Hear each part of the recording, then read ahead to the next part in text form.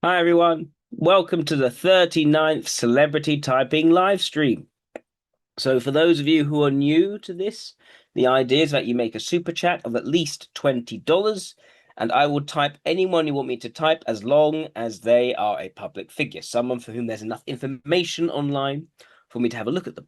Now, it doesn't matter if they're alive, doesn't matter if they're dead, they could have lived centuries ago, millennia ago, doesn't matter. As long as there's enough information on them, I'll have a look and I'll come up with a typing conclusion. So, yes, just we would normally, because the way it also works is that whoever donates the most gets prioritized, but because every donation has to be at least $20, we'd normally go with the person who put down £20 rather than $20, because £20 is worth more than $20, and that's from Deacon89. Thank you very much, Deacon89. However, Deacon89, you have suggested that I look at Peter Steele. And the problem with looking at Peter Steele is that I've already had a look at Peter Steele. And that, as Isaac has very kindly pointed out, that was something I did in episode 15. Now, if I were to just look at Peter Steele again, I would say that's a bit of a steal of me from you. So, no, I'm not going to look at Peter Steele again. I think that's cheating you. Instead, I would like to wait for you to come up with someone else you want me to do. So Alex Ferguson, I have not looked at Alex Ferguson. If you want me to look at Alex Ferguson, I can look at Alex Ferguson instead. Would you like me to look at Alex Ferguson? So if you say yes, I will look at Alex Ferguson and I'll prioritize you because you made the largest donation so far. All right. All right. Let's look at Sir Alex Ferguson then. Thank you very much, Deacon89. Right. Good. And thank you everyone for making your donations. I see from Isaac that he would like me to sort out the article. Yes, I apologize. I need to do that. I will hopefully get onto that some point this week. I'll make a reminder. Thank you, Isaac. And Hulk Hogan. Okay, we'll look at Hulk Hogan next after Peter Steele. Very good. Thank you, Marty. Right, let's look at Sir Alex Ferguson. I like how he's sort of gone towards football now. Not that I'm much of a football person, actually. I never really got into football, but it's nice to look at these different figures. I can maybe do more deep dive interviews. Maybe that can help build up my audience more if looking at football. We'll have to see. So Alex Ferguson, the Scottish former association football manager. Right. Let's go to Wikipedia on him.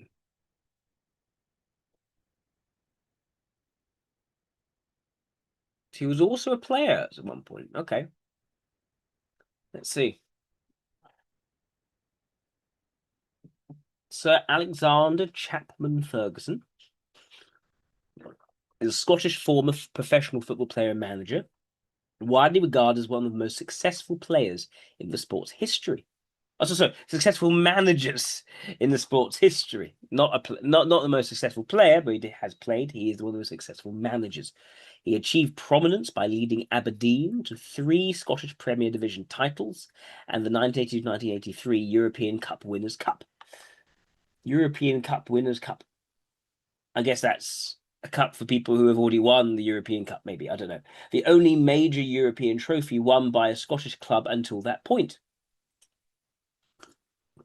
His defining legacy stems from managing Manchester United from 1986 to 2013, where he secured 13 Premier League titles.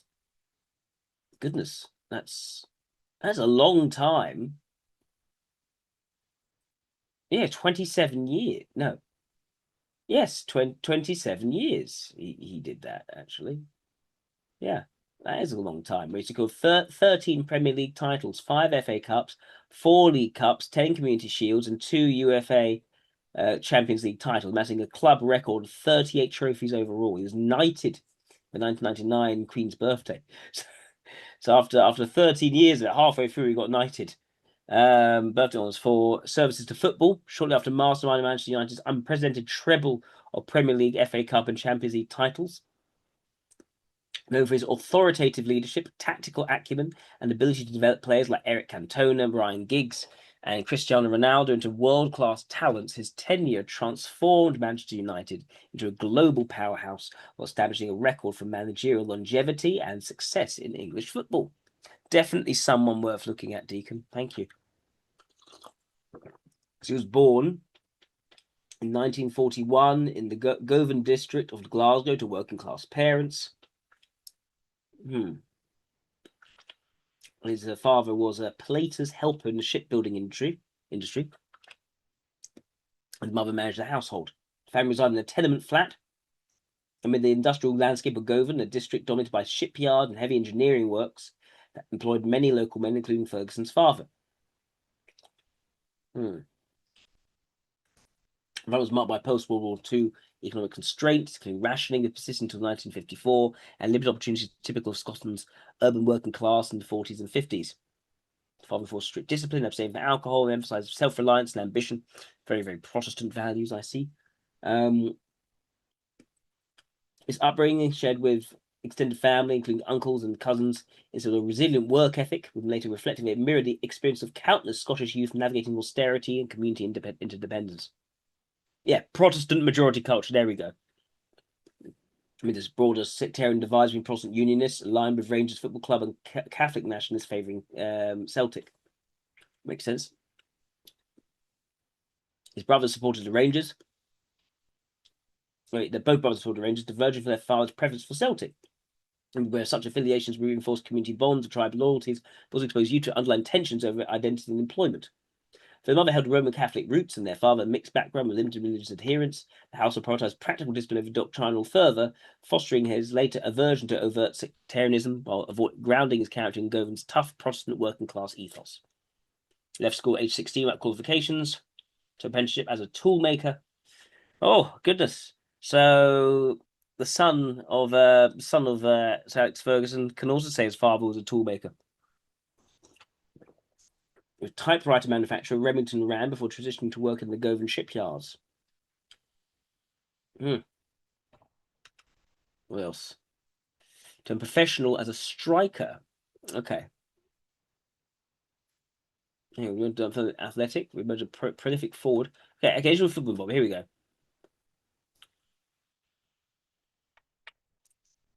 This period of manual labour alongside part-time football fosters a practical, self-reliant approach that influences lifelong emphasis on discipline and real-world problem-solving over theoretical pursuits.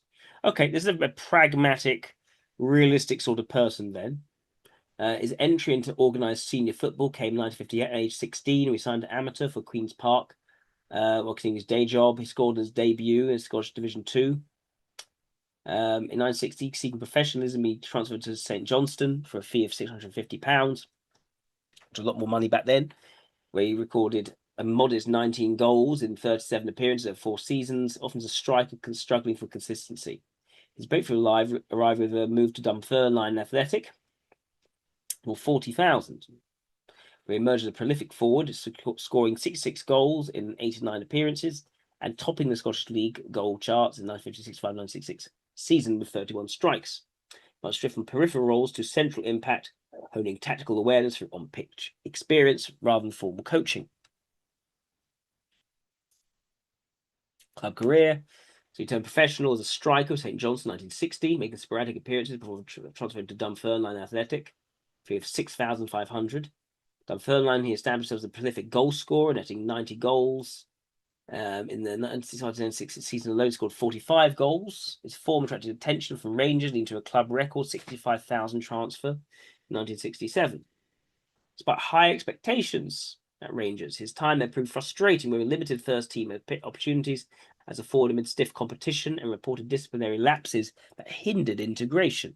Which is a handful of appearances before moving to Falkirk, where he resumed scoring effectively, registering 37 goals in 95 league matches of 4 seasons.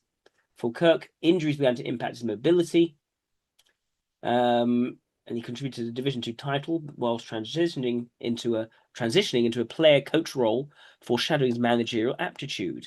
Seeking more playing time, requested a transfer from Falkirk, joined Ayr United, scoring 9 goals in 24 appearances. Persistent injuries and diminishing physical condition led to his retirement from playing at age 32, which is pretty. Is that young for football? I guess so. After which he immediately entered management. His club experience is marked by bursts of scoring excellence interspersed with relocations, underutilization, and physical setbacks, instilled in him a pragmatic view of football's demands, emphasizing discipline and squad rotation to prevent player complacency, principles that later defined his coaching philosophy. Okay, so it's really aiming at potentially extroverted logic here for this guy. But let's see if that shows up later. And so he had an okay career, not a good, amazing career, but an okay career. He had talent. But really, it's his management where his talent truly came into its own. She began at age 32, 1974, with East Stirlingshire, part-time position in Scotland's second division, playing £40 per week. They finished fourth and bottom for the previous season, but under Ferguson, the team improved markedly, winning 7, drawing 2, losing 3, climbed to fourth place, positioned for a potential promotion spot. His approach emphasized rigorous training and discipline despite scant resources, including instances of managing with limited squads, such as 8 outfield players and no goalkeeper. He departed East Stirlingshire for St Mirren, a larger club also in second division, marking his transition to a full-time management. At St Mirren, he transformed a mid-table side by prioritising youth development and a high work rate ethos, promoting talents like Billy Stark into the first team. Team secured the first division title with promotion to Premier Division. His first major honour as a manager. The following year, despite internal tensions of his demanding style, he was dismissed for alleged breach of contract. The Industrial Tribunal later noted his perceived lack of experience and talent, though his prior achievements contradicted this assessment. His early roles honed his trial and error methods, again, pragmatic, blending strict discipline with resourcefulness amid club constraints, laying groundwork for future triumphs without masking initial setbacks like abrupt departures. That's interesting. His demanding, so he basically made enemies, it sounds like. People did not like his demanding style, so they got rid of him. That's what seems to be the case. He seems to be highly competent given how he raises different teams up. He was appointed manager at Aberdeen FC, succeeding Billy McNeill. Under his leadership, the club ended the near total dominance of Celtic and Rangers in Scottish football through disciplined organisation, strategic signings, and integration of youth talents. Rather than institutional favouritism or superior resources, he rebuilt the squad by forging a formidable central defensive partnership between Captain Willie Miller and newly signed Alex McLeish, acquired from the Rangers, which added defensive solidity for subsequent triumphs. He leveraged the club's existing youth development program, promoting academy products to supplement experienced players and foster this is the strategic aspect of his pragmatism as well. He is thinking ahead. He is getting people along the line in terms of youth into these positions for later. Aberdeen's European ascent peaked in 1983 with a 2-1 extra time victory over Real Madrid in the Cup Winners' Cup final. What's called the Cup Winners' Cup final in Gothenburg, Sweden. This marks Scotland's first win in a major European final since 1967. But that momentum, Aberdeen claimed the 1983 European Super Cup with a 2-0 aggregate triumph over UFA Cup winners Hamburger SV. These achievements demonstrate his tactical discipline, demanding, but also strategic, and first and foremost, pragmatic. Enabling 3 Scottish League titles despite the old firm's financial edges, as Ferguson's methods prioritise empirical preparation over settlement. Again, that's extroverted logic. Amid let's see, in 1985, amid approaches for the Scotland national team, Ferguson committed to Aberdeen, underscoring his focus on club-level causal factors for sustained success. Then began his tenure at Manchester United in 1986, succeeding Ron Atkinson amid mounting pressure on the club to challenge for major honours. After a bit of underachievement in his initial years, he focused on overhauling the squad through youth development and strategic signings, but results were inconsistent, with league finishes of 11th in 1986, 1987, 2nd, 1987, 1988, and 11th again in 1990, leading speculation about his job security. Over 26 years and 1,500 matches, he amassed 895 wins and 38 major trophies, including 13 Premier League titles, transforming it into England's most dominant club. His tenure emphasized long-term structural rebuilds, right? So this is a strategic side, such as integrating the class of 92 youth graduates alongside high-profile acquisitions like Eric Cantona 1992 and later Cristiano Ronaldo 2003. His efforts enabled periodic adaptation to the commercialized Premier League era, with financial backing from owners like the Glazer family, supported sustained competitiveness despite setbacks like the 2005-2006 third-place finish. His retirement in 2013 followed a 19th league title, capping a career marked by resilience against early criticisms of under-delivery.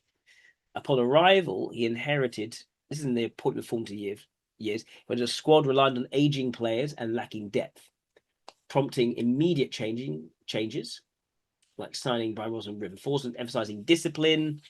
There's an Nadir, with the United trailing the league, facing elimination threats. The third round FA Cup victory, despite by Mark Robin's goal, proved pivotal, galvanising the team, averting Ferguson's dismissal. This momentum culminated in United's first trophy under him.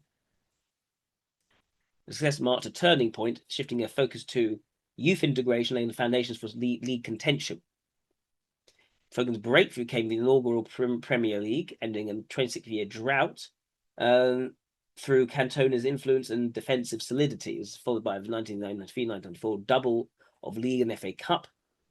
So what else does it say here?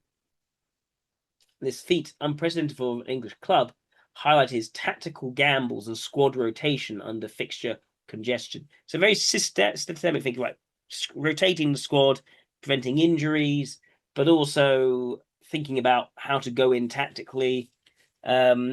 Post-treble demands tested resilience with a title drought, and Ferguson be built via signings like Ruud van Nistelrooy, the Rooney Ronaldo duo, securing further Premier Leagues in all those years. Adaptations to player power dynamics and financial shifts sustain output, though injuries and rivals interrupted streaks.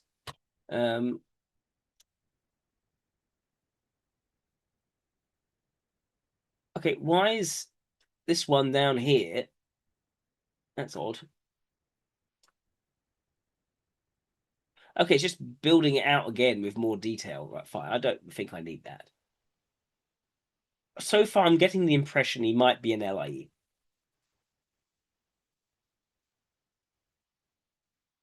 His business interests, he co-founded ACF Sports Promotions with his wife, Catherine, in 1989, handles commercial endorsements and investments, which by 2024 held 24.3 million in assets, including property portfolio, and 2 million in football memorabilia.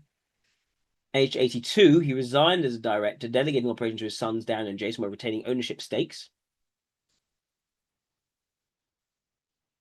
His interest extended to selective endorsements, such as launching active asset investment management for high net worth syndicates, mirroring his disciplined approach to long-term value creation akin to squad building. So again, it's the strategic side of this. He owned up to 32 thoroughbreds in horse racing, partnering with syndicates and trainers, with selections emphasizing stamina, competitive edge, reflecting his preference for resilient performers. Okay.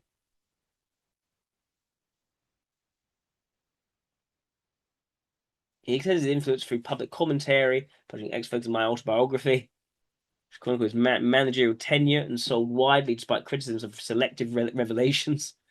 He's not going to make any risks with that. Of course he won't. If he's got extra ethics role, he won't be making anything too big. It would be quite safe. The 2021 documentary, Sir Alex Ferguson, Never Give In, directed by Jason Ferguson, his son, offered a personal narrative of his life from Glasgow roots to retirement, emphasizing perseverance and family perspectives. He then commented on 2025 on Manchester United squad dynamics, recounting interviews how players mistook a teammate's favoritism for familial ties, advising on teamwork's primacy over individualism. Okay, controversies. His player management emphasized strict discipline to foster team cohesion, winning mentality, often employing intense verbal confrontations known as the hairdryer treatment. This approach involved fierce criticism to demand accountability. Sounds a bit like Gordon Ramsay, which he justified as essential for maintaining standards amid high-stakes competition. Critics labelled it authoritarian or bullying, arguing it prioritised control over individual well-being, though empirical results showed sustained team success post-conflicts. One early incident occurred in 1989, where he released midfielder Gordon Strachan for 200,000 after a deteriorating relationship marked by repeated clashes. Strachan later described Ferguson's tirades as horrendous, suggesting they eroded trust, yet he acknowledged initial thriving under the regime before the fallout. It does sound like extroverted sensation, but potentially overblown, like a mobilizing function.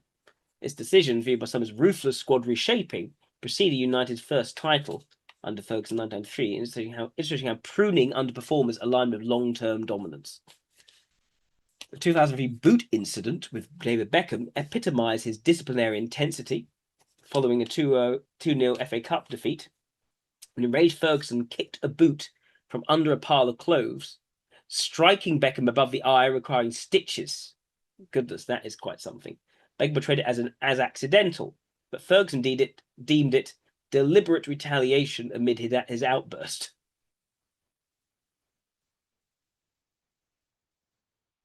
That's interesting. So Beckham was happy to write it off as accidental, and Ferguson, having hurt Beckham, he says it was deliberate retaliation amid his outburst. In his 2013 autobiography, he expressed regret for Beckham as a surrogate son whose celebrity pursuits, prioritizing image over football, necessitated his summer transfer to Real Madrid, yet admitting the emotional toll. So this guy who loses his rag, he does, physical things and verbal things, and yet then tries to take accountability for it, rather than say it was accidental. Roy Keane's 2005 exit highlighted escalating tensions after Keane's controversial MUTV interview lambasting teammates.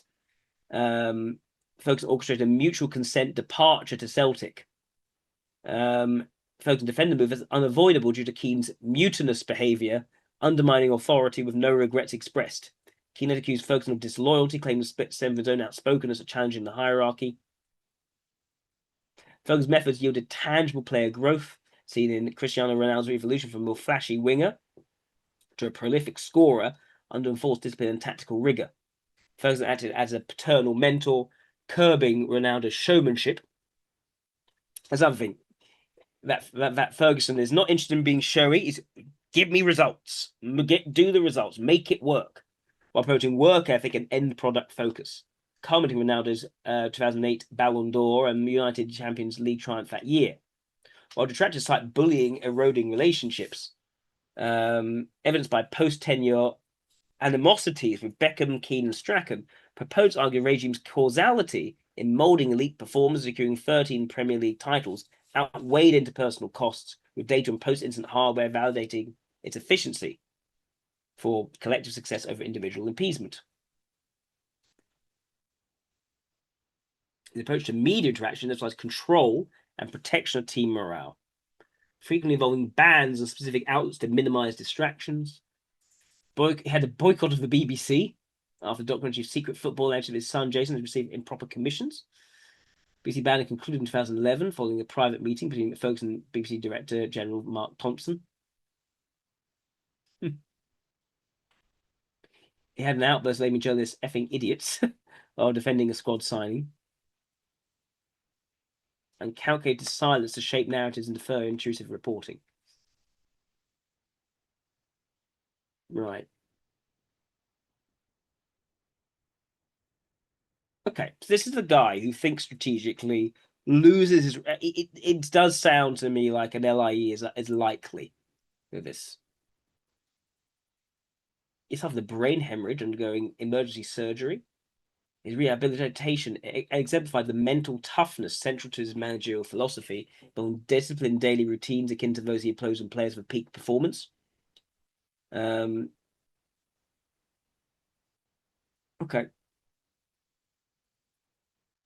No signs of cognitive decline at age 83, despite voicing age-related worry about memory. It was above his dementia diagnosis. Still publicly active. Right. Let's see an interview with Sir Alex Ferguson.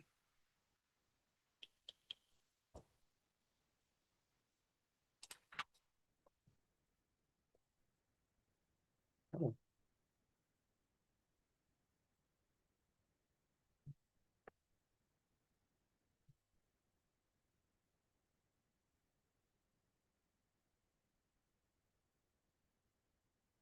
Hmm.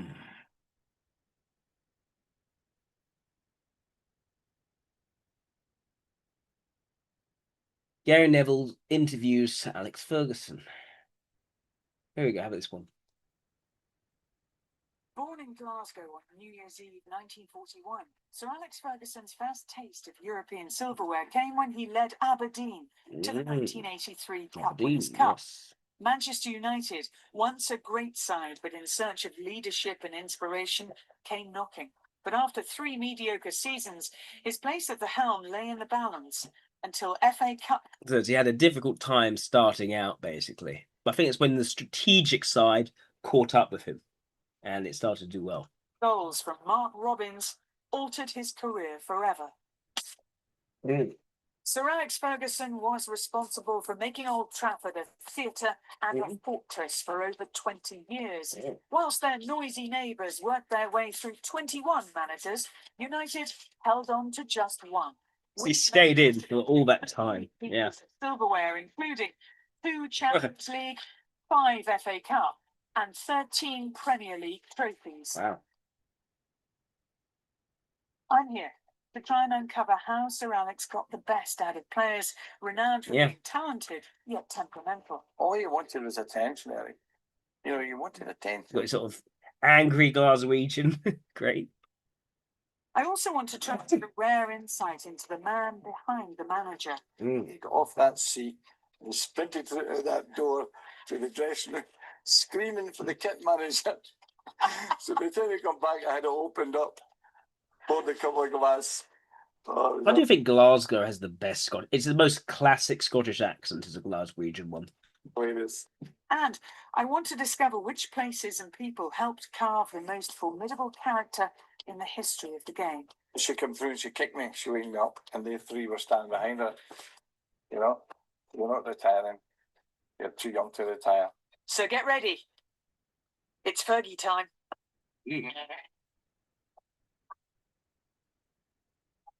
Right, let's get this. Proved or not? Oh. I've got to wait twice since.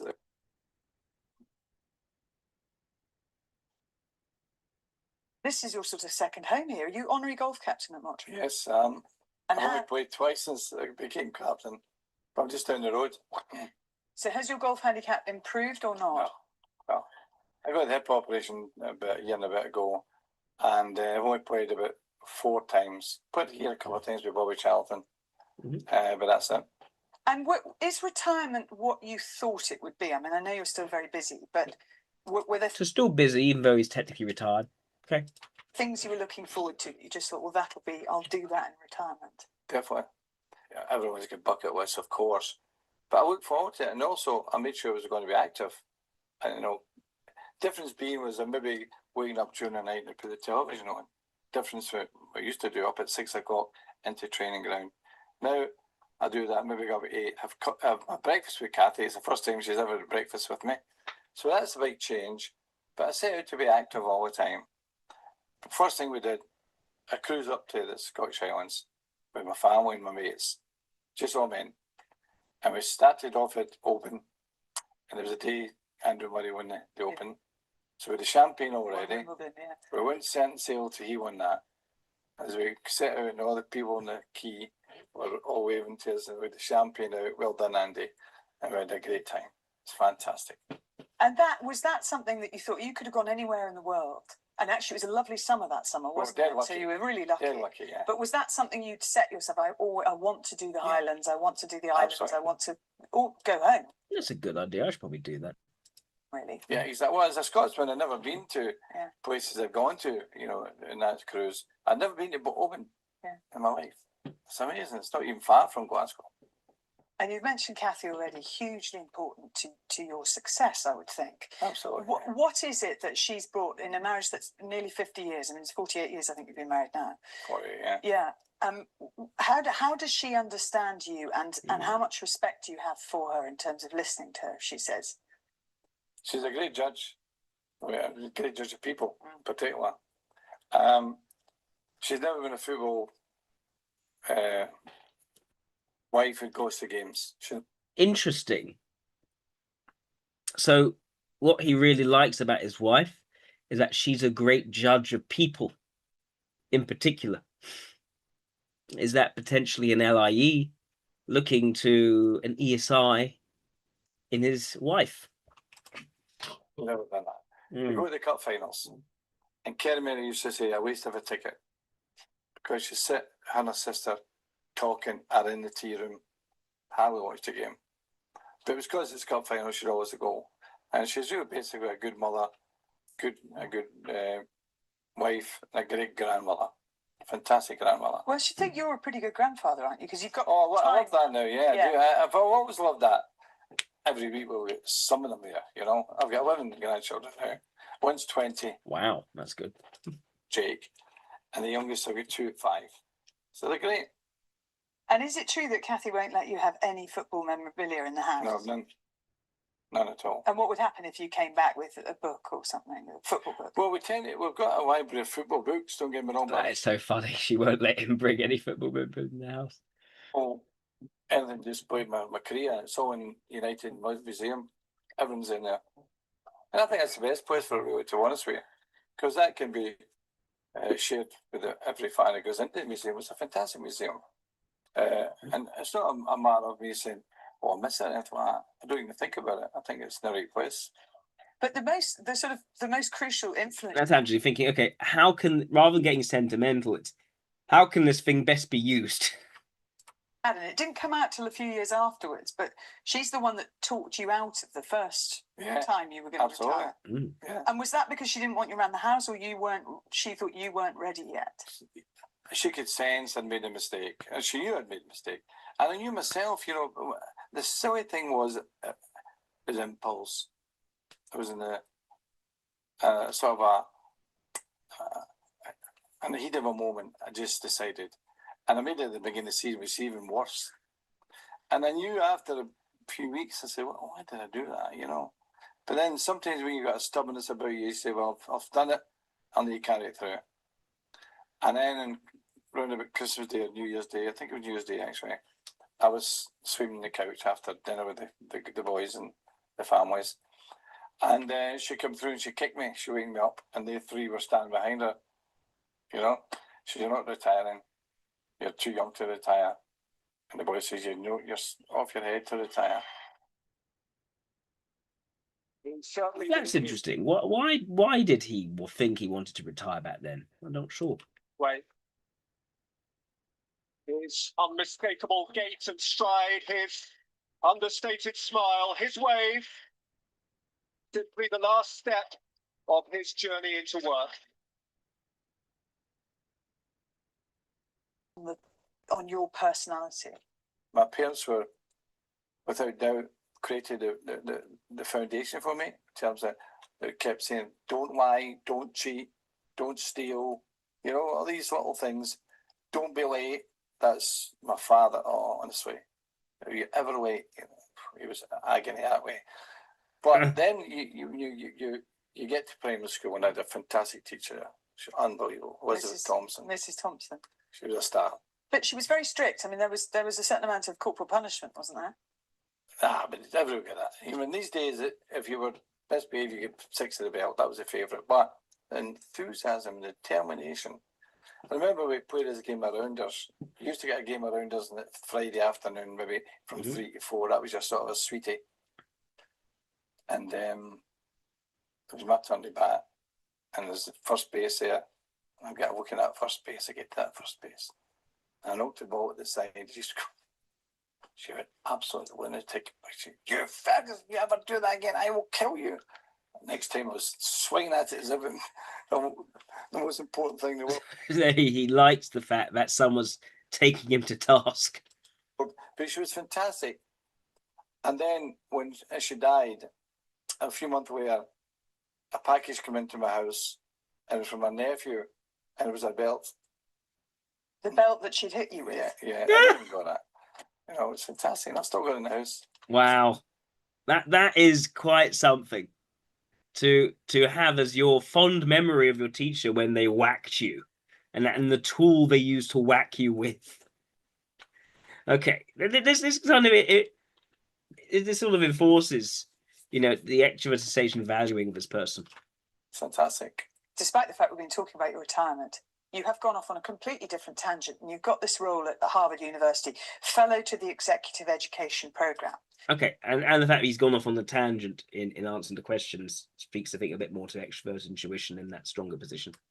Now, what does that involve, and how do you prepare for it? Because it's very, you know, that sort of performance in front of a bunch of very bright students, that is quite nerve-wracking, I should think.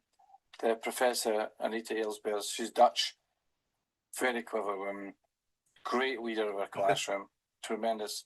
Came across with another young chap with her, and did a case study, watching the training United, spoke to a few people United, and then they did interviews with me, and then she did the case study for all the students, and I'm sitting in the classroom, and all these young, bright people, and in the classroom there's 2 classrooms that say 65 each, and one of the classrooms is 45 nationalities from all over the world. Thank you, Claudia. Greatly appreciate That was, to me, the most amazing thing. That tells you about Harvard. It's such a brand of intelligence for people getting there, and how their progress. Bill Gates is there, and Matt Zuckerberg, and there's John F. Kennedy. I mean, if you look at John F. Kennedy's staff, all his staff were former Harvard students, all of them. And that's what they called the best and the brightest. Do they understand your accent?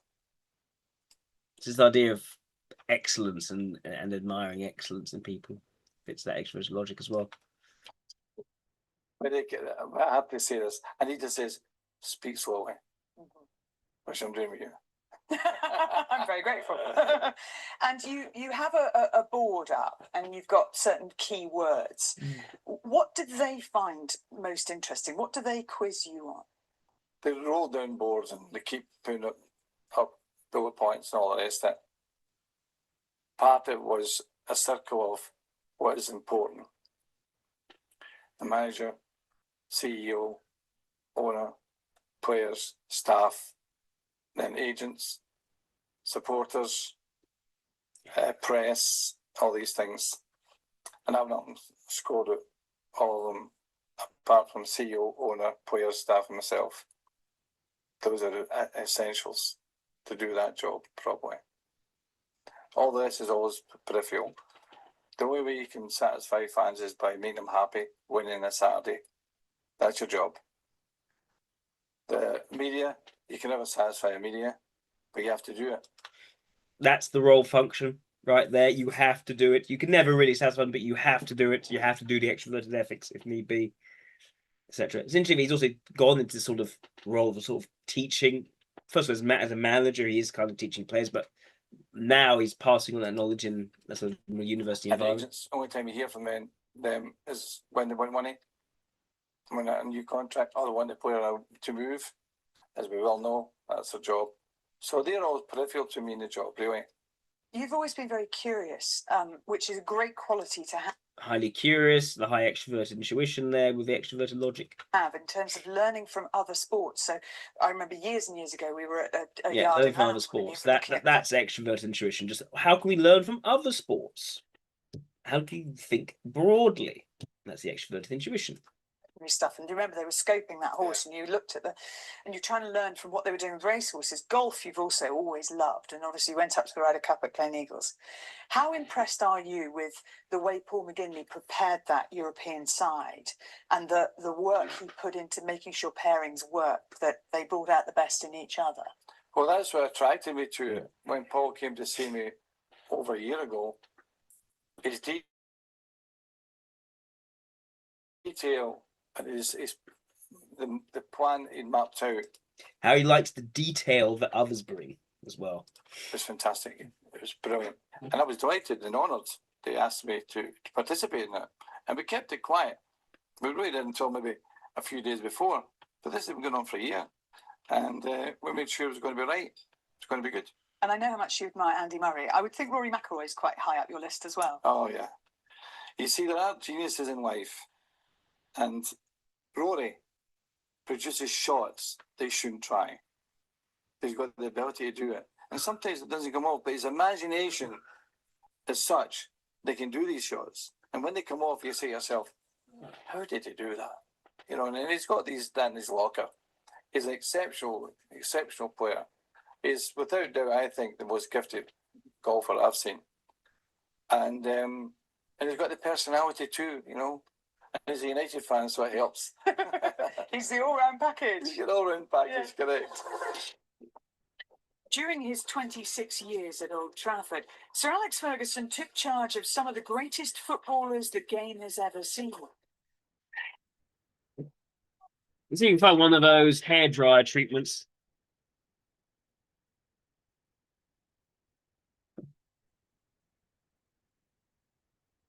Wow, take a look. He had that skill of, have you got to put your arm around someone, or have you got to lose your temper to get the best out of them? Shoot past the ball. It's unbelievable, but it was good because we learned these human qualities are absolutely crucial to be a great leader.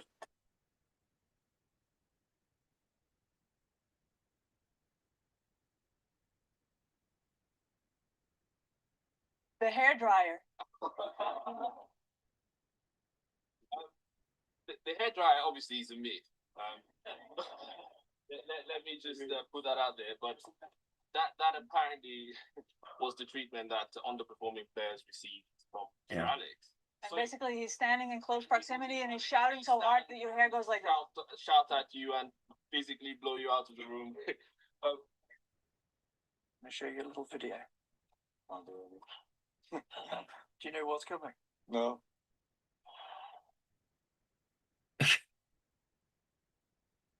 You're not lip reading. Wow. I wasn't well that day.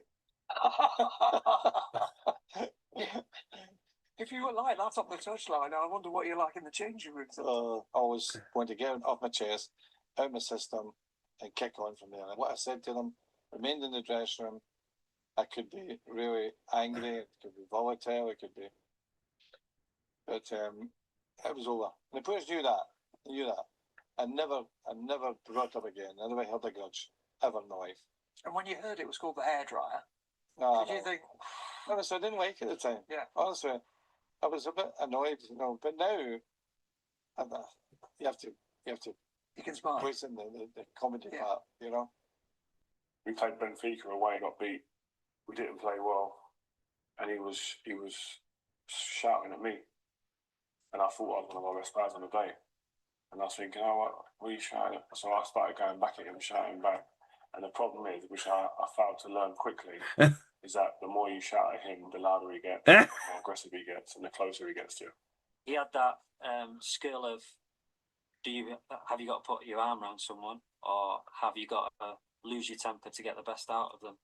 I remember him having a go at me at half time, and I had the sort of attitude, right, okay, I'll show him, and played well the second half. So then he quickly knew how I would respond to him losing his temper. That followed me for the next 20 years, so it was a big mistake early on. Giggsy sometimes would have to do one thing wrong in a half-time time. He would hammer Giggsy. But that was to show the other players no one's exempt from getting hammered, and you better all fix up, because I'm coming for you at full time if you don't sort this out. I remember sometimes when we do something bad or we lost some games, he kicked the chairs and he kicked the boots, he kicked everything, the waters, the drinks, and he's so red and he shoot past the ball. It's unbelievable, but it was good because we learned. The great thing about the boss was that the next day it was forgotten, and you'd be walking towards him or approaching him the next day thinking, is he going to have a go at me? And he would just crack a joke, or he would talk about the next game. And how often was it? You're just genuinely furious. You've got to tell people. And how often was there a bit of calculation? A little bit of. Sometimes I would lose my temper when we win. Why? The reason for losing your temper is because of expectation. Why would you lose your temper when you win? I could never visualize Expectation. a game. You know, by the time I picked my team, done the tactics, had my team talk, I was confident we'd always win a game. But of course, you don't win every game. That's a fact. But when they dropped below their expectation, that annoyed me. Expectation, you drop below what I expected. They could win, and they could still fall below his expectation. And so he'd kick off. Most, you know. No player was too big to be spared the hairdryer. Ince, Van Nistelrooy, Beckham, following that famous bust-up with a flying boot. But the thing is, it doesn't strike me. It doesn't strike me as a skillful ability to pick battles necessarily. It's almost cartoonishly over the top extroverted sensation, which I think fits very well for a mobilizing function. Whereas I think his strategic play and his curiosity in different sports and how to learn from them and bring that into the field with this mastery of how you balance a tactical and strategic in order to achieve effects. That to me sounds a lot more like LIE. I think I've seen enough now to think LIE is most likely the right typing for Sir Alex Ferguson. But yeah, thank you for that one. Let's go to the next one. Oh, Daniel Craig from DDS Win. Thank you very much. I haven't looked at that one too, but I do need to prioritize the larger amount, which is the next £20 one, which is Brian Clough. Thank you, Claudia. Let's look at Brian Clough. Who's Brian Clough? Once we get through the £20, we'll then get to €20, and then we get to the $20. Right, Brian Clough. Another football player. Okay, fair enough.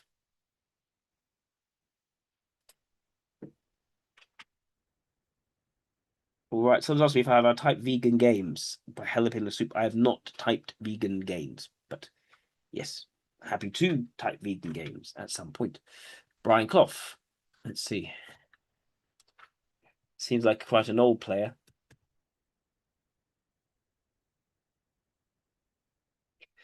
Another English football manager and former player renowned for his extraordinary success in transforming unfancy clubs into champions, most notably leading Derby County to the English First Division title, 1972, Nottingham Forest to the title, 1978, along with back-to-back European Cup victories, 1979-1980. He began his professional playing career as a prolific centre forward for his hometown club Middlesbrough in 1952. He scored 204 goals in 222 appearances and became the second division's top scorer for 3 consecutive seasons, 1958 to 1960. He earned 2 caps for England, 1959, later joined Sunderland. Before a severe knee injury, ended his playing career prematurely at age 27. Into management at the age of 30, so a bit younger than Alex Ferguson, taking charge of the 4th division side, Hartlepool's United, where he laid the foundation for his tactical acumen and partnership with assistant Peter Taylor. He first met in Middlesbrough. Nicknamed Big Old Ed for his large forehead and larger-than-life personality, Clough was one of the first tracksuit managers, known for his hands-on coaching, sharp wit, and unfiltered opinions that made him a media darling and frequent antagonist of the football establishment. He was twice considered for the England national team job, but never appointed, owning the moniker the greatest manager England never had, and received an OBE in 1991 for service to football. He died at age 69 from complications related to stomach cancer, leaving a legacy honoured by statues in Middlesbrough, Derby, and Nottingham, as well as the renaming of the A52 road between Derby and Nottingham as the Brian Clough Way. It's fine. When you do football, you get a lot more English people being looked at.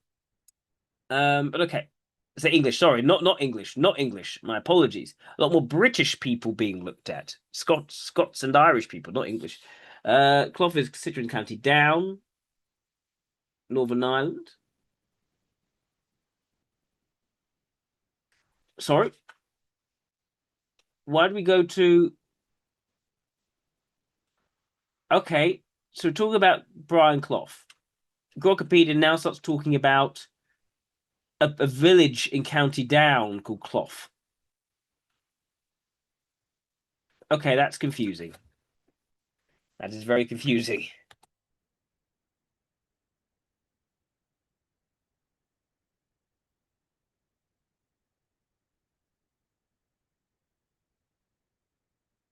Okay. I guess I'll read this one then, not the other one, which seems to be confused.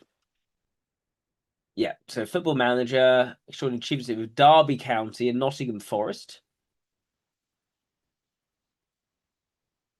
In management, pivotal collaboration with assistant Peter Taylor propelled Derby County.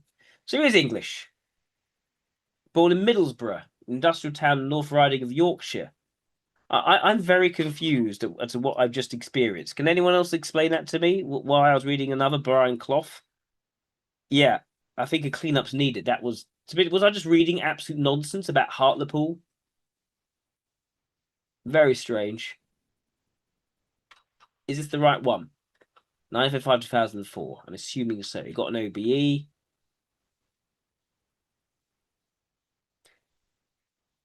It managed physical collaboration. Okay. He had a severe knee injury containing his playing days age 29. That seems consistent. Replicating his ascent at Nottingham Forest, he orchestrated promotion 1977, league title 1978, and impressive back-to-back European Cup triumphs. Cemented reputation as a tactical visionary, despite a penchant for controversy. Renowned for his blunt wit, confrontational style towards players and officials, and aversions to football's entrenched corruption. His tenure included additional domestic silverware, but ended amid health decline from alcoholism. Okay. Again, so working-class background, born at a council house in Middlesbrough, an industrial town North Riding of Yorkshire. So steel production, heavy industry. Got 6th of 9 children in a working-class family. His father was a sweet factory worker. His mother managed a household amid limited resources. The family resided in modest interwar housing, typical of the era's public estates. His childhood coincided with the onset of World War II, exposed him to rationing, air raid precautions, and the disruptions of wartime austerity, which demanded practical adaptability and resourcefulness from residents in Teesside's industrial communities. In this environment of empirical necessity of abstract ideals, he developed an early self-reliance, similar to the other guy, often prioritizing physical pursuits like street games over formal schooling. Showed little interest. Oh, but he had little interest in formal school. That's interesting. Local culture of manual labor, communal resilience in Grove Hill, plus a no-nonsense mindset shaped by a direct experience of hardship rather than external narratives of opportunity. Football emerged as an accessible outlet, serving both recreation and merit-based escape from routine constraints, but his initial engagement emphasized persistent effort amid competitive play with peers. Turned professional with Middlesbrough. Physical attributes include strong aerial presence and clinical finishing, able to adapt to various scoring methods from headers to opportunistic tap-ins, often exploiting defensive lapses in lower-tier matches rather than relying on superior opposition quality.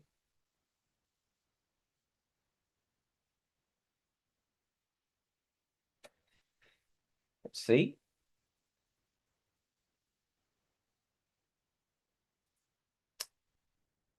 He had a rate of approximately 0.92 goals per game, underscored his dominance despite the club's failure to secure promotion. This output included 4 consecutive seasons with 40 more league goals, highlighting sustained efficiency and second division physicality and tactical setups favoring direct play. In one campaign, he scored 42 goals, including 5 in the season opening. A club record victory that exemplifies his capacity to capitalize on team momentum. Promotion challenges persisted for Middlesbrough, finishing mid-table most years, despite Clough's contributions, which would go frustration with the club's ambitions. Minor injuries occasionally disrupted his rhythm, but none critically impaired his peak form during the span. Empirical focus on his skill-driven output of external factors like fortune and chance creation. His local roots reinforced loyalty, and the lack of upward mobility prompted his £40,000 transfer to Sunderland. He's under manager Alan Brown, a strict disciplinarian who emphasized fitness and routine. Clough initially thrived as the focal point of the attack in second division.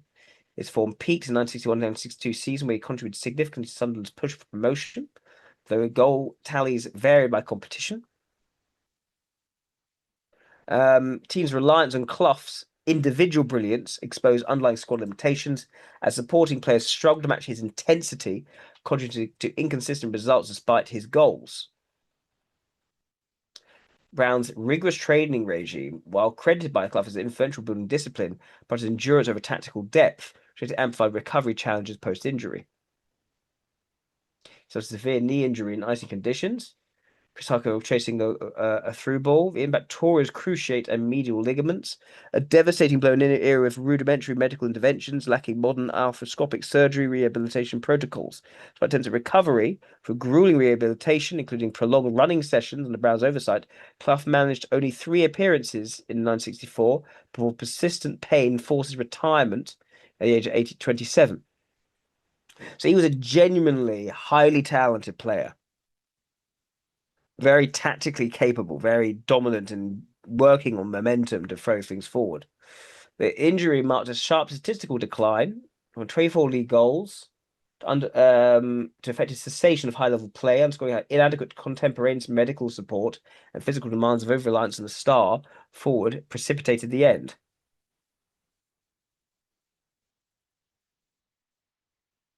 Right. He won his first cap for England 1959, starting as centre forward. He got a 3-1 victory, Clough playing in full 90 minutes but not finding the net. And days later, he earned his second and final cap versus Sweden. His entirety of his international career. He was excelling for Middlesbrough in the second division. Right, so he was a really good football player, just had bad luck. Oh, here's the Hartlepool United. Okay, they were appointed manager of Hartlepool's. Age of 30, making the youngest manager of the Football League at the time. The club languished in the 4th division of years of near relegation struggles. He took the role as player manager, but limited by a prior knee injury, but ended his playing career, focused primarily on his coaching duties. He immediately recruited Peter Taylor, his former Middlesbrough teammate, and the manager as assistant to handle scouting and squad rebuilding. They implemented rigorous training regimens, emphasis on physical fitness, positional discipline, defensive basics over individualistic play, driven teams' chronic disorganization, evident in prior seasons' heavy defeats. Clough also involves off-field standard by personally inspecting local pubs and social clubs to curb player excesses, fostering a culture of accountability and a squad prone to lapses. These measures yielded tangible stabilization. Hartlepool's finished 8th in the 4th division, their highest league position to date, with improved defensive reliance that limited exposure to counters and reduced the frequency of conceding multiple goals per match compared to the 85 goals shipped in 1964-1965.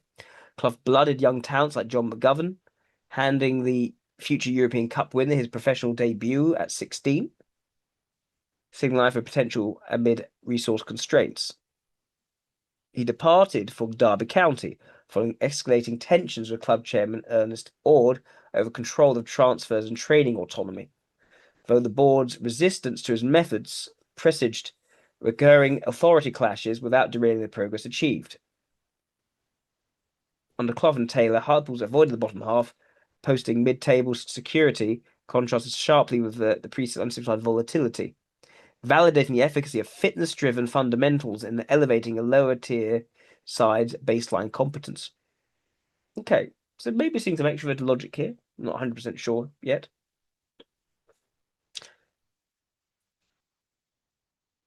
He assumed the role of Derby County manager,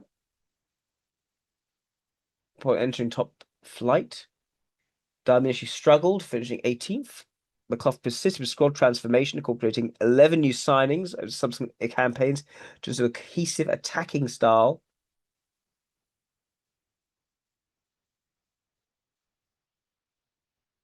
Vanguard, they say, hey man, what should one do if they're being picked on by an SCE?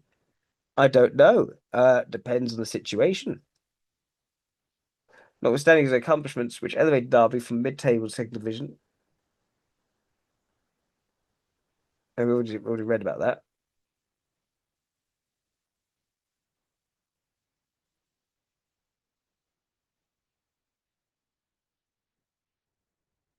And was this so? Clashing with Chairman Sam alongside Conservative oversight, giving resistance to expanded European commitments.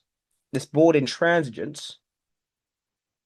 So Clough wanted greater control of transfers, training facilities, and strategic decisions. The board was intransigent over this, prioritizing fiscal caution over meritocratic expansion, eroded operational autonomy, and precipitated his resignation in 1973 amid the early stages. He got frustrated with the bureaucracy of it and sort of the lack of willingness to take risks. The departure, accepted the following day, prompted unanimous first-team support for reinstatement, hiding the board's disconnect from the playing squad's achievements under Clough's unorthodox yet results-driven leadership. So I think we see again likely extroverted logic in terms of their values.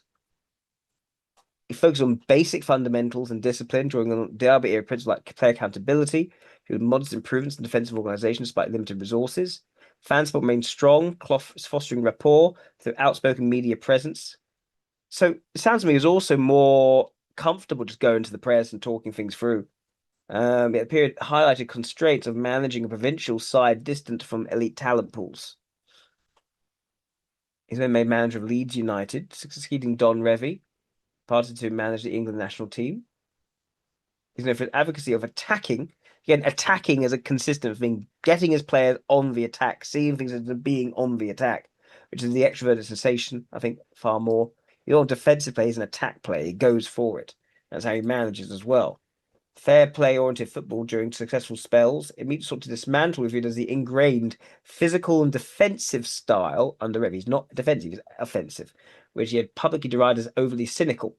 This overhaul included discarding mementos from Revie's era and instructed players to abandon habits like time wasting and aggressive tackling, actions perceived by the squad as disrespectful to their achievements. The squad were deeply loyal to Revie, comprising established stars like Billy Bremner and Johnny Giles. They resisted his directives, leading to open confrontations. Clough fined players for dissent and publicly criticised individuals, telling winger Eddie Revie he would have been euthanized in a racehorse due to persistent injuries. Player testimonies later highlighted mutual antagonism, with Leeds veteran feeling Clough's arrogance undermined team morale, with Clough contending that the group exhibited an entitlement culture fostered by Revie's long tenure, hindering merit-based discipline and tactical resets.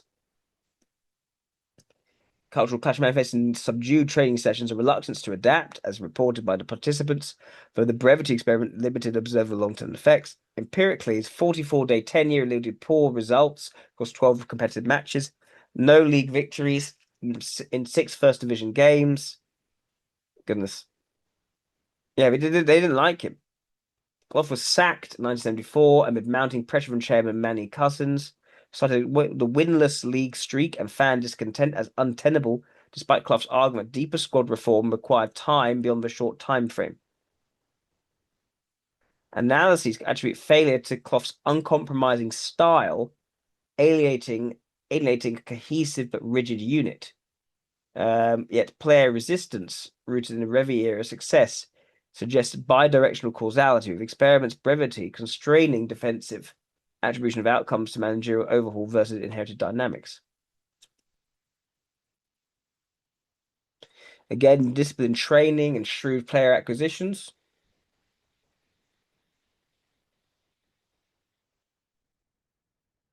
Let's see.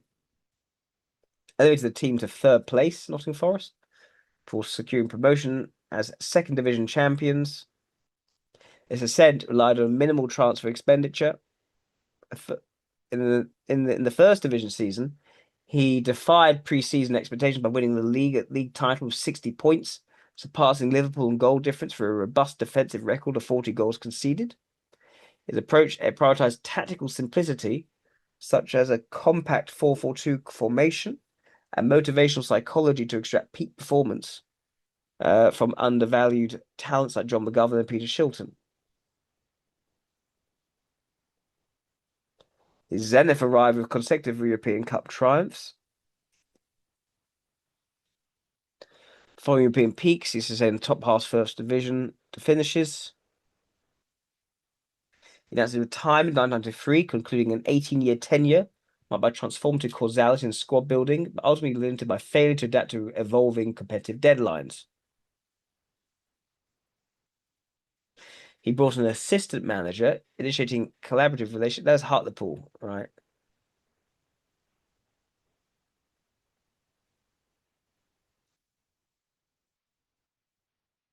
So Peter Taylor, his deputy, was also in Derby County.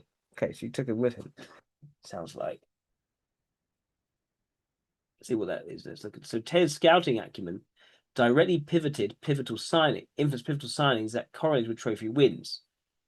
Taylor identified, say, John McGovern at Derby County during the Hartlepool tenure, repositioned in midfield to leverage his passing and vision. Enabled Derby's promotion from second division to first division. Nottingham Forest, Taylor's recommendation to goalkeeper Peter Shilton from Stoke City. The symbiotic relationship. Okay, Division Labour, where Clough focused on tactical implementation and player motivation, fostering discipline and psychological resilience, while Taylor handled scouting and recruitment, targeted untapped potential. So the strategic aspect really came from Taylor. I think the extroverted sensation and extroverted logic more so came from Clough.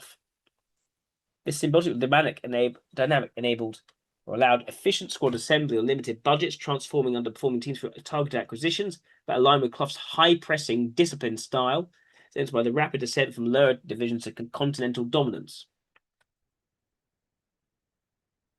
Approach maximize causal impact by pairing motivational leadership with empirical talent evaluation, yielding results disproportionate to financial inputs.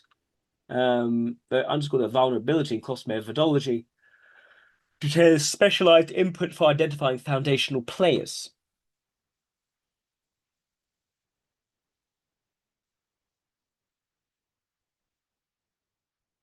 Interesting. So Don Revie's pragmatic defensive ethos, Clough had long publicly condemned as dirty and lacking flair.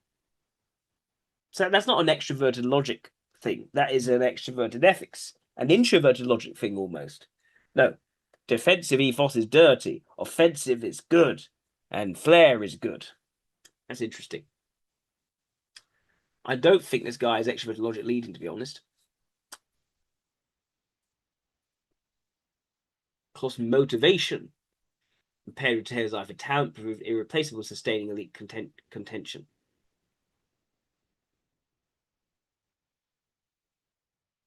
So he wasn't the guy who could sort of look ahead and see which players could really fit in the rest of the team, or viewing it in that sort of strategic lens. Strikes me more, he was more about the tactics than the strategy, if anything. Controversies. He's known for his blunt, unfiltered commentary in media interviews and press conferences, often prioritizing candid assessments over diplomacy, which amplified his public persona while straining relations with players and officials and rivals. His statements frequently targeted tactical and ethical shortcomings in opponents, as his dismissal of elaborate strategies. Players lose you games, not tactics. There's so much crap talked about tactics by people who barely know how to win at dominoes. This approach, while endearing to fans, was authenticity, contributed to professional friction with his high-volume media engagements, often weekly during tennis at Derby County and Nottingham Forest, correlating with escalating boardroom pressures and player dissent. He publicly lambasted Don Revie's outgoing squad as habitual foulers who had cheated their way to success, accusing them of relying on cynicism over skill. Upon assuming the role, he escalated the rhetoric in his first team meeting. You lot may all be internationals, but you've done it all by bloody cheating, and ordered them to dispose of the European Cup Winners' Cup in medals in a dustbin as a symbolic rejection of past methods. These remarks are rooted in Clough's observation of Leeds' disciplinary record, such as 31 bookings and multiple send-offs, immediately alienated the squad, fostering resentment, undermined his authority, and hastened his exit. Yeah, this is not a guy with strong ethics, to say the least. His critiques are centered on individual players and broader football culture. His post-match assessment of Arsenal goalkeeper David Seaman. Seaman is a handsome young man, but he spends too much time looking in his mirror rather than at the ball. You can't keep goal with hair like that. You can't keep goal. Well, I mean, talking about the hair, getting involved in the superficial aspect is also interesting there. On racial dynamics and team selection during the 1980s, he advocated meritocracy over quotas, so preference for proven performers, regards the background, emphasizing that inclusion must stem from ability, not tokenism. A stance that drew accusations of insensitivity from diversity advocates, yet aligned with his track record of promoting Viv Anderson, England's first black international. Yeah, I'm not particularly interested in what these diversity advocates have to say. It's clear he just wants merit. His merit-based realism while boosting his image as an anti-establishment figure provoked media backlash for him as outdated vocal. Contemporaries like Anton created directness with equipping players to become actual racism on pitches. Okay. Clough's tenure at Derby County come into a major rift with the board, into resignation in 1973, alongside assistant Peter Taylor. The immediate trigger was a dispute over a pre-planned pre-season tour, where Clough refused to participate unless his family was permitted to accompany him, citing personal commitments. The board, prioritizing costs, declined the request. As a failure to fulfill managerial duties, this incident exposed deeper tensions of authority and spending. It's it's not even necessarily about winning the game. It's a personal matter. But yeah, he insisted that his family were to come with him.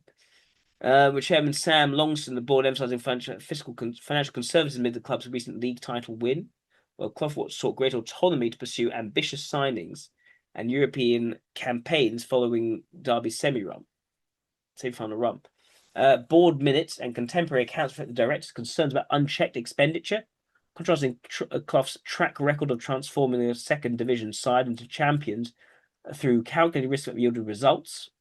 The board's acceptance of resignation the following day, despite unanimous support from the first team squad urging reinstatement, underscored their preference for retaining control of fiscal and operational decisions in the course of losing a proven manager. Clough's perspective, framing the conflict as resistance to his vision for sustained success, validated empirically by Derby's on-pitch achievements under his leadership. He enjoyed greater broad tolerance at Nottingham Forest for nearly 2 decades, being confident in the methods after back-to-back European Cup triumphs. In 1993, made relegation from the Premier League, pressures mounted from internal disputes, with a public row of a rebel director over newspaper allegations of mismanagement, followed Clough to defiantly affirm his intent to fulfil his contract, was earlier forbearance, allowing autonomy but delivered 4 League Cup wins. Contrast with late-term bureaucratic inertia as directors questions persistence despite declining results. Though empirical evidence from prior trophies supported Clough's emphasis on loyalty over short-term interventions. He retired voluntarily for a 2-0 home defeat, marking the end of a tenure where board patience had enabled extraordinary returns but faltered under sustained underperformance.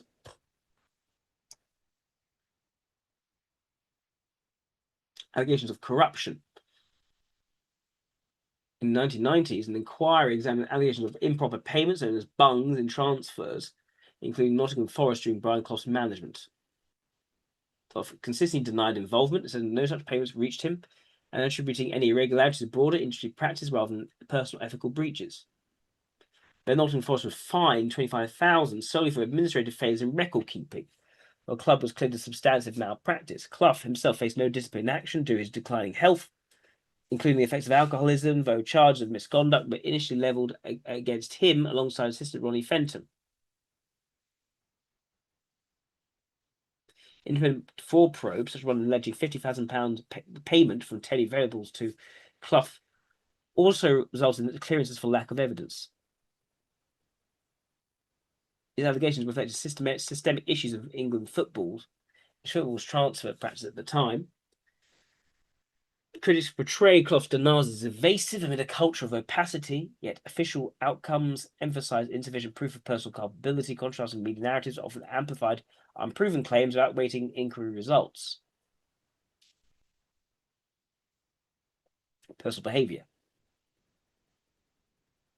Clough maintained strict team discipline through a combination of verbal reprimands, fines, and occasional physical interventions, fostering an environment where players adhered rigidly to his tactical and behavioural expectations. One notable incident occurred in 1990 where he punched Roy Keane in the dressing room after a match for passing the ball backward to the goalkeeper, explicitly instructing him, "Don't pass the ball back to the goalkeeper, you twat," to enforce forward-thinking play. Similar physical corrections were reported by players like Mark Crossley, whom Clough punched for shaking the referee's hand post-match. What? Why Why would you be punched for shaking the referee's hand post-match? And Nigel Jemson, who recounted being struck for a disciplinary lapse. These methods, whilst generating fear among the quad, cultivate a respect dynamic that players credited with sharpening focus and contributing to Nottingham Forest's peak achievements.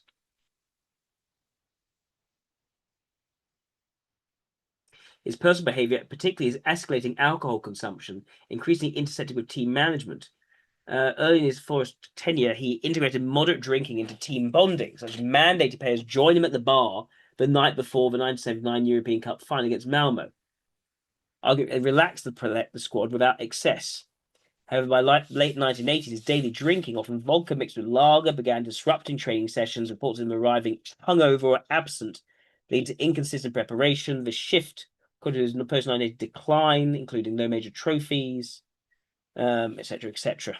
Critics, including former assistant Duncan Hamilton, viewed Clough's alcoholism as enabling erratic decisions and a permissive atmosphere for player indulgences. I'll just say one thing, just going back to this.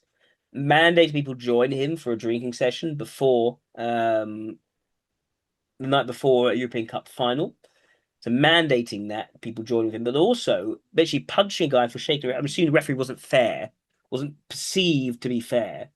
Either way, this idea that I'm going to punish you for how you treat someone else in a positive way, shaking his hand, it speaks to me as extroverted ethics being valued here, and an air of stubbornness here.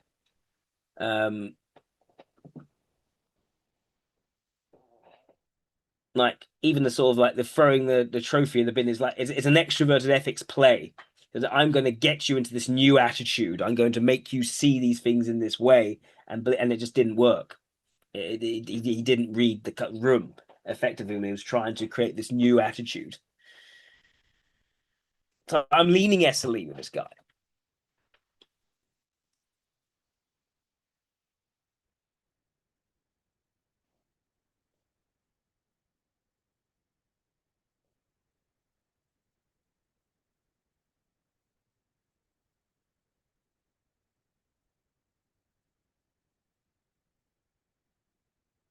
Let's see. The thing he sees as fundamental is lead experience. But published Clough offering detailed self-assessment of his career highs and lows, and candid evaluation of tactical decisions. Interpersonal, it's always very tactical with him rather than strategic. The book Clough defended his brief 44-day tenure at Leeds United, for as a high-profile opportunity that highlighted his principled approach to reforming established squads, acknowledging reflections the inherent challenges of inheriting a team with entrenched habits. He visited these experiences in interviews, described as a fundamental misstep driven by over-eagerness.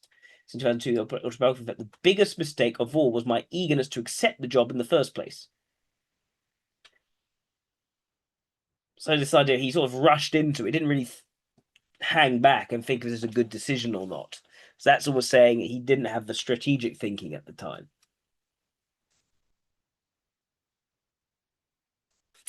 Right. I'm going to see if there's any interviews of him. What first with this?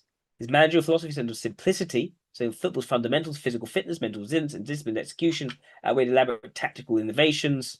Yet very grounded physical guy, I think, here.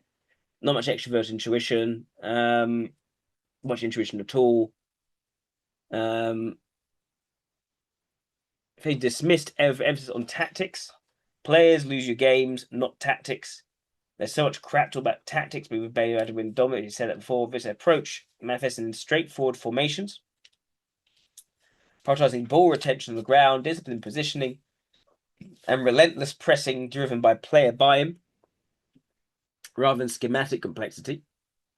Empirical evidence achieved with squad blending veterans and unknowns against more resourceful opponents underscored the efficacy of this method in sustaining high performance amid adversity. So for him, it's about going down to the fundamentals. I mean, that's more the introverted logic rather than the extroverted logic. His style was psychological mastery and anti-hierarchical man management, fostering merit-based empowerment over rigid structures. So yeah, not rigid structure. Okay, he instilled individual accountability through direct, unfiltered communication, praising publicly while critiquing privately. That's the as an extroverted ethics mindset, I think, and unconventional incentives. and involving youth players in senior duties to build ownership. Has challenged football's establishment norms, rejecting deference to star egos or institutional protocol in favour of egalitarian discipline, where effort-determined roles align with a meritocratic ethos that rewarded output irrespective of background. Its principles have causally influenced subsequent coaches, emphasizing player psychology and basics amid tactical evolution. I want to see him. I want to see something of him on YouTube. Brian Clough.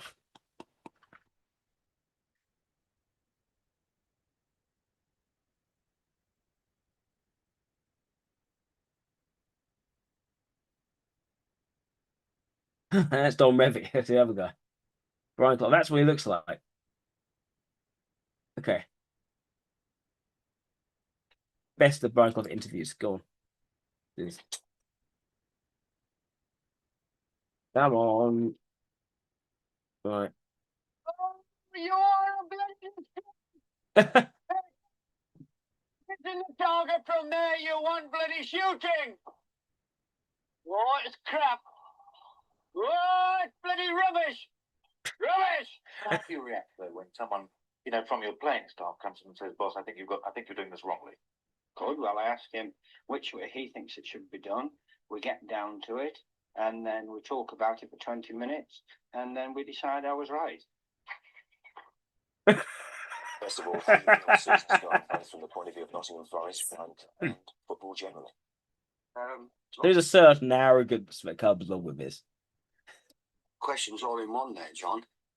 Sound of your voice, you're just about getting them out as well. The football is going very well for Nottingham Forest. There's sort of a certainty in his position. Ups and downs, but generally the club's in good health. Played for England twice, I think. They've got another in charge called Sir Walter Winterbottom. And he didn't know footballer from that picture on the wall. And he didn't know footballer either because he only now. Earlier we were talking about, you know, like, as I said, you've been out 7 years or so.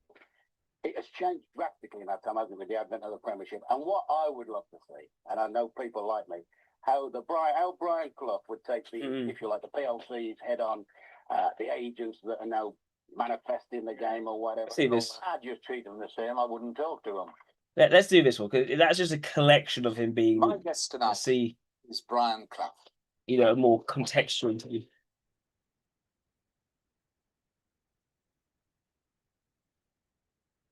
Yeah, I'm thinking yes, and Lee. Let's see if his interview confirms it.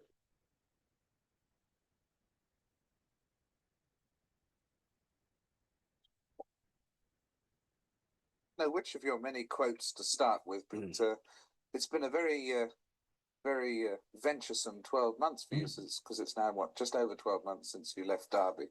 Would you like to rewrite the last 12 months a bit completely, or what? No, it would take me many years. It's been a nightmare on a lot of occasions, obviously, and after travelling, work is not very pleasant. Do you think of yourself today as out of work? Oh, literally, of course. My profession is managing a football club, and at the moment I'm not doing that, so obviously I'm out of work. But you could be Quite technical language there. managing a football club. Definitions. You've had a couple of offers since Leeds, haven't you? Yes, I've had a couple of offers, but right at this particular time, I'm not in employment regarding football, so I'm out of work. What sort of offers have you had so far? I had a job to do a local radio programme.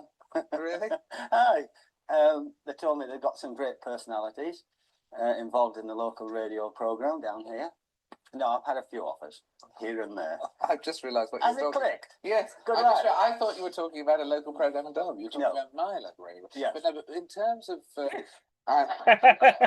no, the thing is, in terms of soccer, what have been the So, couple yeah. of offers in soccer? Passing attempts at humour there. Just a couple of inquiries whether I was available to go back into football management. Not in first division, but being in the second and the one in the second and one in the third.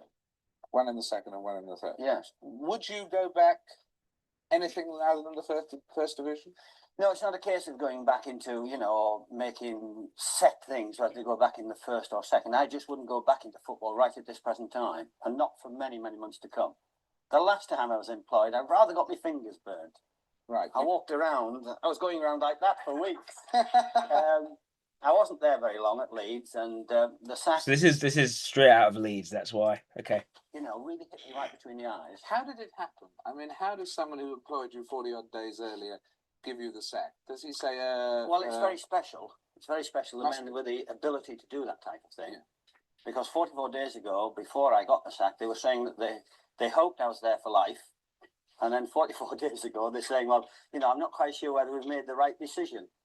And I said to them, well, I said, I'm absolutely certain I've made the wrong decision with you, bloody lot. And it went on those type of lines. I see. And did he actually say in the end, Mr. Cousins, did he actually say, you're sacked? Oh, no, it's never done as brutal as that. I also think the relation with Paul Taylor, because Paul Taylor, he provided the introverted ethics and the introverted intuition. He was the one who could see the talent in players and where it would go. And he went with Blythe. It was like a pair, those two. So it's interesting. Whereas he was he was a tough nut who got them doing stuff. Whereas Paul Taylor was the sort of more indirect thinking about how it's going to work. I'll be interested to see if it was maybe an II or something. Maybe we got Paul Taylor at one point. I don't know. That would be far too forthright. That would be far too literally to the point. I could have coped with that type of thing quite easily. Because in football management, you live with a sack. You live with the thought of it. He would have coped with a direct sacking far more easily than what he was actually done with him. In the back of your mind. And if it hits you between the eyes, with those very words, direct. Wants that. He wants that. That's what he likes. You know, built up a resistance to it over the years. It's done a little bit more subtle. It's done with a smile. It's done with a, you know, you're sitting on a settee in perhaps in somebody's house. I'm assuming this is the way it's done. It's the first time it's happened to me. Right, and this is how it's done in this particular case.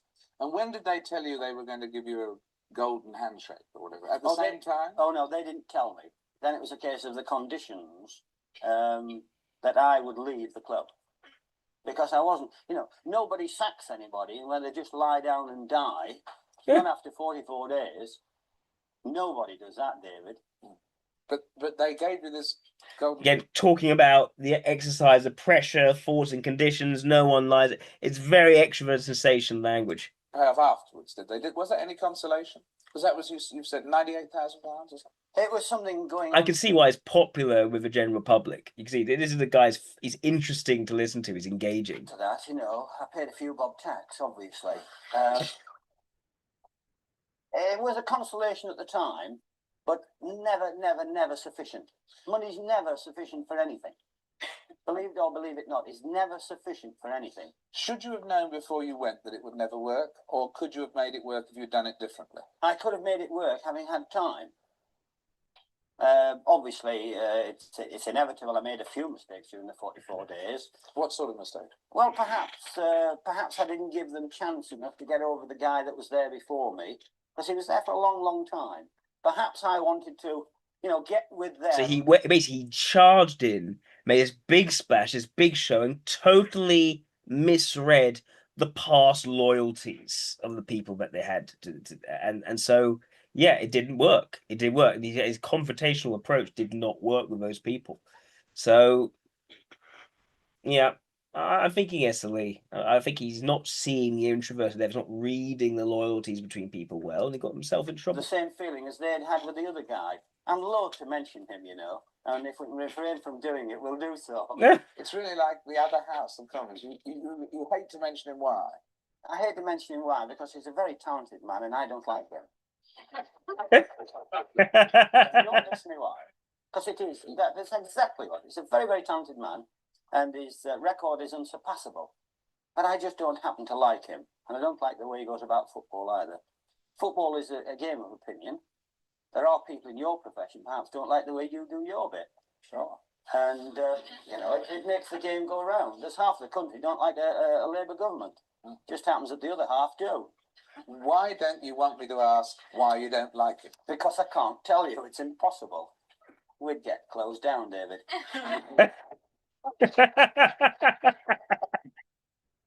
Do you want to experiment?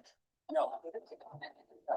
No, I've got Brighton suing Leeds for breaking a contract. Yes. That I'm supposed to have broken, which I did, obviously, in certain aspects, but it was between Brighton and Leeds. you know, it was rather over my head. They were talking. I felt like one of these people that were sold many years ago. He likes making people laugh. He enjoys playing up to it. Market. Now, I was under contract to Brighton. Leeds came in and they were trying to settle compensation. It didn't quite work out. And then there's something going on in the background at the moment, court-wise. Okay, I just say this is actually when he meets Don Revy, whom he supposedly does not like. Let's take a look at that. Please listen I'm going to closely move to on, this I think. British Airways briefing. Calmly locate your nearest exits here. Can you guys leave me some money? Here. And here. So switch off your devices and fasten your seatbelts. This is your journey. Doesn't even have mentioned yet. He's on this one with it. So I think it's all. There's a good degree of playing up to the cameras. I think. Legacy, that Well, world class, you said. Yeah. Well, I think world class. If he got the chance, Brian, I think he could be world class. Yes. And I think World class, not worthless. The dubbing is so the subtitles are misleading. Sweeper. I played.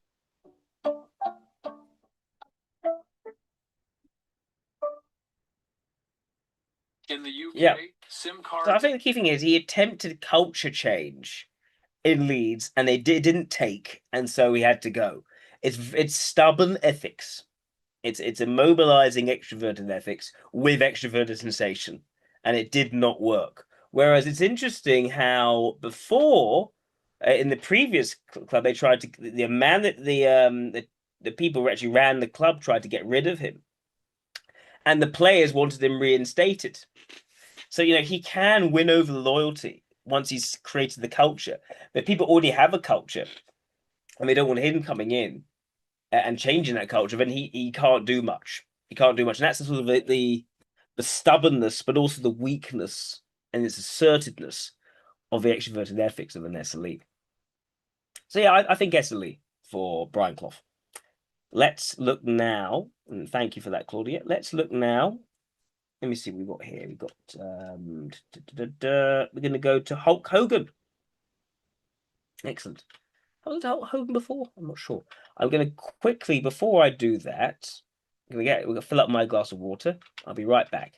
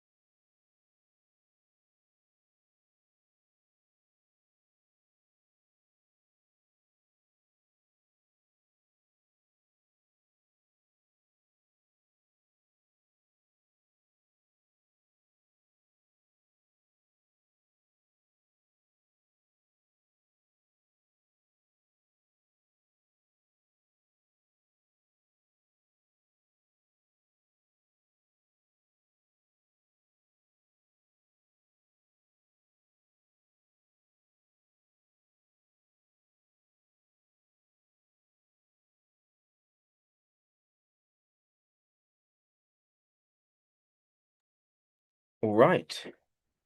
Let's move on now to Hulk Hogan. We've done 2 footballers in a row. So now on to wrestling. There we go, Hulk Hogan.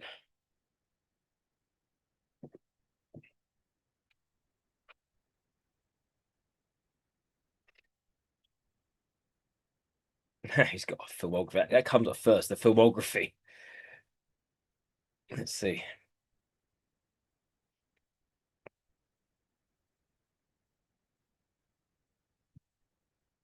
Hulk Hogan, born Terry Jean Bollea, was an American professional wrestler. Hang on, let me get a view of everyone. There we go. American professional wrestler, actor, and television personality renowned for spearheading the mainstream surge of professional wrestling in the 1980s for his Hulkmania persona, characterized by his charismatic promos, signature mustache, bandana, and ripped shirts. As the face of the World Wrestling Federation, he secured the WWF Championship 6 times, headlined major events like WrestleMania, drew record crowds. His larger-than-life character extended to acting roles in films such as No Holds Barred and television ventures, including hosting Saturday Night's Main Event, also inspiring merchandise and cartoons amplified wrestling's pop culture footprint. His career spanned decades, transitioned from territorial wrestling in 1970 to global stardom, later joining World Championship Wrestling, where he won 6 WCW World Heavyweight Championships, and innovated by turning heel as Hollywood Hogan, co-founding the influential New World Order stable that fueled the Monday Night Wars ratings battle against WWF. Inducted into WWE Hall of Fame twice, and returned for sporadic matches in the 2010s, cementing his status as a 12-time world champion across promotions. Despite his successes, his legacy includes notable controversies, such as 1994 testimony in WF steroid trial, admitting to using anabolic steroids for over a decade to enhance performance and physique, which contributed to federal scrutiny of the industry, but did not result in personal charges against him. There's leaked audio from a sex tape revealing him using racial slurs, prompting WWE to terminate his contract and remove him from public honors, though he was reinstated of a public apology and legal settlements. Goodness, having leaked audio from a sex tape is not a good thing. Which is why I make sure all my sex tapes, I don't have any sex tapes. Anyway, he prevailed in a high-profile invasion of privacy lawsuit against Gawker Media, the tape's publication, securing a $140 million verdict that hastened the site's bankruptcy. Right. Let me see. Prior to entering professional wrestling, Terry Bollea, born Terry Jean Bollea, pursued a career in music as a bassist. Really? This dude is a musician playing a double bass. Cool. Yeah, music was his primary outlet.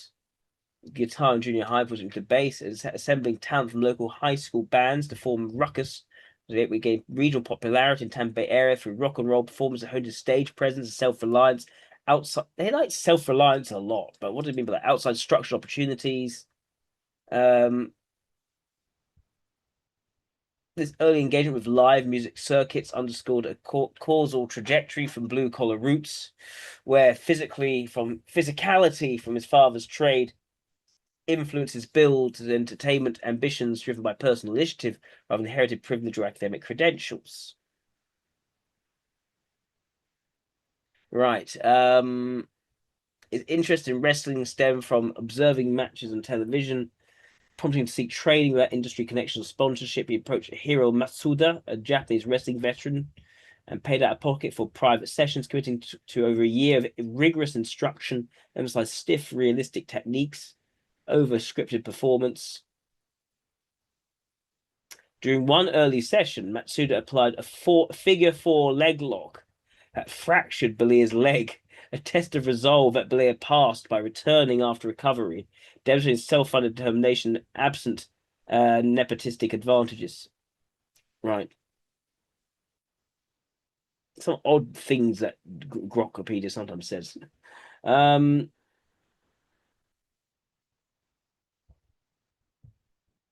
He rebranded from Boulder to the Hulk. Boulder, Terry Hulk Boulder prioritized visual appeal and differentiation, aligning with wrestling's emphasis on character-driven spectacle of a musical artistry. Right.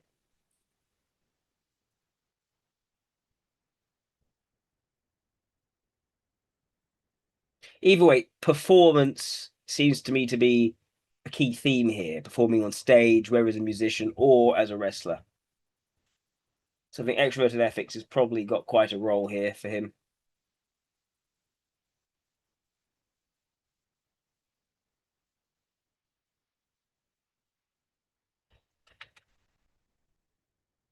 Ooh. What can we see here?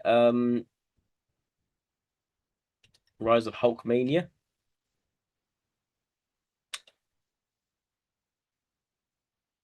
So he started.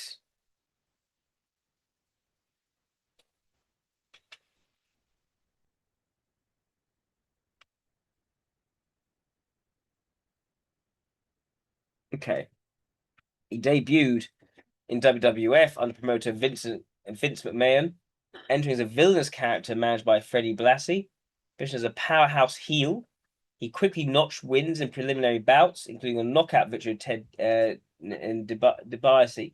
His early run featured aggressive matches that tested his physicality against established talent, but created differences with McMahon over booking and limited upward mobility, prompted his exit by mid-1980s, sought higher earnings and broad exposure elsewhere. He transitioned to international circuits, touring with New Japan Pro Wrestling in stiff high-stakes encounters, elevated global profile, challenged Antonio Inoki for the NWF Heavyweight Championship. He lost via pinfall a competitive bout. These tours continued through 1983. He adapted to puroresu style, script form athletic theatre for the in-ring technical execution, endurance, right? Fading top competitors, amassing fan support, defeated Inoki, securing the tournament win and earning the affectionate title Ichiban, #1 for Japanese audiences for his dominant performances and market draw. So the guy is very about physicality, but also performance, performance to crowds. Turning stateside, signing with American Wrestling Association, certain to the main event as a babyface challenger to champion Nick Bockwinkel. Bockwinkel, that's a great surname, love it. The feud peaked 92 and Hogan pinned Bockwinkel to claim the championship for a record 18,969 fans at the St. Paul Civic Center. But the win involved a concealed foreign object, resulting in immediate stripping by AWA officials and rapid rematch loss. Isn't this meant to be scripted wrestling? So why? I'm confused. This controversy briefly blurred his heroic image, aligning with heelish tactics I see in a storyline designed to heighten babyface heel dynamics against the technical, articulate Bockwinkel. Right, so it's all scripted. That's what's meant to happen, I see. Okay. So a shocking heel to my leg dropping Randy Savage in main event tag, aligning with invading WF defectors to form the New World Order, a faction simulating a hostile takeover that blurred scripted wrestling with real world invasion angles. Goodness. It's all so over the top, isn't it? It's literally just extroverted ethics hype all the way through.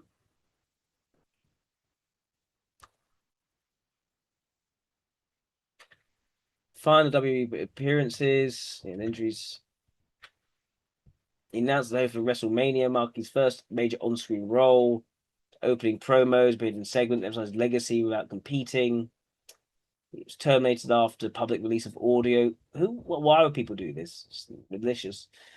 Sex tape in which he used racial slurs repeatedly. The decision stemmed from the remarks incompatibility with WWE's values, into erasure from official websites and merchandise. I mean, it was a private. It's the problem when you record. Just don't record sexual encounters. That is the lesson. Do not make sex tapes unless you want them to be leaked and to ruin your life.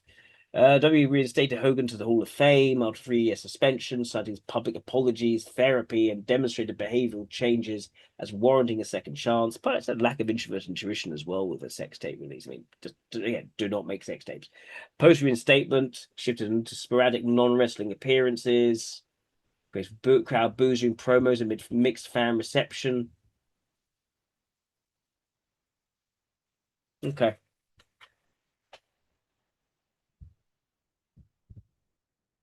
Did some film and television acting. Some Thunderlips. Done reality TV, music hosting. Again, more celebrity stuff, public appearances stuff. It's all still extroverted ethics. Food, beverages, and retail. Right. Evolution of views. Maintain largely apolitical public profile during peak wrestling fame.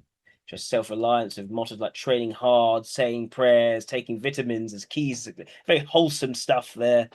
Fully informed Vince McMahon of wrestler Jesse Ventura's efforts to unionize the industry, undermining initiative in favor of flexible merit-based contracts. In the entertainment-oriented business of rigid collective structures can stifle independent negotiations. Okay, by the 2008 presidential election, he endorsed Democrat Barack Obama, drawn to the campaign's emphasis on unity and change with wider economic optimism, pre-recession fallout. This support eroded as unemployment rose above 9%.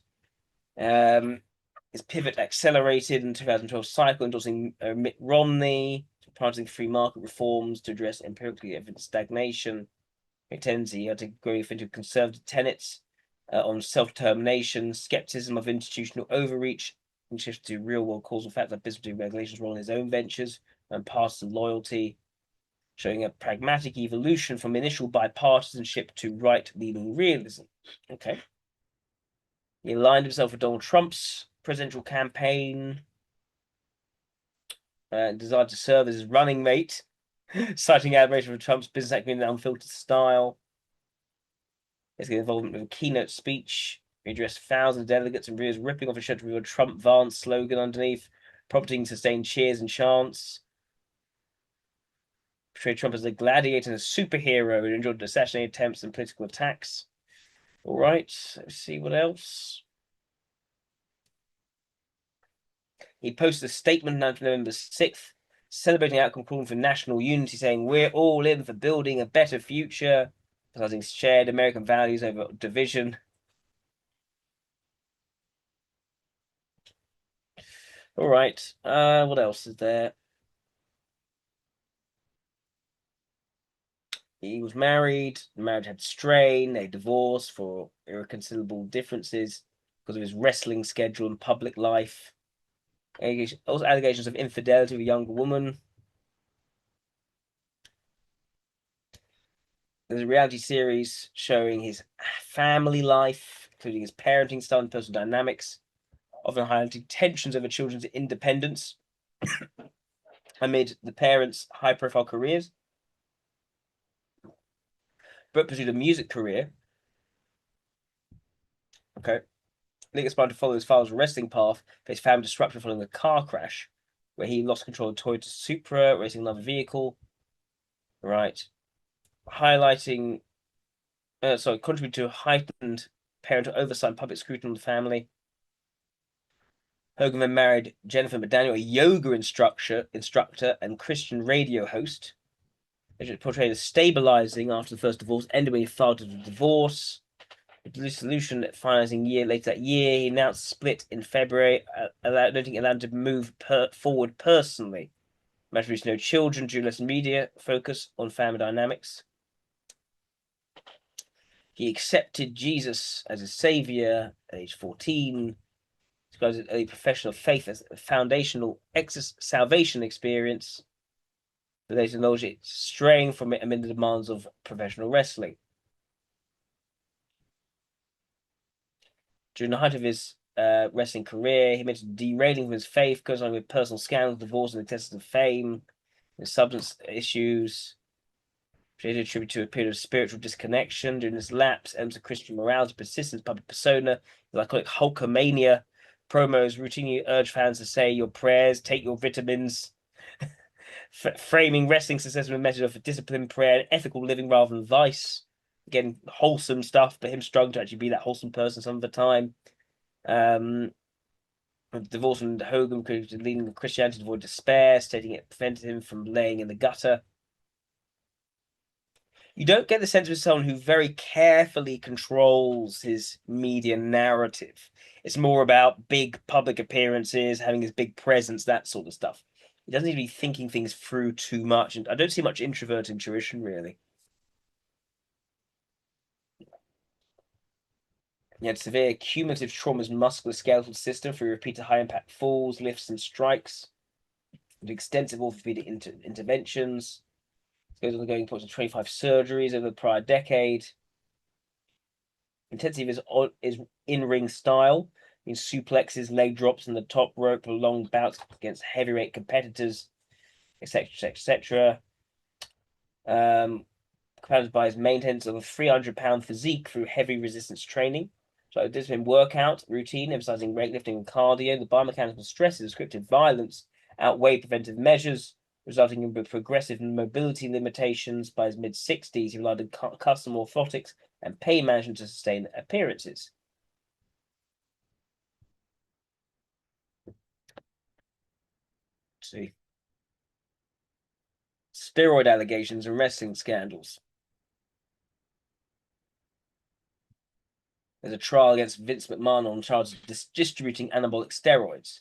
And Hulk Hogan testified under a grant of immunity for prosecution.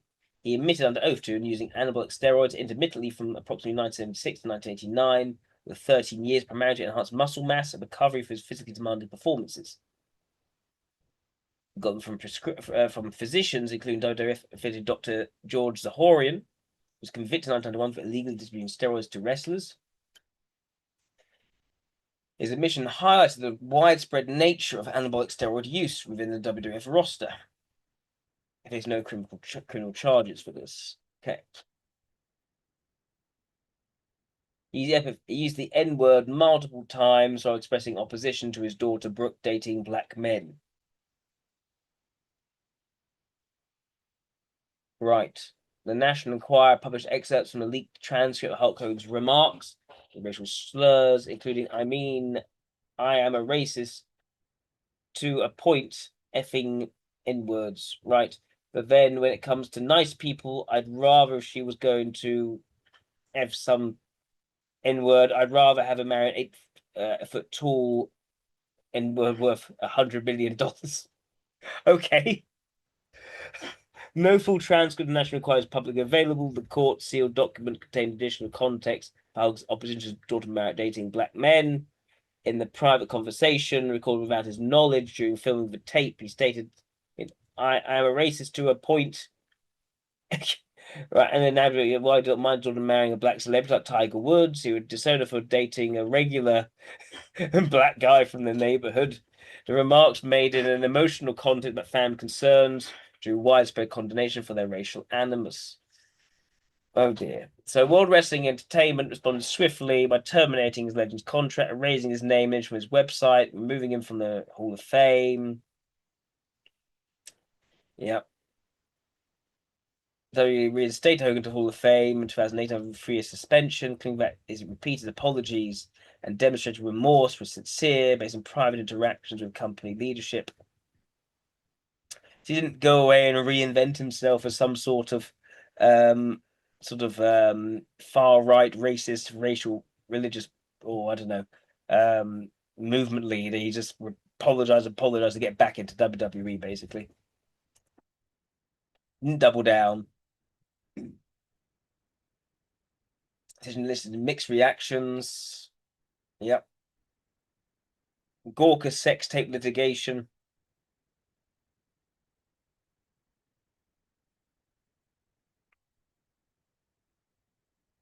Right. So this came from the Gorka, right? Okay. And also, we published excerpts from a sex tape without Belia's consent. Framing it as newsworthy due to his public persona. I'm sorry, if you have footage of a sex tape for whichever reason, it doesn't make sense to publish it. No, okay, it does commercially, it absolutely does. Does it ethically make sense? It's a private, personal thing. Oh, interesting, but it's a sex tape featuring Hulk and the wife of his friend Bubba the Love Sponge. So he was basically engaged in infidelity. Okay, well, he sort of put himself in, didn't he? But there's consent, framing it without as newsworthy of persona. But they filed suit in Florida state court alleging invasion of privacy, intentional infliction of emotional distress, and other torts. It's a pretty awful thing to happen to you. Seeing damages for unauthorized publication that he claimed caused severe personal harm. Right. A jury found Gorka liable on multiple counts, awarding him $115 million in compensatory damages plus 25 million. Yeah, there we go. The verdict was financed covertly by billionaire Peter Thiel, with a personal grudge against Gorka for prior outing of his sexuality. Investing around 10 million to support the litigations means to hold the site accountable for aggressive tabloid tactics. Yeah, it's all about press freedom, but these are personal lives that they're ruining. It's not really a matter of public interest.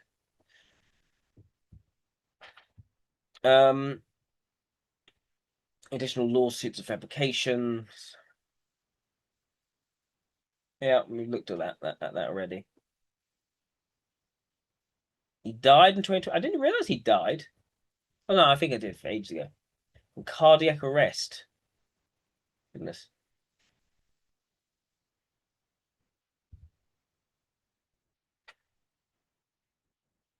Right. Trail of the heroic Hulkster. Malcolm in Ballard propelled WWF from a regional territory into a national entertainment phenomenon during the 1980s. Okay. His charisma undeniably catalyzed wrestling's evolution to multi-million-dollar enterprise. Laying groundwork for today's billion-dollar valuations for proven revenue metrics. His embodiment of Hulkamania permeated 1980s popular culture, signature phrases such as train, say your prayers, take your vitamins, inspiring widespread emulation among children and contributed to heightened youth engagement and physical fitness. Yeah.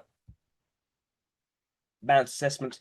Quick example was a self-made ascent from relative obscurity as a bassist in local bands to a global entertainment mogul, leveraging his wrestling persona into merchandising empire, generating millions in licensing review, and contributed an estimated $25 million net worth at the time of his death. His strategic branding, emphasizing themes of perseverance and triumph, unprecedented mainstream appeal for professional wrestling. Critics often from labor-oriented or progressive viewpoints highlighted his opposition to unionization efforts in wrestling, including his admission of informing WWF owner Vince McMahon about Jesse Ventura's organizing attempts, which undermined collective bargaining, labeled him a scab. Additionally, his initial denials of steroid use, or emissions of long-term alliance, fueled perceptions of enabling a culture of performance-enhancing drugs that drew federal scrutiny to the industry.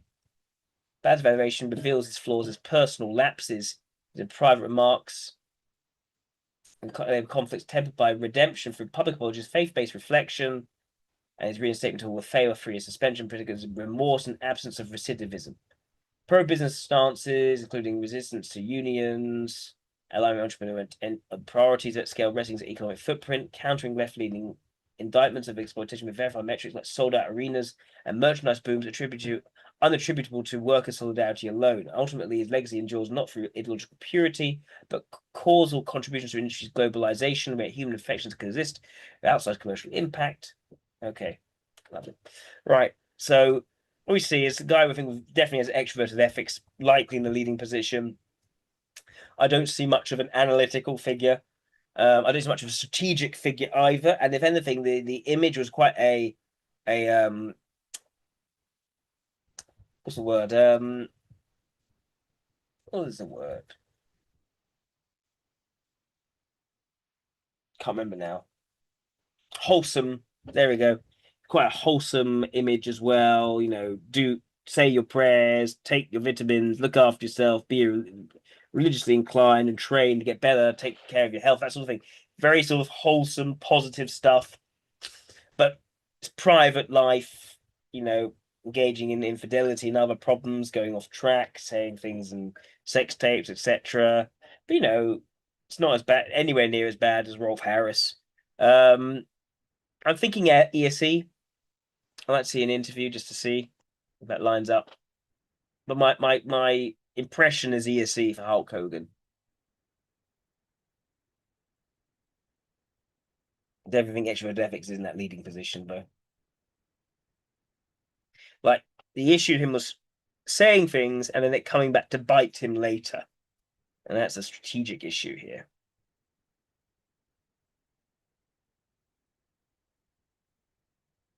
Which would be odd for, say, an EIE, which often hyper worries about these sorts of things. Could be extrovert nutrition leading. I don't see. I think extrovert ethics are likely the leading position. I think he's definitely a physical, big guy. Let's see an interview. Last interview, goodness.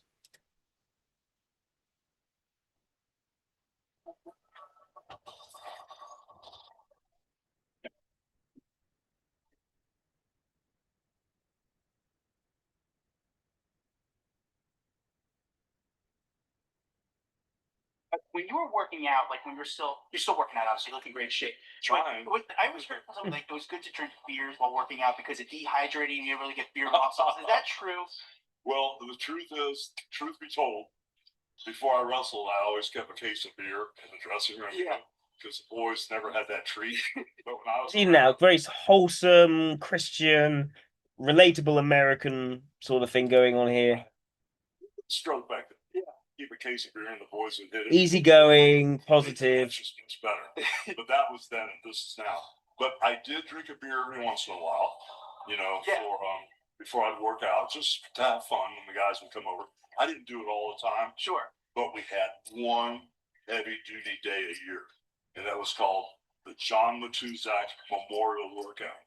And John Matuzak played for the Oakland Raiders. He played for the University of Tampa. He's a very good friend of mine. And when he passed away, his mom sent all of his stuff to me, his clothes, pictures, everything. So every year we had the John Matuzak Memorial Workout. And we start training at midnight. We trained till the sun came up, and we trained every single body part. And all this persistence and energy and doing things to train. Now we got a real American beer. I'm excited for beer. What young wrestlers right now do you see that, like, man, you see a lot of potential in? Is there any guys you're a fan of currently, or? Well, there's a couple of Americans there that Trump loves that we've been talking business with. So. Wrestlers, right? WWE. WWE. Okay. Is there any wrestlers that? Oh, there's so many. Yeah, who's like the talent that you're like, man, I see a little. I mean, obviously, a lot of these wrestlers got something from you, but who do you want like? It's like you see that has that Hulk. Such an impromptu interview. I want to see. Let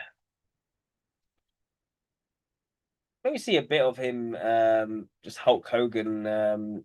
In terms of his performance. WWF. Andrew the Giant. Wow. Happened again last night. Took forever. We jump from app to app, watch previews. There's still too many options. Okay, you need Fire TV. It recommends what to watch from across your apps. Find what you're looking for with Fire TV. Mentally by the pool, but still overthinking things. TUI's price match Come promise on. means you can really. Sort of scripted wrestling. Challenger. I've got to be very careful about this though, because I might get I might get in trouble. Look how big Andrew the Giant is. The system of force meeting. Look at the stain on the face of Andre.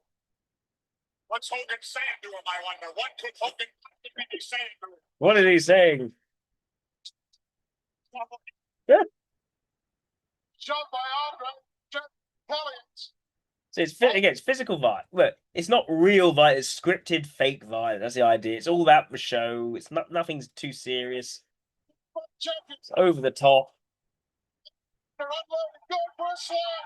But you do need to do real physical training to get big and look big. So I think the extra sensation is there as a demonstrative function. It's not taken seriously. It's sort of quite casually used. I think extra sensation as a demonstrative function works so well for wrestling because the idea is there is a lot of extra sensation going on, but none of it's taken seriously. It's like it was a mockery of extra sensation. It's very casually done. It works very well as a demonstrative function. So I think you look at The Rock, also an ESC, I think it just makes a little sense. There's all that sort of silliness going on.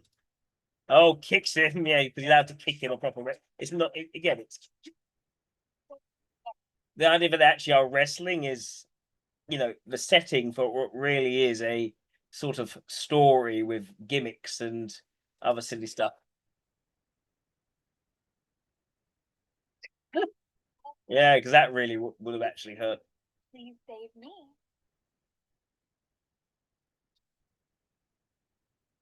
Thank you. You started with nothing but a broken heart. Right, okay. Oh, he's just being done in by Andre the Giant, it looks like here. Okay, that's the idea. Yeah, so I think he is C for him. Let's see if there's any sort of other interview.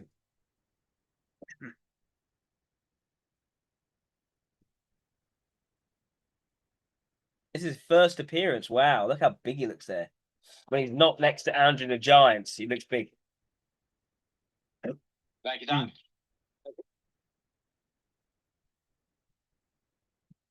A couple of weeks ago, when Sylvester That was an old Johnny Carson interview. Okay. was here, we showed the part. Listen, after the match, how about if we get a Polaroid together? Ah, Sylvester does look absolutely huge. Wow. No wonder he's called the Hulk. Goodness. Are you, Hulk?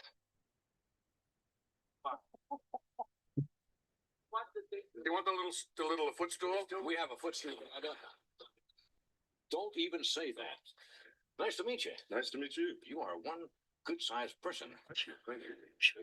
One big man. He is very big. That's it. That's why I put against Andre the Giant to make him look smaller. What do I call you? Hulk? Mr. Hogan? Mr. Your Hogan. Honor, Mr. sir? Hogan will be fine, definitely. Mr. Hogan. How many wrestling fans we have out here? All right. Do you know anything about Hulkamania? Hulkamania? Hulkamania.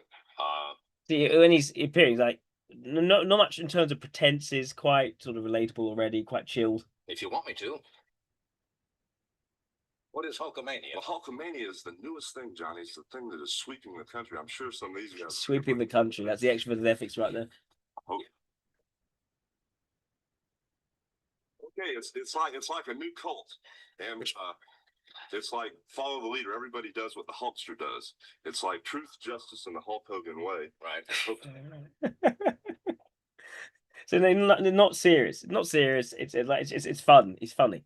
Today, that we may be able to demonstrate and do a few things with you. So, Absolutely.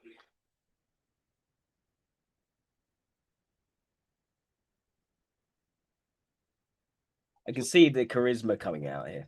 The size of your arms. I don't believe this. I wish I had anything that big.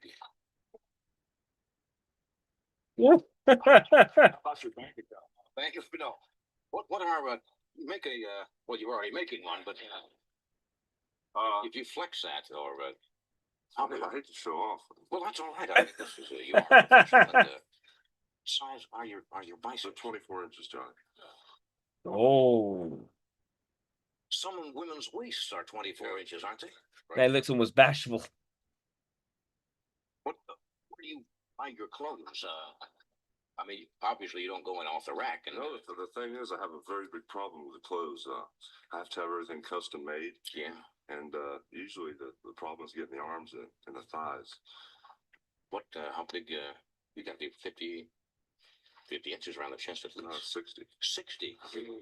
There, but obviously this is the teacher, right? You are right here, but you're still bigger than He's big even then. all the kids in the 3rd grade, right?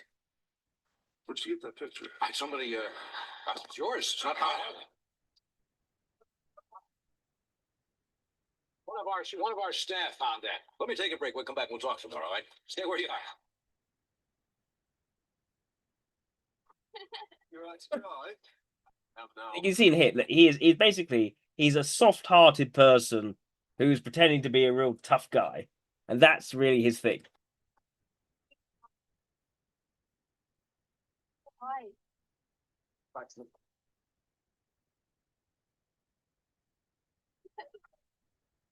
Oh, this one. Let's try this one. When you were born, they didn't say this looks like a baby Hulk. We'll name him Hulk Hogan.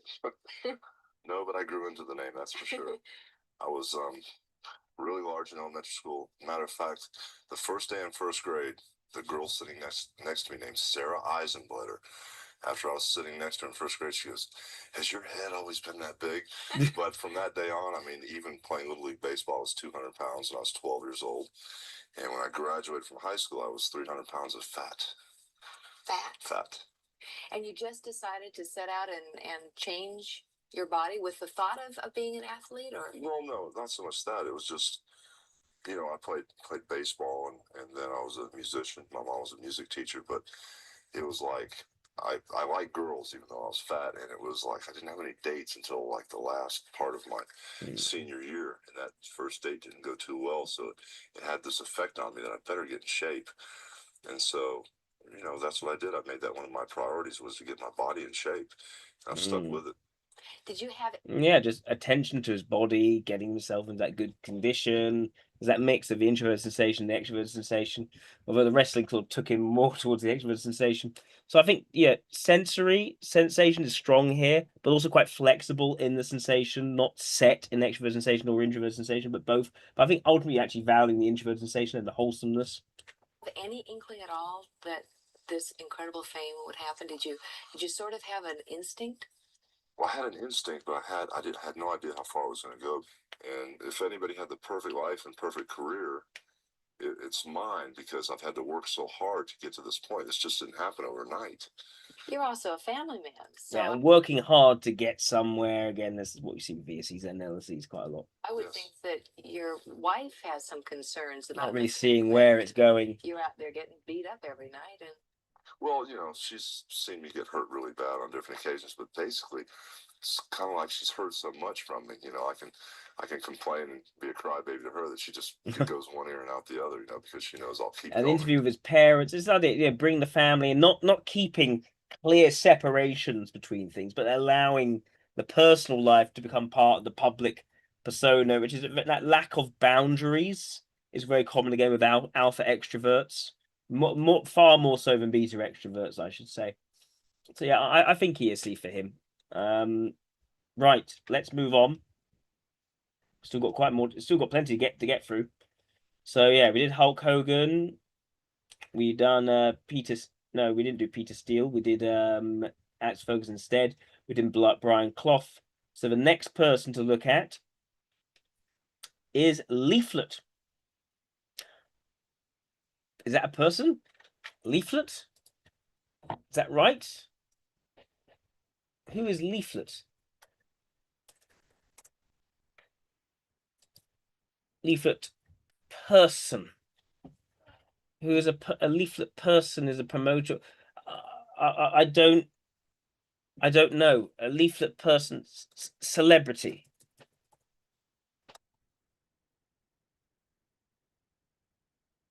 Help me, Isaac. Help me, please.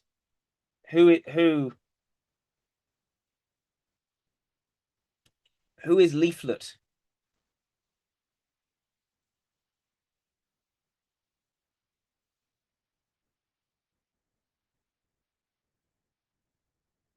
Isaac, help me. I don't know who Leaflet is, and neither does the internet, supposedly. Is there a famous person called Leaflet? Oh, maybe AI knows. No, there's no famous person called Leaflet.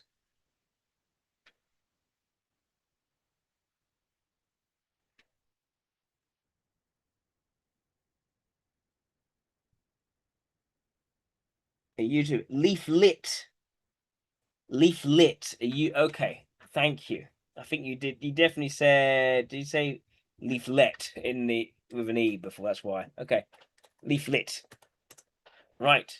Leaflet and Asari. Okay. Okay, now a virtual YouTuber. Okay. Leaflet is a slime girl VTuber. Right. Is that something sexual? Why is she a slime girl? Is that... It doesn't look like a slime girl. She looks like she's a person with strange eyes, but sort of Japanesey, slightly 19th century-ish outfit. Oh, it tells you their personality. How easy. Leaf is highly competitive at video games. She is easily scared and doesn't like horror games or scary movies. She can be clueless and inattentive at times and often makes mistakes. She is strongly supportive of friends and works hard to support her stream and other streamers. She's open with her feelings. Her dreams are to make friends and to reach for the stars. Hobbies are cooking, tabletop RPGs, and eating other VTubers. What is a slime? Is a blue slime girl with red eyes and red antenna, which resembles an ahoge, which I don't know what an ahoge is. What's an ahoge?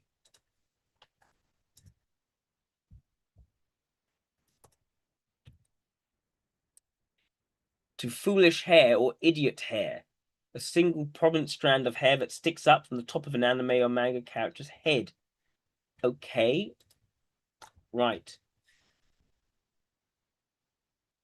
She has a red slime core. Her lower body is rarely seen, but includes a pair of legs. As a slime, she's capable of manipulating a form in various ways, which usually assumes a humanoid form. Some could be manifesting more than 2 arms at once or creating a question mark from her head. She has an alternate fairy form, which is a blue-haired humanoid with pointed ears, wearing clothing including a red hat and cape. This form is mostly illusory. She's not really a fairy, she's a slime girl. Okay. So she is some sort of slug thing, which happens to look humanoid. Ah, we got fairy form, and then we got slime form. Okay, so that's fairy form. And that's, okay, now I see why she's a slime person, because she actually usually looks like this, not so much this. That's useful to know why she's a slime person. Right. Leaf lit. Right. The personality thing doesn't really give me much. Maybe intuitive. Maybe ethical. I'm not really sure much else.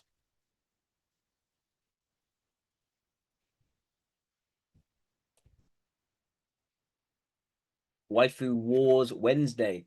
Waifu Wars began when Leaflet ran a D&D style event where chat controlled a character venturing into an ancient temple to find a scroll to heal their younger sister. Chat demanded to know more about the sister character, and the game devolved into a 16-way voting tournament of viewer-submitted Waifu Labs AI-generated characters.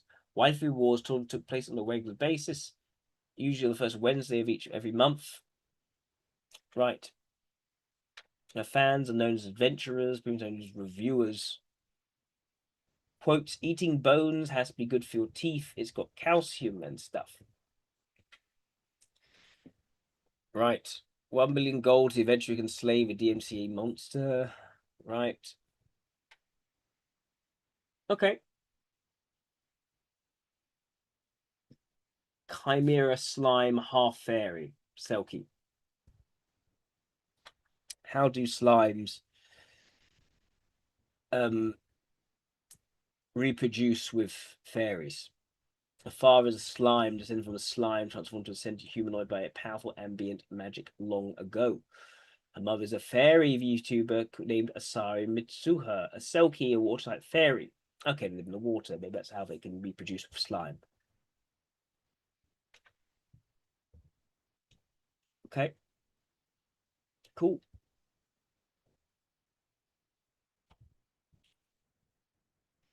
A huge fans of Pretty Cure anime franchise. Why? Visit Earth and pass via a portal. Put to purchase coupons of Pretty Cure merchandise.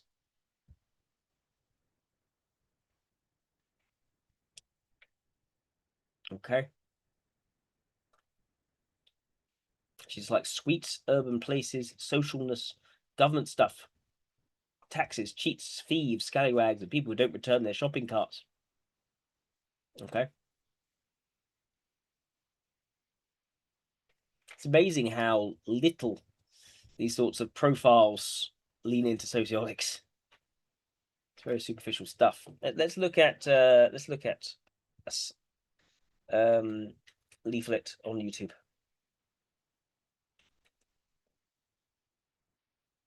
The first 2 paragraphs of the article is better. Let's go to that.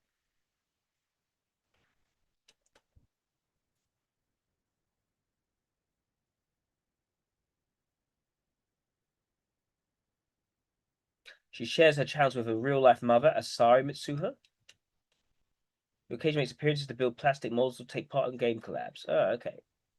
Interesting, her mother's also on there.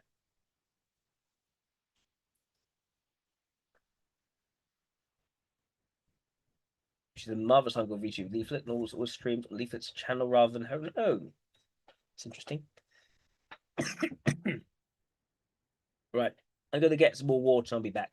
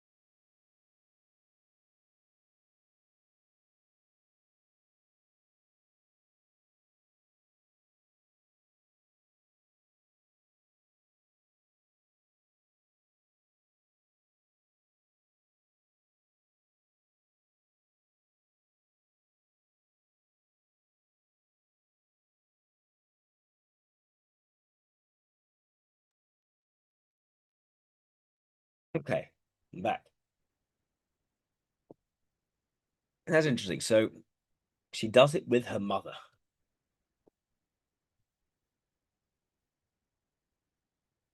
What suggests to me is more likely, again, ethical. I think more likely ethical than logical to rely on sort of close relationships, family relationships, even in what you do.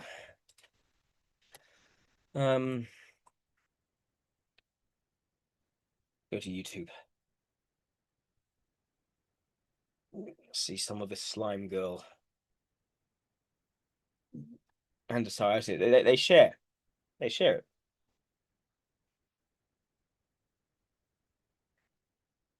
They're all getting deported. What? Is that what they watch? Literally. Administration is once again ramping up immigration detentions, but doing so quietly. Wow. 10,000 people have been taken into custody over a recent 5-day span. So ICE and Border Patrol are ramping up arrests in sanctuaries across America, specifically targeting the roads and apartments in places like Chicago and New York, where criminals are allowed to do whatever they want while getting things like free apartments and free food, which communist mayors say makes their cities safer. But instead, Did you know if you make things free, they just come out of thin air? Wow. I love planning to commit crime all across our country. Okay, so sarcastic.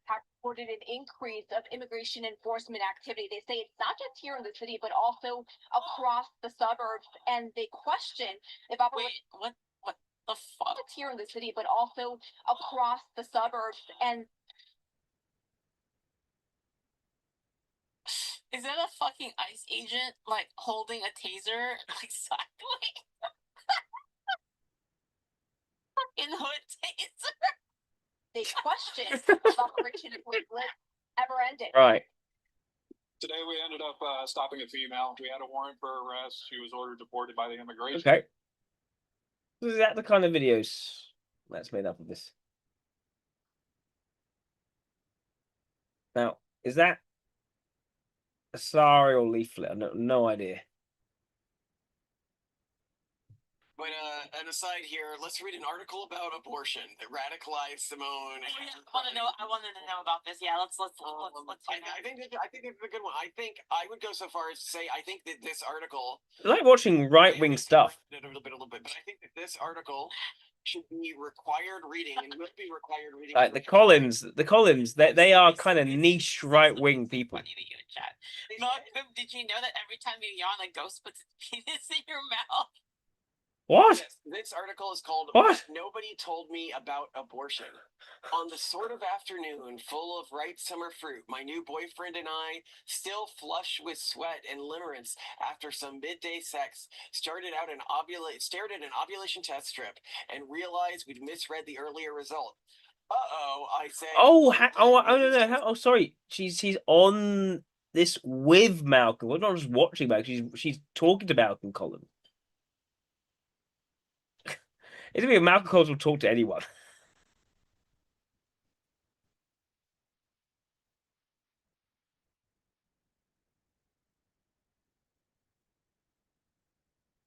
Yeah, okay, so they're basically they're pretty right wing to be in sort of, you know, charming communication with the Collinses.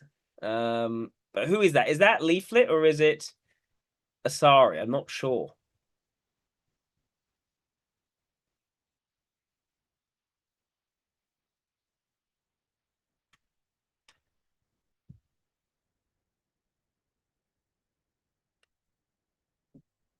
Thousands of rom-com moments flash through my mind. Cue the clueless horror movie. Let me just check because they've got the red eyes. Is I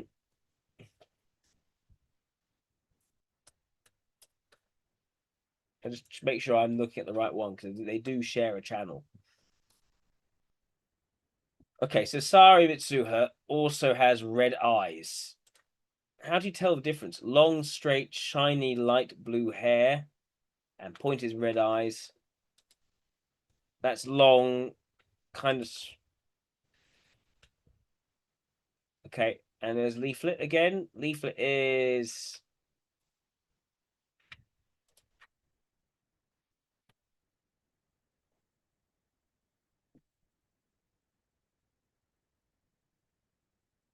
appearance.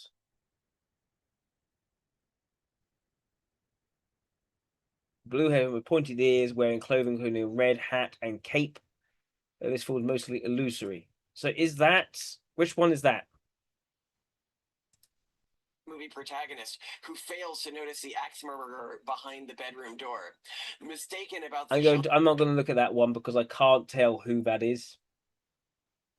And this is difficult because most of the people, it's all okay. Where's the slime girl? I'm confused now. So, I don't know who is who.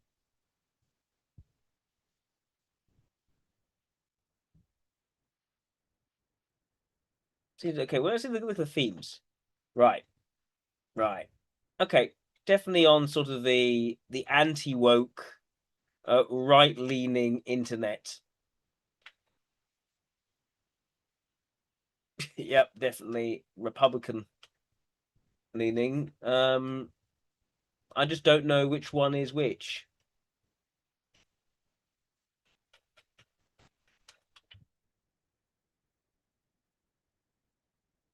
Hang on. Look at that image. That might help. Okay, okay, fine. So that's meant to be Leaflet on the left, I'm assuming. Okay. Shorter hair is a key thing there then.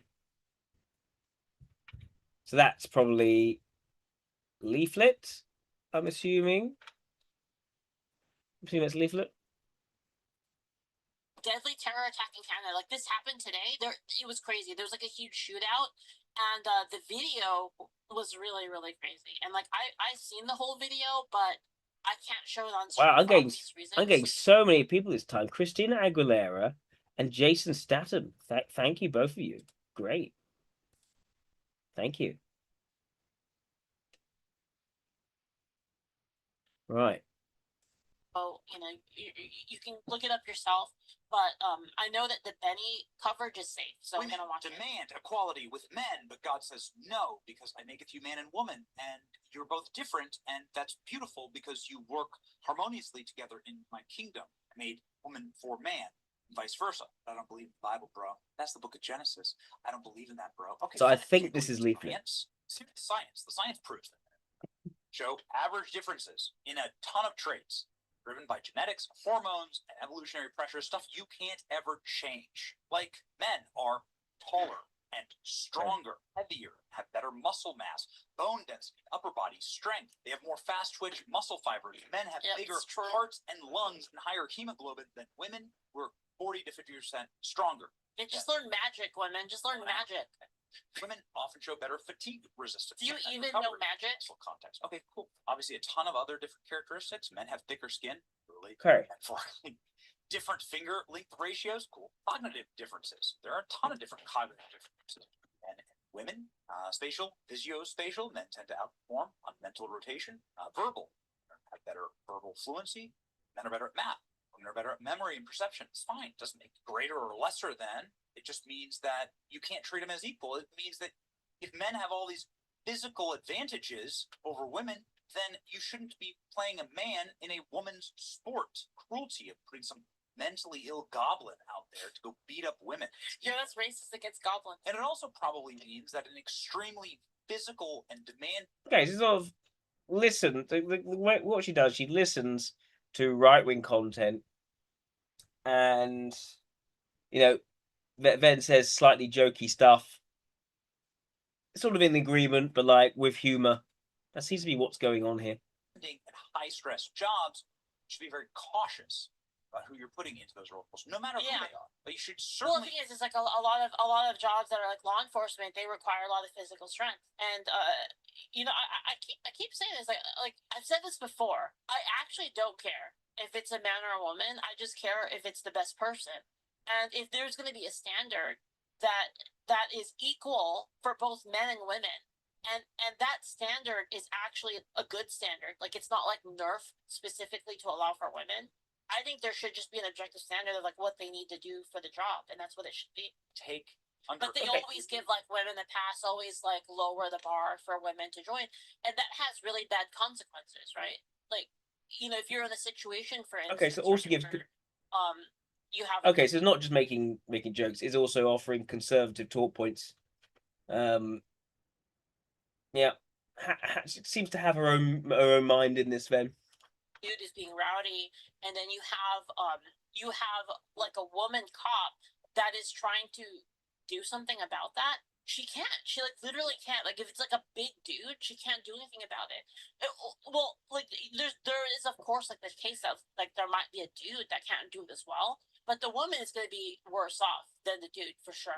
It's like not even close either. And I explained this before. I didn't really understand how big the differences were until I had to move a couch. Where like me and my mom were struggling to move a couch, and like we had a dude at the house, and the dude was like, "What are you trying to do?" And we're like, "We're trying to move this couch." And he's like, "I got this." And he just like picked it up. And I was like, "What the fuck?" It was like me and my mom trying to pick up the couch with like those straps, like those straps you put like under it, and then like it goes up and wraps around your forearms. You know what I mean? Like you have all of like the mechanical tools, and dude just picked up the couch. Advisement, some of the natural capacities and abilities of a man versus a woman in a ton of different jobs. Like who's going to go down to this? So there's quite decent articulation there of an argument. They kicked him out. Let's try this one. Wait, hold on. We watched a whole. YouTube hasn't taken this video. This is still a leaflet. You can tell by the red thing sticking out there. Going by so fast. Are you down yet? They're probably going to take it down soon. Just like my last video. Oh. I'm not going to say I wasn't warned that this would happen. Make sure you have your video backed up because they're going to go right after. They do not want you to see that stuff. They don't want anybody to see that stuff. YouTube said that my video got taken down because of the scene at the 14-minute, 38-second mark, which is this. This isn't a dangerous activity. I'm just exposing that the Candy Manor is a scam. I mean, my personal opinion, I don't think that exposing a scam for being a scam should be grounds for taking down my video. I mean, I'm the one that exposed them. Reporting it. Like, just have everybody go on there and I'll report Ben's video on there. Report his video. We got one of them. They made a video. They're going to shut that whole page. My current solution right now is I have the video up on Patreon because I'm demonetized. I guess. Oh, yeah, she just watches videos and she comments on them. If you guys want to see a crazy McCamey This Manor is the series, ongoing then definitely subscribe to my Patreon because that's Anything the else she only does? way that the rest of the series is going to be able to be possible. So, but there's only one thing to do now. Time to go back to McCamey Manor.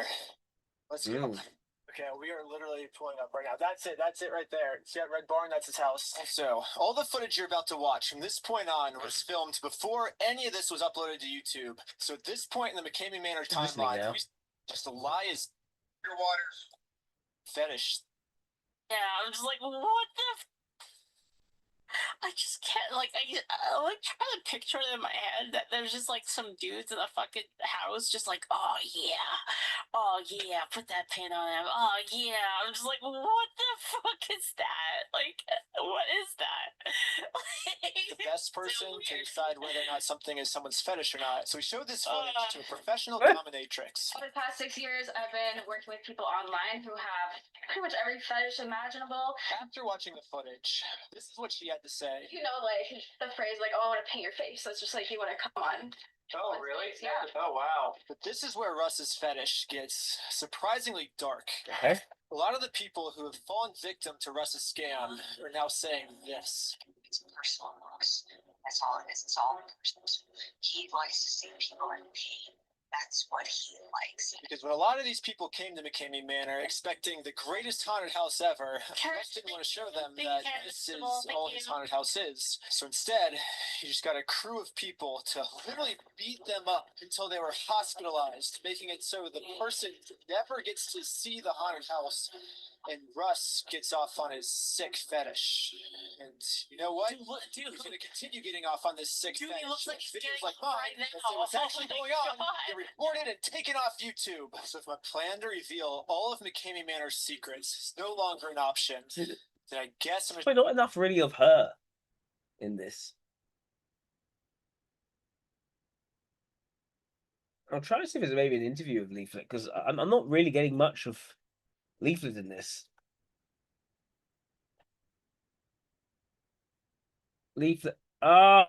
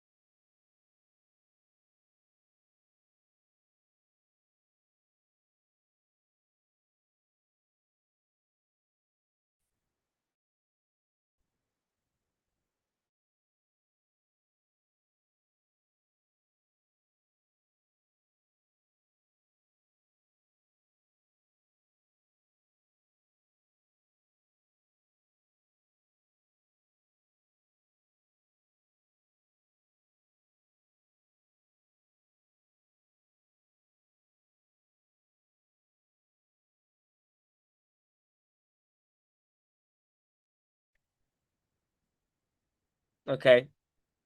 Am I back? Am I back? Am I live streaming? Let me just check I'm still here.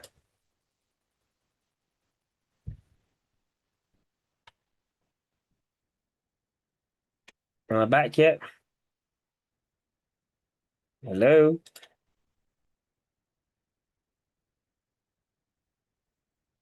Am I back?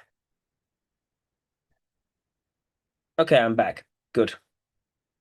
Hello, everybody. Do I need to re-share my screen? Sorry about that. Looks like... Yeah, looks like it got funny in terms of the Zoom had to restart. Hmm.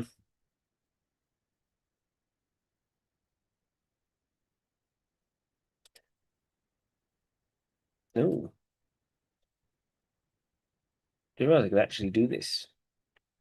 That looks cool. Maybe I'll do that now.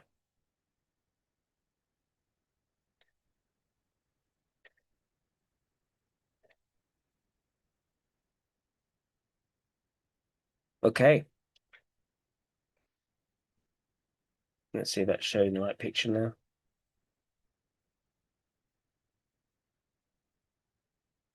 Good. Is it showing the right thing? Good. Let's play.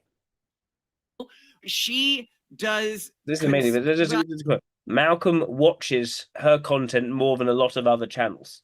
The movie we just said. So that's very interesting. So Malcolm enjoys what she produces. I'd say like right-leaning by today's standards takes, maybe not by old standard takes, on a lot of topics, but she has a lot of experience in, I guess I'd call it nerd culture. Early in her career, she worked at companies like Riot Games and Blizzard. I know you designed... Works in Blizzard. Lux is one of the ones that that's probably the one that most people know about. Yeah, Lux. Yeah, and then the Spartan looking one. Yeah, Pantheon.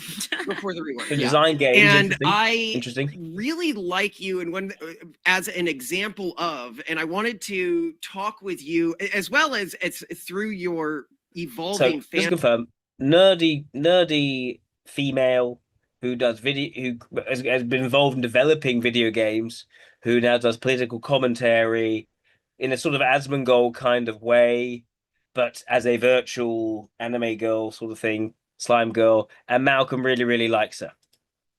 Fan base. As somebody, I think you started in streaming, right? Like streaming video games and stuff. Yeah, mostly video games. I started actually, I think 2011, 2012. Holy moly. Yeah, there was a site called Own 3D back then. That it was like before there wasn't Twitch. Twitch is Justin, but their competitor was Own 3D, and then they folded. And then I messaged Justin. I was like, "Hey, can I get like partner? Because it's partner on Own." They're like, "Nah." And I'm like, "Damn it!" So then I kind of just stopped streaming for a bit, and then yeah, it ended up coming back later.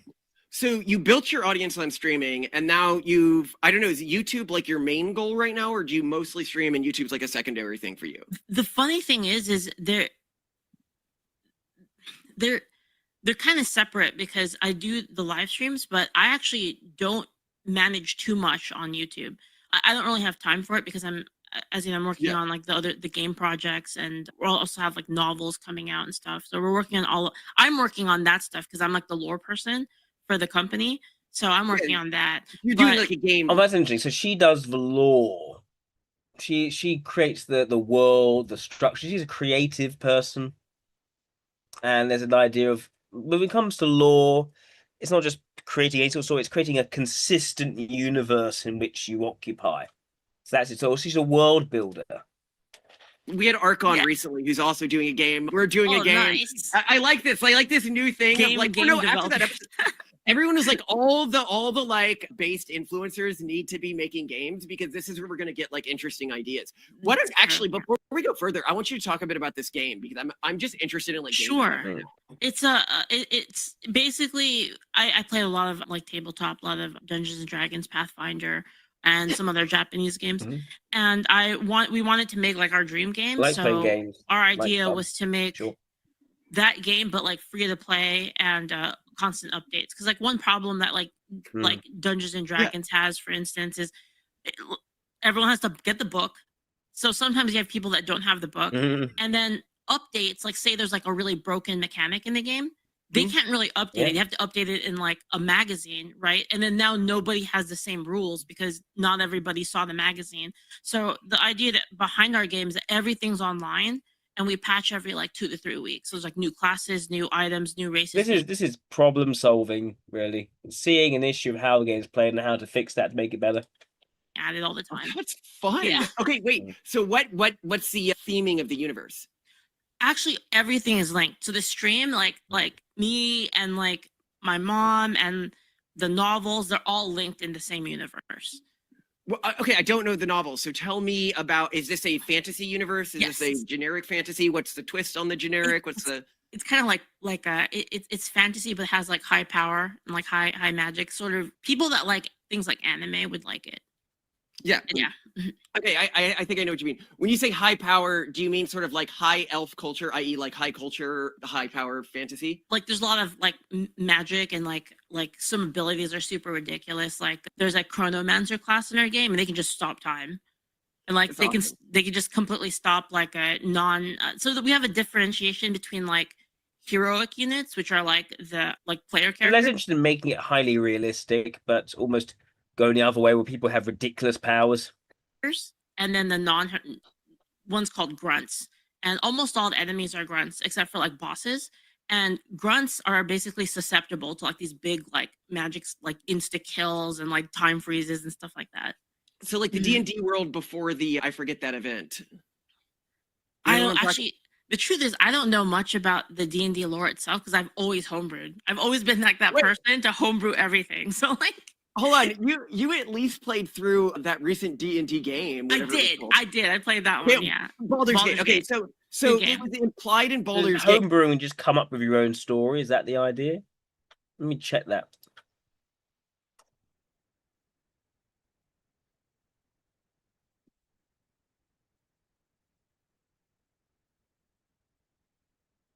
Means creating custom rules, items, monsters, or entire campaigns not found official rule books. But she didn't keep in touch with official rules because she was doing her own stories, basically. Okay. Hey, sorry, I am a nerd for lore. I love deep lore stuff. Oh, me too. So, I love it.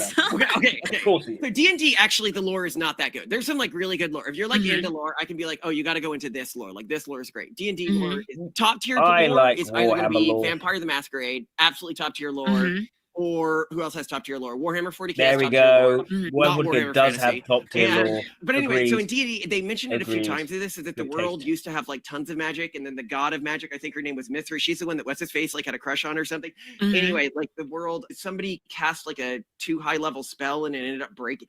Oh yes, to try to like take her power or something, and it ended up removing her for a split second. But then that ended up like causing all the cities to crash because they were all floating. And Mhm. then she made it so no one could use top tier magic anymore. Mhm. Anyway, people will probably draw that comparison to your world. It's possible. I mean, like the whole world actually came about from D&D games. So we played D&D for like years. Like this campaign, I think I have some ridiculous amount of hours in like Roll20, but I DM'd multiple campaigns in this world, and then that world became the foundation for like the streams, and then the novels, and then and then we're like, let's just make a TTRPG of it. So we have like all of it is like kind of the same interconnected world. Yeah. What I really find interesting about what you're doing here, or what we're doing, or what ARC's doing at the moment, is we're at this really interesting part in terms of gaming media history, where Mhm. there's this huge market opportunity. Because you look at what you're doing, right? Okay, and like, Malcolm for example, speaks too D&D, much. past they spent double what they spent 10 years ago. Something else, right? Yeah. No, because sometimes life sucks and you want to get away from it, right? And it's like they're trying to like re-inject like the same things, and I think a lot of it is, at least in my observation, it seems like there's a certain subset of people that have to play literally themselves in like games, and it's so weird to me. Like, I just don't because their life is a power fantasy. Yeah. When you can force no, I mean, I think that there's a class of people that has learned certain hacks. I mean, what do we all want in life but validation? And there's a certain like for other people to see us the way we see ourselves. There's a certain class that has learned social hacks for forcing validation. But once you have fallen into a category where you can force other people to validate you in the real world, like it's very hard, I think, to break this way of seeing yourself within a game setting, because there's no point for a power fantasy or anything like that. Are you guys familiar with like Tumblr? Tumblr, yes. Yeah. I used to. I've Tumblr in action. I was obsessed with, but I was also like into Tumblr, like unironically as well, because I love like nerdy subcultures. Like we've done some recent videos on stuff like the Omegaverse and stuff. Like that's how much I'm into. That's a hilarious one. Okay, I did see that video you guys made. No, but I want to hear more about Tumblr. Continue. So like it's kind of funny because I wasn't personally like into Tumblr other than just like It's interesting was that by being a VTuber, you've decided to keep your identity anonymous, private. You don't know who the real person is. I'm wondering how much of that is also the influence of her mother. She does it with her mother. I wonder if that sort of was a condition or was a requirement. I don't know.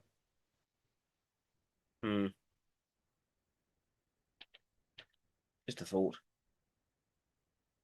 Joking around, but my brother was. So I got to see like kind of all of this stuff kind of forming and like bubbling up to the top. Right, you know what I mean? You saw like all of that stuff happening, and you're like, yeah, it's just crazy people on Tumblr. It's like there's no way. And then all of a sudden started to become like more and more mainstream. Like, wait a minute, what's going on here? It was like one of those like pools that you hear about in like those stories about early life, where it's like bubbling and like you hear about all the organic compounds and everything. And now it's primordial like soup. Dinosaurs. Yeah, walking around like eating people. It's like Yeah. I didn't think that would turn into dinosaurs. I remember distinctly like the time, like I know the exact moment. I was like, uh-oh, what the hell is this? And it was when my brother got into an argument with someone, and he comes out of it and he's like, how can they argue with me?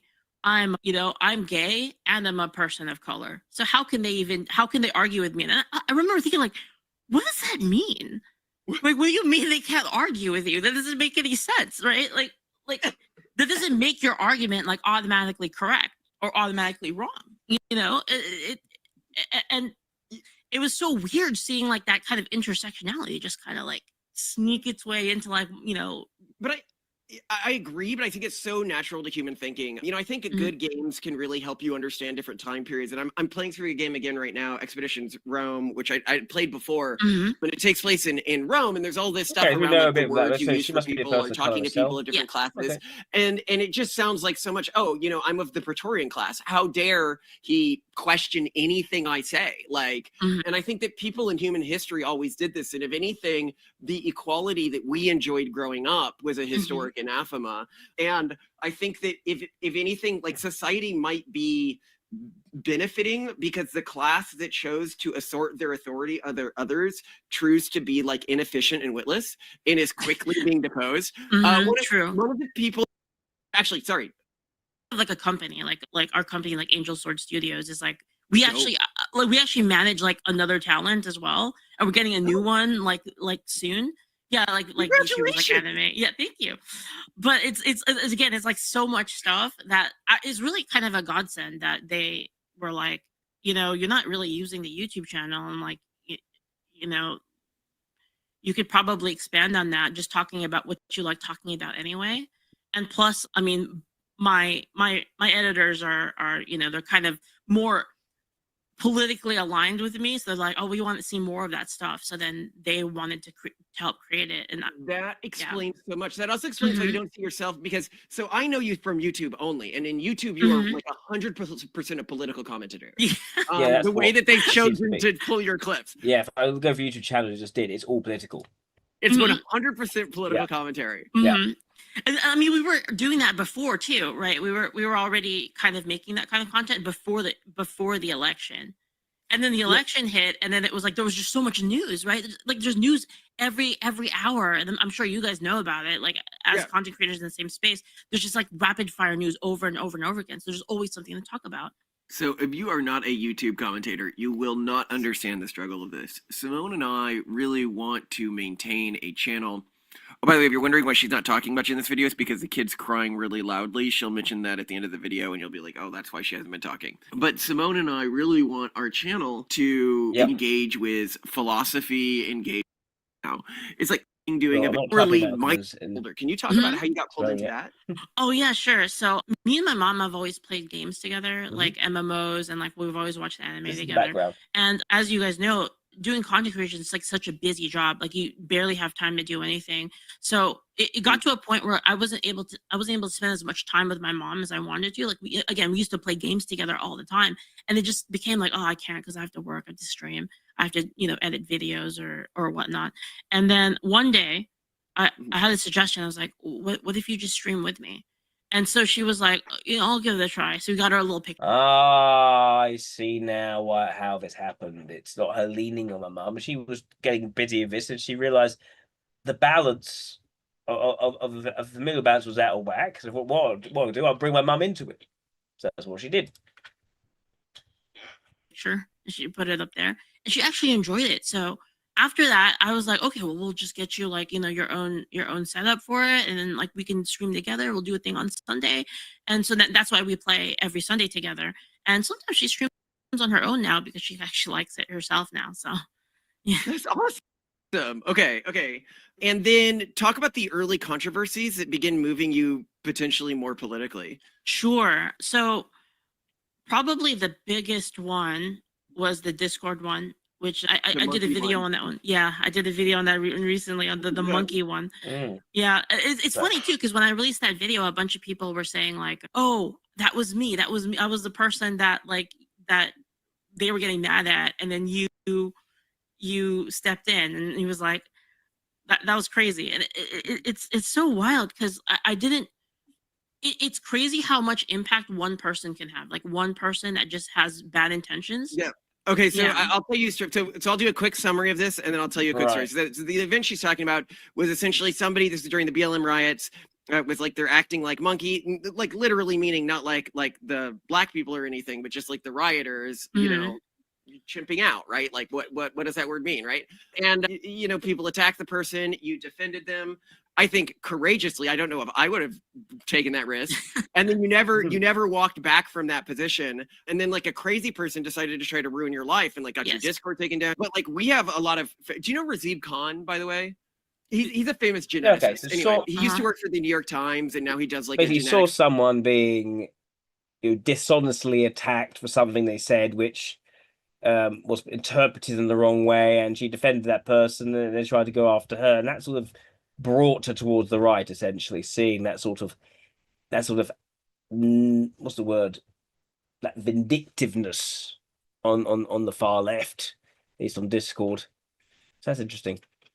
Blogs where he talks about, well, the types of things you're not supposed to talk about in genetics. He's been on our show before. He's done he mostly talks about differences in ethnicities, but like down to like really granular levels, like different castes in India and stuff like that. Anyway, so he has this one crazy person where whenever he gets a new investor or whenever he's working at a new company, they will call the company. So he always warns someone when they hire him. They go, you're going to get a call from Rebecca. Here's a script of most of what she's going to say.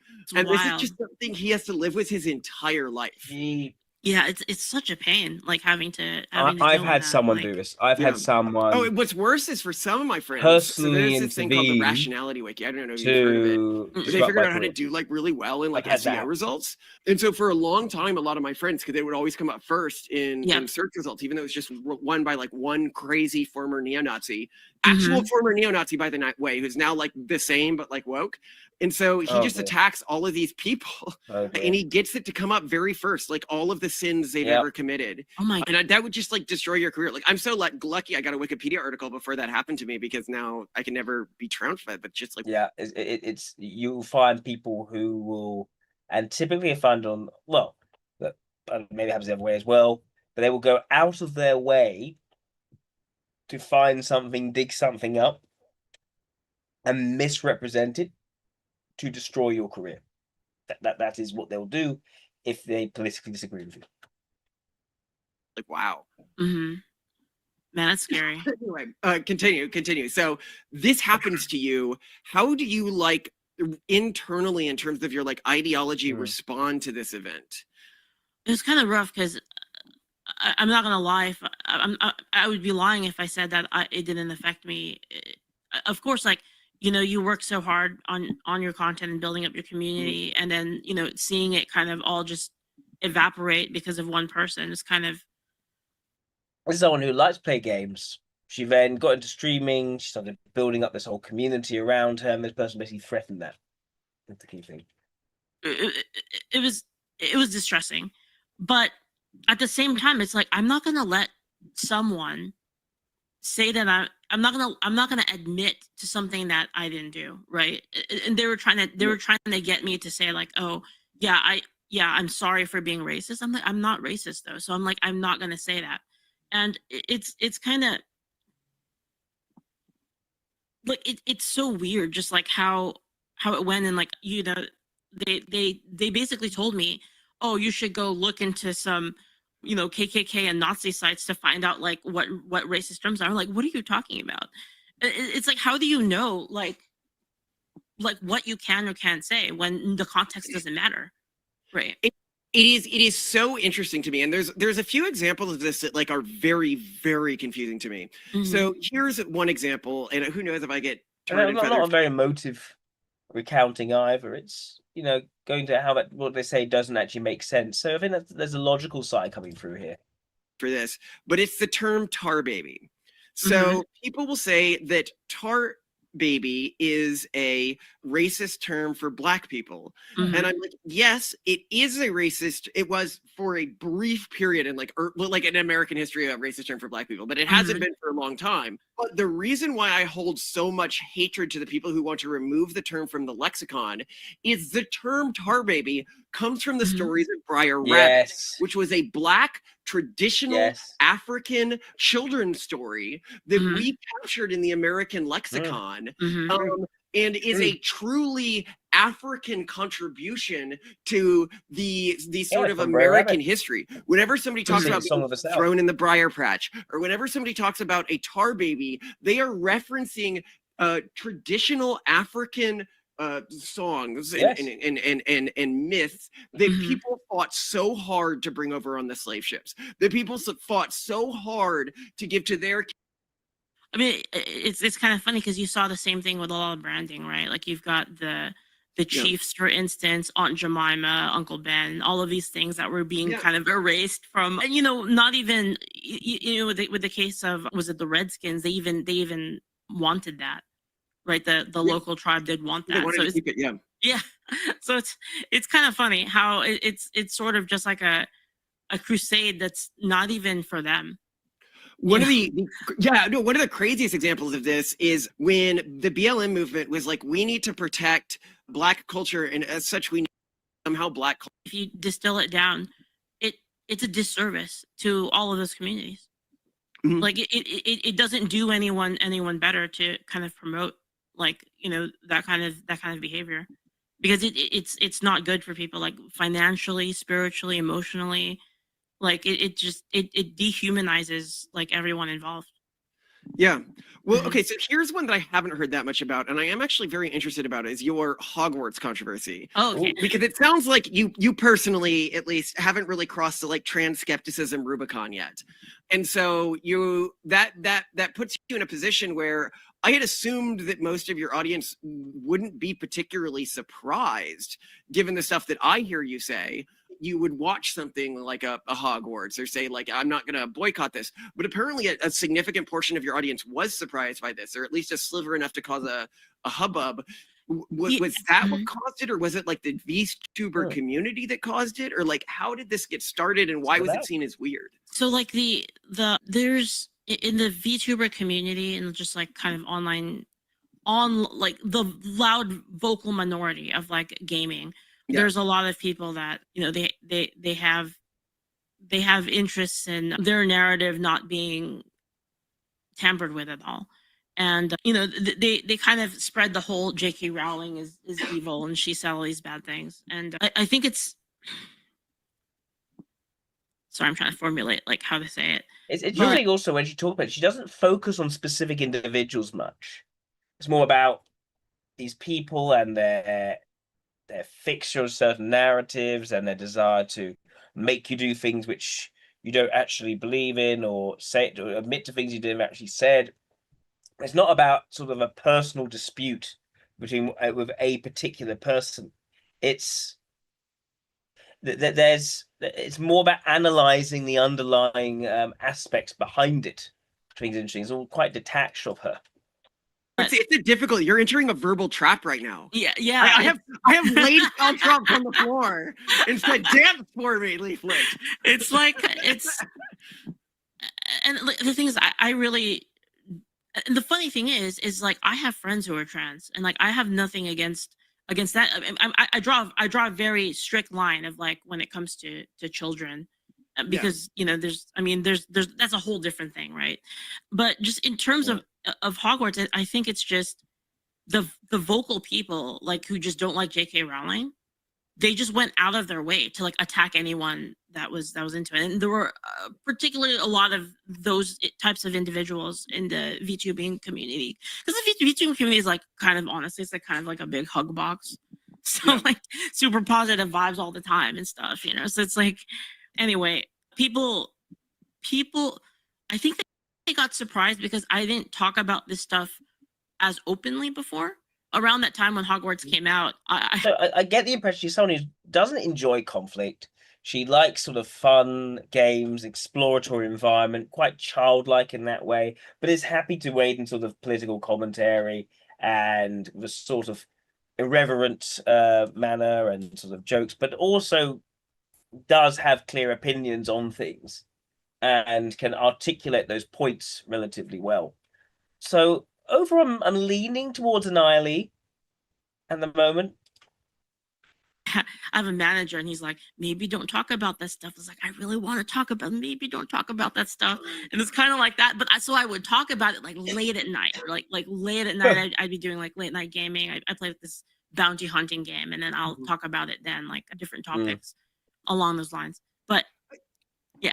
Sorry, Well, you know, one thing you mentioned there that I often feel, so we've had Hope Not Hate, which is this UK thing. They did this like undercover reporter like in our organization for like a year plus, trying to find us saying anything racist or bad or anything like that. Couldn't find anything, which I'm really thankful for. But like, you know, we've been numerous Guardian hit pieces on us, everything. So the news is always trying to get us. And the funniest thing is that's like, if you just sat down and listened to our actual content beginning to end, even just like 3 episodes, you would find so much more worse stuff than you've been able to find in all of your like dredging expeditions. And it's like the best place to hide something is like deep in a stream. Yeah, like late at night, like 8 hours in, 12 hours in. No, like, yeah, but I gotta be honest. I think but then somebody's gonna cap you one time, you know. Oh, who is that person who I felt kind of bad at because they were a streamer? Okay, so it was a Twitch streamer who worked for Sweet Baby Inc. and it was a woman or something. Do you remember when this happened and her stream got capped? Was it? She had like 15 followers or something, and so she thought like nobody would possibly be capping her. Oh, I know what you're talking about. It was a VTuber, right? Yeah, it was a VTuber. Yeah, I remember what you're talking about. They said a bunch of stuff, and then like people found it, of course, because people were trying to dig up stuff on Sweet Baby Inc. Yeah. Yeah. Damn. So reason That's why well, now I'm also sort of managing this sort of business quite well as well. Good with law, good with design, good with sort of consistency in law. I think understands, you know, definitions and how they're used and what qualifies and what doesn't. So you got quite caught up in her work she was doing, and then brought her mum into doing it, into a stream alongside. So she spent more time with her mum because she couldn't have enough time to game. Yeah, these sorts of things are suggesting to me someone who's more extroverted, good grasp of logic, both kinds of logic potentially. Extrovert intuition, I think, seems to be something which is valued rather than introvert intuition. No sign of her valuing extrovert sensation really, but is able to sort of engage and sort of more engage in conflicts when that is sort of put upon her, and it can handle herself well in that. It's not so avoidant. I wonder, was like AI, what are they going to find me saying? I mean, my positions just get more extreme as I go on. So I don't think I'm like you. I think that like I've been maybe moving more, and you've been. Have you feel like you've been pretty politically stable, or do you feel like you've been sort of? I mean, I again, like I used to be kind of more libertarian, and I think a lot of people did. As I've gotten older, I've kind of found that the social fabric matters a lot more than I used to think. That is a general pattern. I do see chipping a little bit like over just from the ridiculousness. Like I don't want to deal with it, you know. It's annoying. It's annoying. It's just like people screaming at you all the time, and like who wants to deal with that, right? Yeah. No, it's funny. I'd actually say like I used to be libertarian, but like I'm not as libertarian anymore because you got people like JD Vance, and I'm like, yeah, whatever he does is probably okay. Yeah. I don't know. Simone, you got to talk more. You haven't bargain at all. You've been completely quiet. Why don't you talk about countryside stuff with her? Countryside stuff? Yeah, you moving to the Andy's suburbs been because you trying didn't for, want to like, move. I had to force you. 30 minutes straight, and she just stopped, so your time is actually great. But yeah, so have you moved to the countryside? But yeah, like I mean, yeah, I actually moved from California to. Yeah, it was funny when I first moved. I first moved to Texas, and my neighbors are like, "So, where are you guys from?" California. And they said, "Y'all keep Texas, okay?" I was like, "Don't worry, I don't like any of that stuff. That's why I left."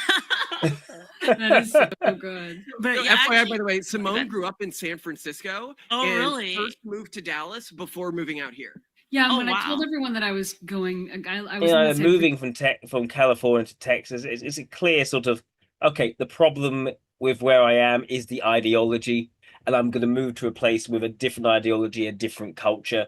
That is sort of an introverted logic decision to make.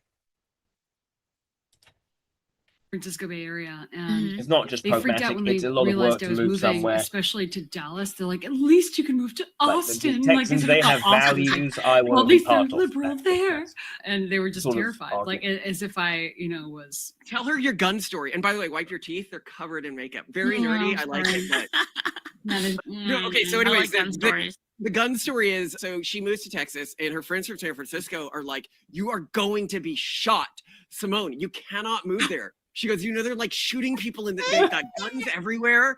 Simone had to like explain it was not like a public shooting range. And they did not believe her. They were terrified for her life. You know, I have a similar story to that. Do you want to hear it? Oh yeah, go. So like, man, it's kind of a sad story, but my grandpa, he used to be super conservative. And then what happened was as he grew older, he ended up being in the care of like more liberal family members. And they cut him off of like Fox. They only forced him to watch CNN. And it was like, wow. Like he would tell me like, I just want to watch my Fox leaflet. I just want to watch Fox. They won't let me. And so like, it was kind of like that. It was kind of weird. Sad. It's really sad. And then I remember they slowly, like they would tell him like for instance, he was going to vote for Trump in I think 2016. He was going to vote for Trump. And they basically told him like, if you vote for Trump, we're going to lose our job and all of our money and all of our livelihood. And so like, he got guilted into voting for Hillary. And he told me like, this is like a big regret. Like I regret it. I didn't want to vote for her, but like I did. And so this kept going. It kept going on and on. And the last conversation I had with him before he passed was he goes, Leaflet, do you still carry a gun? And I was like, yeah, I carry a gun all the time. And he's like, stop carrying a gun because when the police find out you're Asian, they will shoot you. And I was like, who told you that? What? I was like, what is going on? It was so weird. This was the last conversation I ever had with my grandpa. That's so sad. Right? Yeah, weird. That does make me very angry at, I don't want to say like your family members, but like the wider, but I also, oh, by the way, just for audience who like doesn't know, it's for safety because of like the weirdos on VTubers and stuff like that. And like you even like stream with a gun from what I remember. Oh yeah, I've got lots. I just like guns, so I have a lot of them. But I always carry a gun for protection. That is awesome. Yeah, what made you decide to move like awake? I mean, because most people doesn't seem to so that used to California. Like the idea of leaving seems incomprehensible. Yeah, obviously a lot of other things the changed need to carry politically, but like could why be did you decide to role. take the leap? So it was really hard because California has a lot of nice things. You know, there's a lot of bad things, but there's also a lot of nice things. There's family there. But what happened was after COVID happened and Gavin Newsom, he did a lot of things, like a lot of things where he had rules for other people, but not for himself. And he just the general way that he handled COVID. Well, how that story was, you know, she recounts a story from a personal life. It's not deeply experiential. It's not deeply immersing into the day-to-day details. It's more how his view changed over time, which I think lines again within a more of an intuitive type. So what happened was he got recalled, and like Larry Elder went up against him, and me and my mom were like, "Oh, finally, like someone's gonna kick this guy out because he sucks." Right? And they voted to keep him in. And my mom, like, she said, Leaflet, this place is cooked. Like, we need to get out of here. This is so bad. Like, if he can win after everything that happened, he can never lose. So we're like, okay. And then so, you know, immediately, like literally the next month, we started looking for houses. Wow. We're just out of here. If it makes you feel any better about him, one thing I'm really excited about for this next election cycle, because you know everyone thought that he was going to be like the guy to be the next presidential candidate. I hadn't put this together yet. You know, he had the Olympic Games happening in LA right before this. Yeah. I'm like, okay, fucking half the city is burned down. Trump's not going to contribute any federal dollars to this Olympic cycle. The Olympics has become more and more corrupt every year. Like this is going to be the disaster of disastrous Olympics. Wow.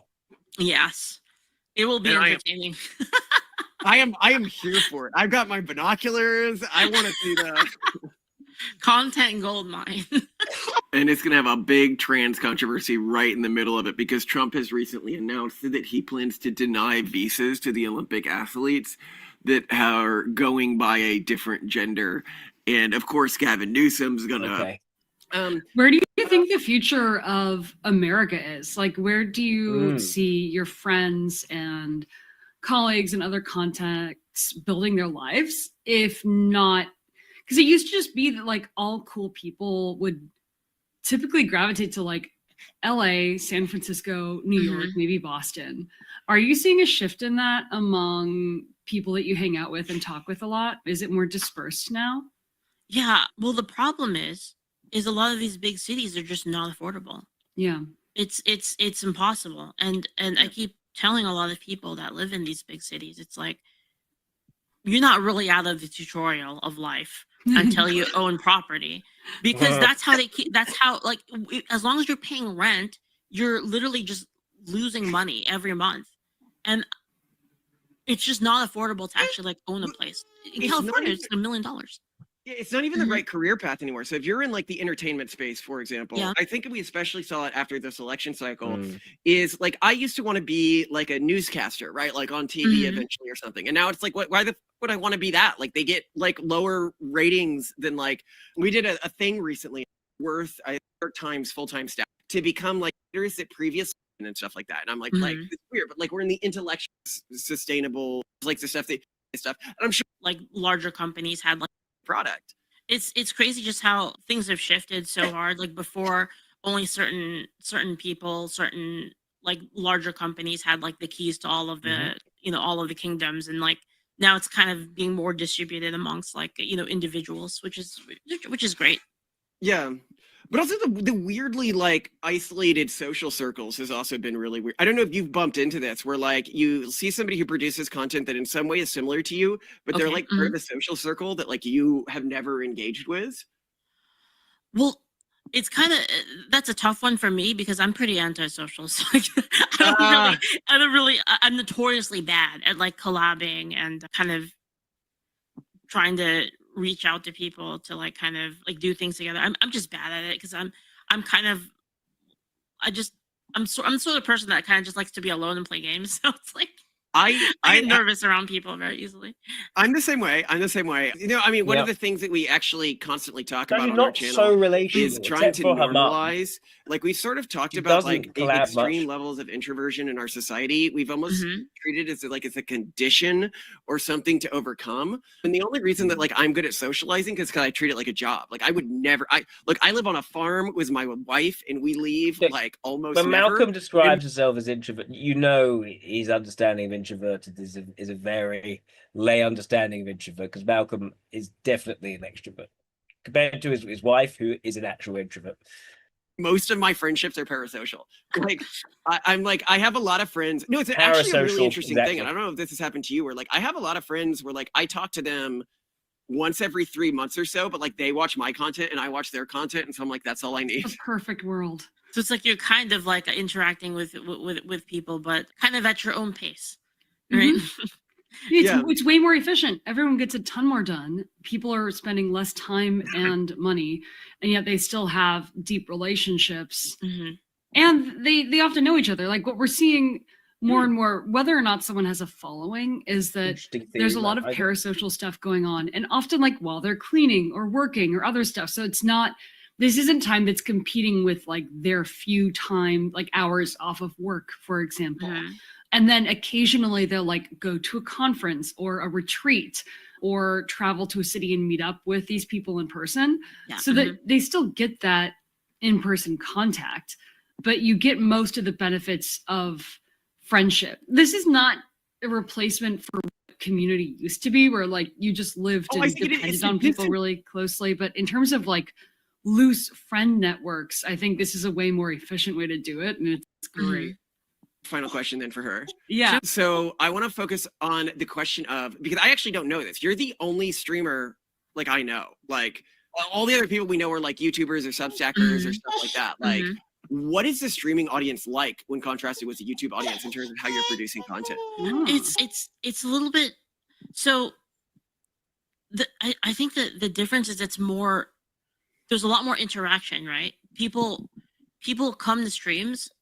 I think this is really what it is a lot of people come to streams to like spend time with someone, like feel like you're hanging out with people because it's live, right? And like people will comment and then you'll respond in real time. So it's like, it's kind of like you're hanging out in the same room with people. And even like when, you hear this a lot, like, oh, wow, you're just watching someone play games. It's more like it is a social experience.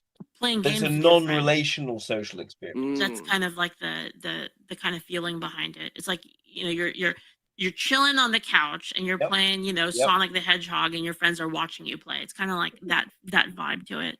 So when you're putting something together, how do you, I don't know how to put it, but like perfectly masturbate this desire or instinct, right? Like, what are you thinking when you're doing that? Well, for me, it's more like I try to pick games that people like, and then I try to just respond to them when people talk. Like you have to always one eye on your chat. So it's like it's like sometimes it's that I was like talking about this, like when I'm streaming, I actually suck more at games because I'm constantly distracted, like trying to like look for a conversation hook to like talk about, right? So like if somebody says something, it's like, oh, that's something I can talk about, and then like you clip into that, and then you can have a conversation with everyone in chat. No, I find this really interesting because I think our audience as well will not know anyone like you.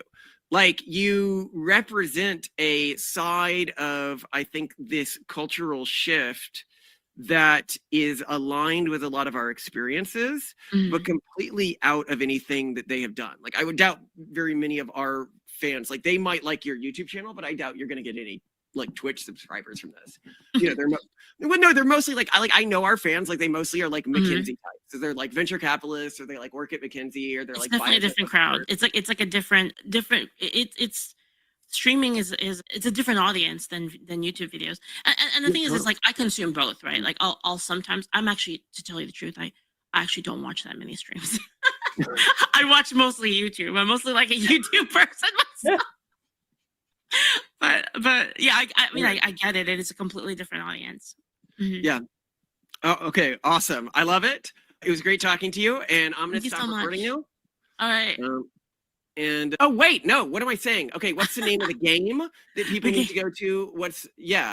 Game is Angel's Sword RPG. Illyrian Chronicles is the name of it, and you can find that at rpg.angel. Look at that, Angel's Sword RPG.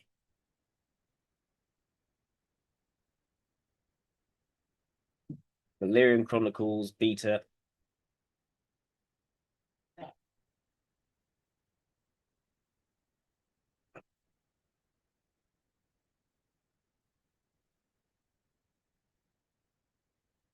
Abjurer, Acolyte, Adventurer, Aerial Mage, Aeromancer, Aeromancer, Aeromaster. Okay. Tier. So an Acolyte is low tier. Aerial Mage.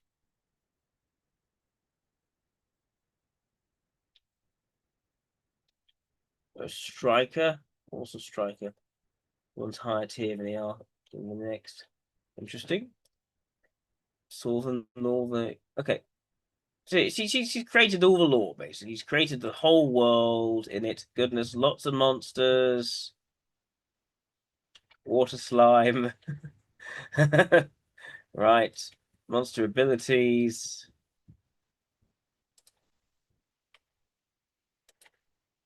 This is what she's done. She's created all the lore around this.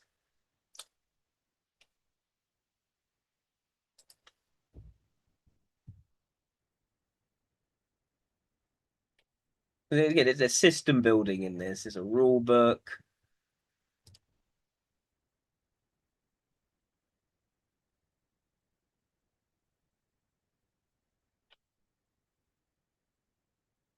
Yep. So you can see the sort of complex structure that is overladen with different sort of monsters, different species, different abilities, races, classes. It is a complex structure. It is a complex structure which creates an environment of fun. I can see Annihilating very much getting across that sort of thing. You need to hold a great deal of knowledge and then structure that together into basically building a universe. So yeah, I'm leaning Eiley for her. It's a bit difficult because she is a virtual person. But from what I can see, that seems to make sense. She's not really person oriented as much as idea and system oriented, but at the same time really enjoys just having a stream where she can engage with people, but not on a one-to-one relational way, where she's particularly bad at sort of collabs and maintaining those relationships and doing things with people. She is far better at sort of just doing things herself. And yeah, good at creating sorts of worlds, managing that business style, I guess.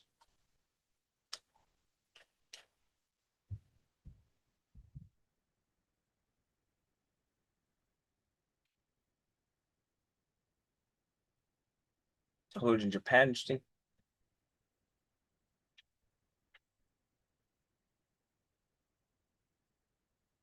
Let's see what else we can find about her. Maybe. Let me see. Is Leaflet a highly creative person? No. Well said. How does Leaflet go about being creative? See what it says.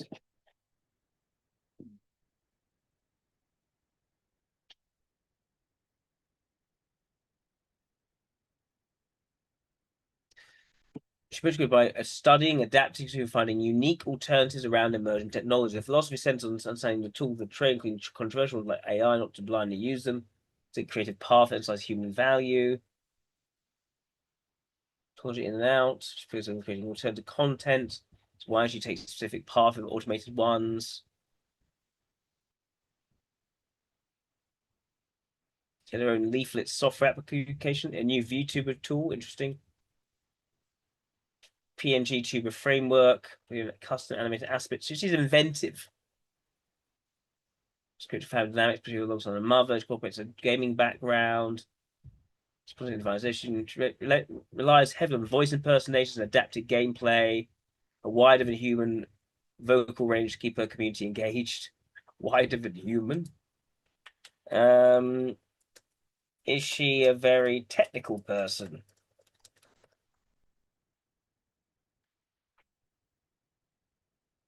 So often doing game design, asset pipelines, and hard integration, no creative work. Applications, uploading pipelines, local hosting, API tech. Yep. Is she a very sociable person? Let's see if it's just going to say yes to everything. Okay, it is. That's a direct contradiction. Socialize, again, tight community building, collaborative gaming, and open book approach to her feelings. Rather than keeping a rigid boundary in herself and others, she centers on gender connections. Honesty, support a peer network. The creators, goal to connect. It's not that goes against what she said about herself. Is she a very assertive person? Just gonna say yes to this as well.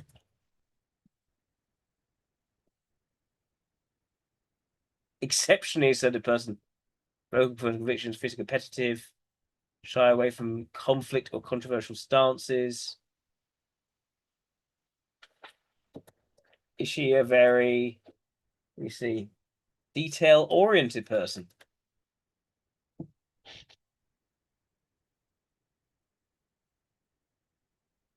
She is highly detailed when it comes to programming, but structural, but she's not detailed into her live streams, everyday interactions, big picture mindset, because of small details of daily life.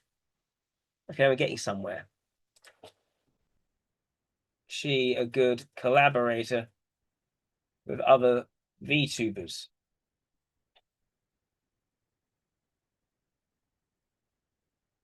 Highly selective and polarizing collaborator.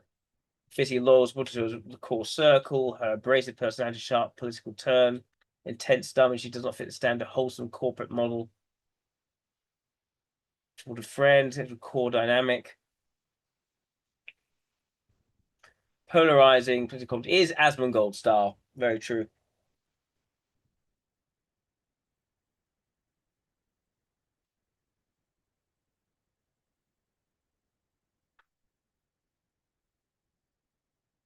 Internet drama, fights, social media. High risk collaborator. Is she a highly empathetic person? What do we get there? Not Jennifer is a high empathetic person. Shows a strong sense of loyalty, warm support of care, inner circle of friends and family, public sort of a firm rejection of mainstream empathy structures, weaponized empathy on the internet, fierce tribal loyalty, rejecting tone policing, yep, leaning into friction.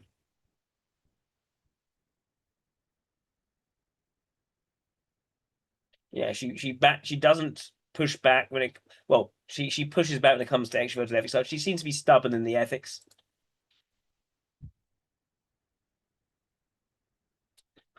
Is she very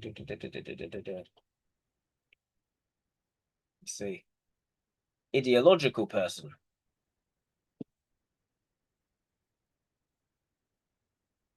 Highly ideological. And again, to active, explicit, and polarizing political cultural commentary, liberal structures, cultural framework. Is she a very pragmatic person? Provocation strategy or stepping a personal judgment from a feature, she actually leads into the friction, treats platform as a stage challenge, mentioned into culture, and a large potential of the traditional apolitical VTuber fans. Highly pragmatic as well. It's funny. This Gemini. Business technology, navigating the content creation industry, practical utility, market adaptation, cold efficiency rather than idealism or sentimentality. Can't beat free and speed. A core argument speak of magic. Public claim that creators simply scream AI will lose because of alternate tools that are faster and cheaper. Which is gaming, content gaming, catalyzing friction. Is she a highly wholesome person?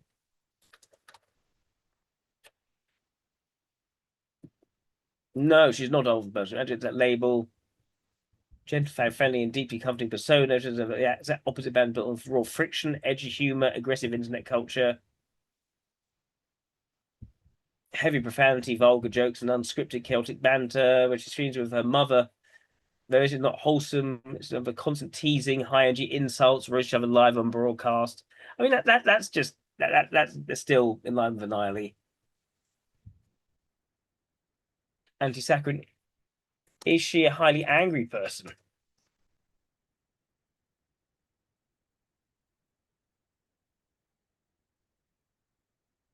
Highly aggressive and combative person.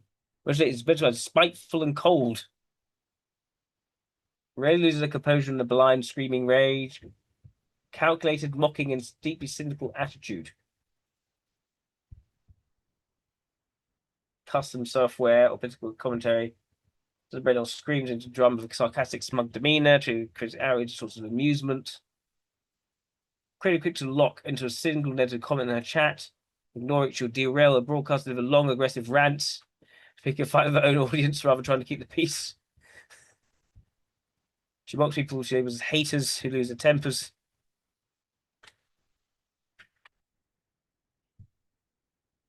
Let's see. Is she a...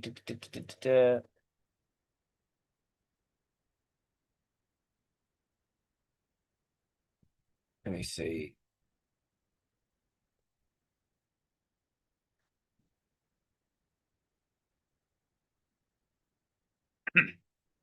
Chinese selected in the Friends.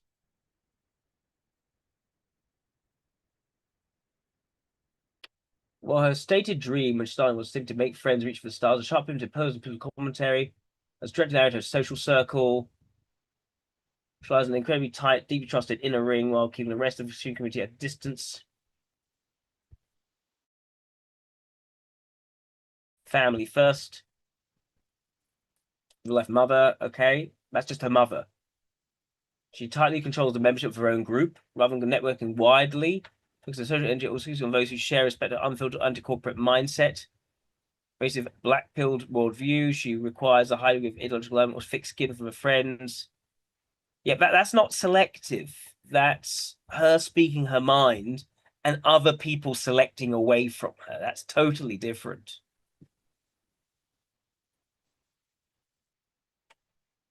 doesn't do massive collaborating to cross-promote channels. She avoids casual networking, official hyper-sanitized polite modern streaming scene, so fake friendships.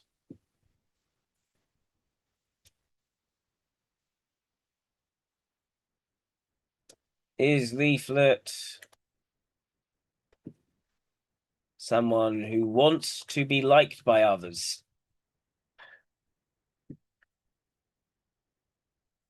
Does not want to be liked by others.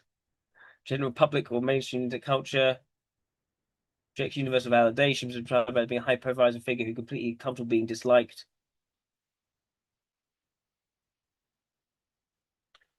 Okay, why does she court an audience at all?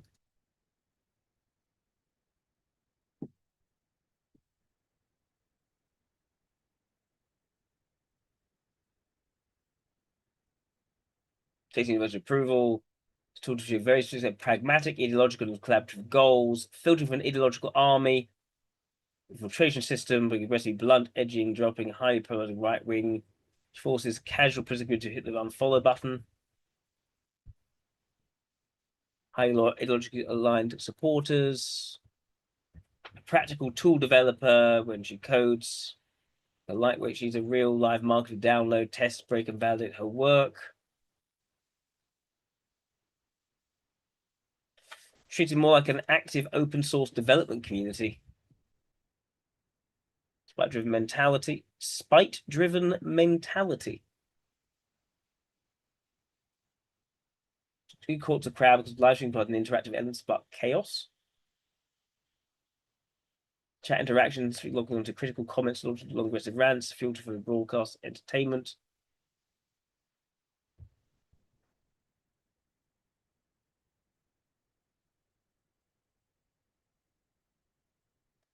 Gain leverage, build resources, secure for stay and want what she wants.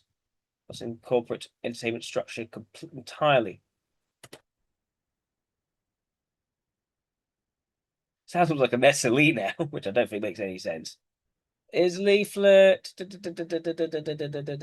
a forgiving person?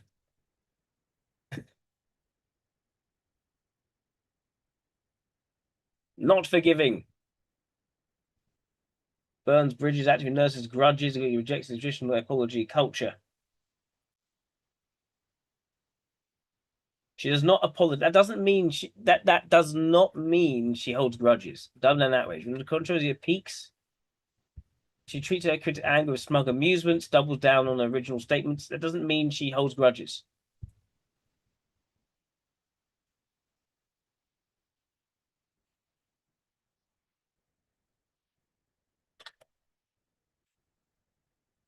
It doesn't seem that she grudges from this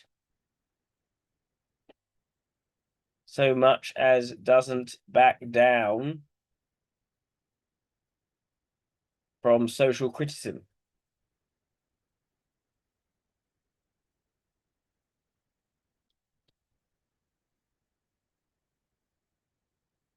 Where has she nursed a personal issue with someone in particular?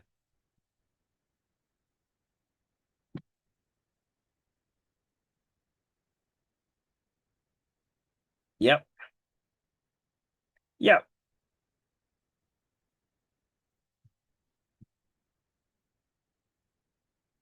It's visible personal comments by series of civic commentators that target her brand. Target her brand, exactly.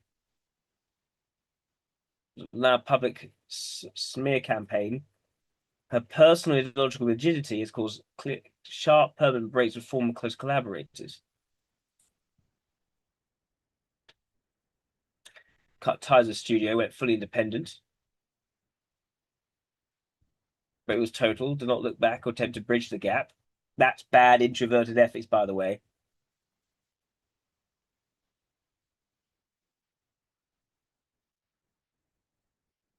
Collective progressive. Yeah, this is not the same. Not the same.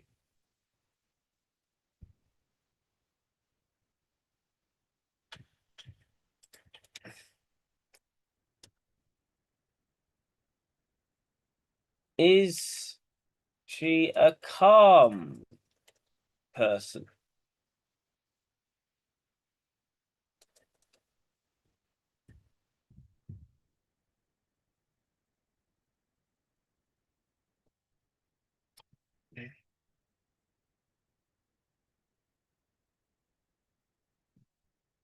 High energy, reactive, and explosive foundation. Video games with a mother, arguing politics, with constant intensity.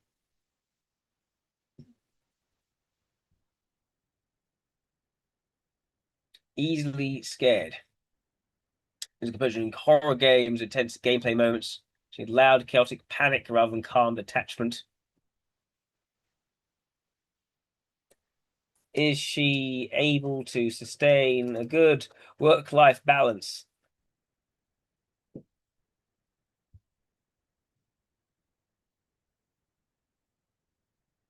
Does not want to, because she merged personal life, family dynamics, and political ideology and software into a single cohesive brand ecosystem. I'm in a work and life is almost entirely blurred. Primary stream partner, yeah, that's true. No boundaries. Yeah. That's an interesting point. Obsessive work cycles, few software updates, deep hyperfixation, neglecting routine, pragmatic attempts of burnout, rejecting comfy wellness, modern corporate wellness culture. Didn't have work-life balance, integration. Why is she? Yep, exactly, Isaac. Why is she? Let's see.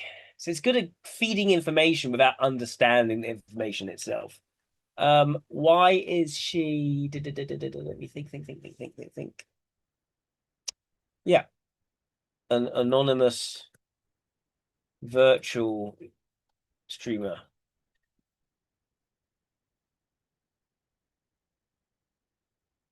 Practical business strategy, safety, and fundamentally stepping to handle physical appearance.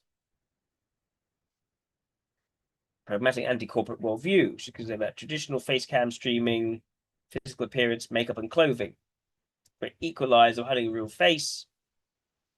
Because force relied on how entertaining, technically skilled, or witty their broadcaster is, rather than how they look. Okay. She's constant drama, culture wars. Novelty functions vital level of personal security. Protecting a real life mother. Yep, that makes a lot of sense. Doxing and targeted harassment.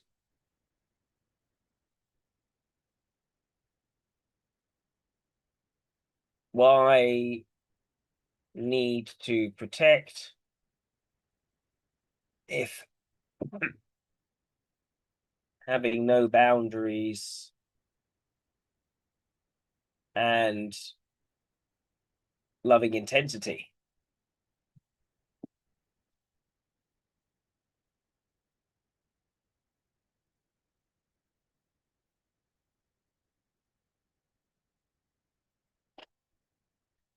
See, political commentary is not aggressive. Real life threats offer no control.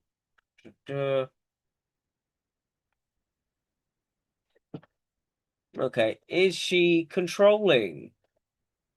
Try that one. Highly controlling. Power need for total systemic and creative autonomy. Doesn't let people dictate her software, her content, or her brand. She rejects third-party software. Her entire software development career began because she refused to be dependent on expensive, restrictive corporate animation tools. Her own standalone applications so that she can control her own asset pipelines without relying on outside tech support. But her identity, she was tight, uncompromised control over her community spaces and private Discord servers. She's exactly entered the circle with heavy moderates and security risks. That's also because people got really, really bad in there. as she talked about.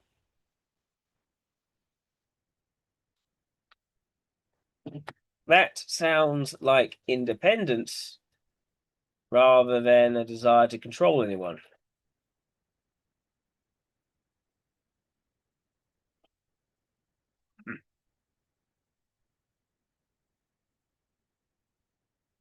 You are completely right to draw that line.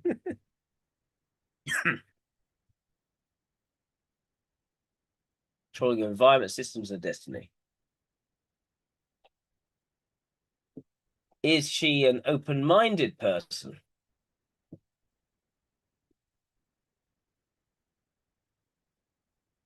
No, not an open-minded person.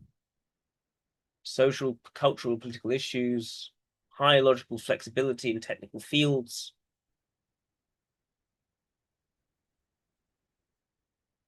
Particularly social, cultural, and political issues, which is high logical flexibility in technical fields, analyzing emergent software, decoding complex gameplay mechanics.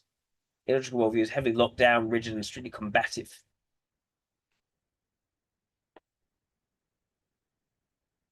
Dismissal of differing views, the mind changer to dismantle the opposing stance,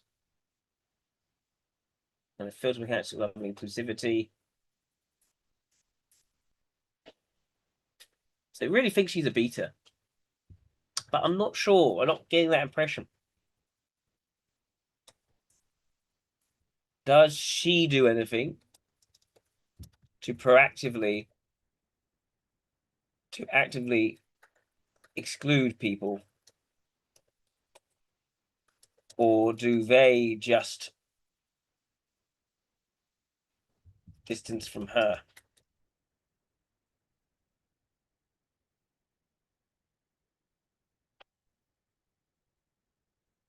What is the difference between having clear views and being rigid with them?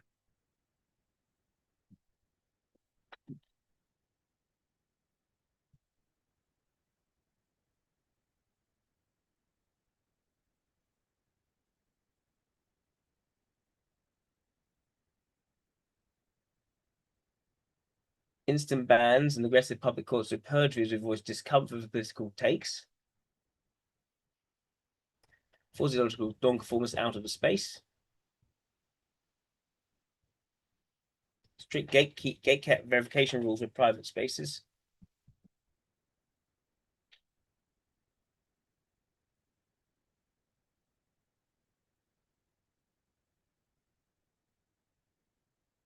Post convictions, welcomes debate to test ideas. User said as bad faith or a threat.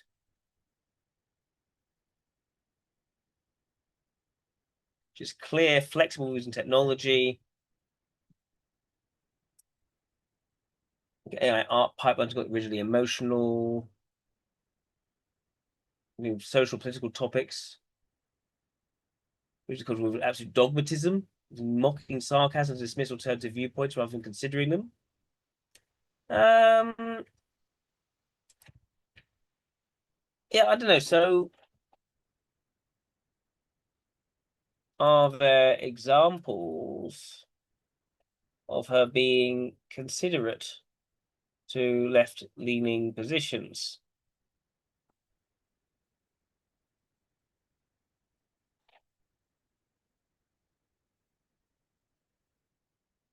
Virtually no examples. The modern brand treating cultural as aggressive zero-sum conflict. Past enlightened, centrist, and apolitical history. The government disdain during this era. Complaints weren't strictly directed at left individuals, rather abroad, which then distrust of government institutions. Prioritizing gaming. Person identified with political dogma. There's a parallel in her aggressive right-wing political commentary, their own personal background. She's openly identified as bisexual. And the good framing just express appreciation for left-adjacent themes and diverse characters. It doesn't do also by validating left-leaning gender theories, and she's used what critical one of the good ones, rhetoric.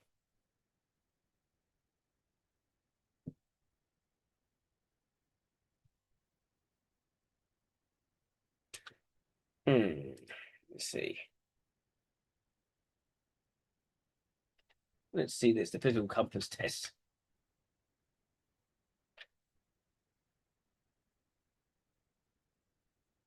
Okay, if economic globalization were inevitable, it should serve humanity rather than the interests of transnational corporation. What kind of question is Yeah, this? it's such a stupid question. Okay, I'd always support my country, I whether don't like this. The people should keep. What the fuck? Hold on, what does this mean though?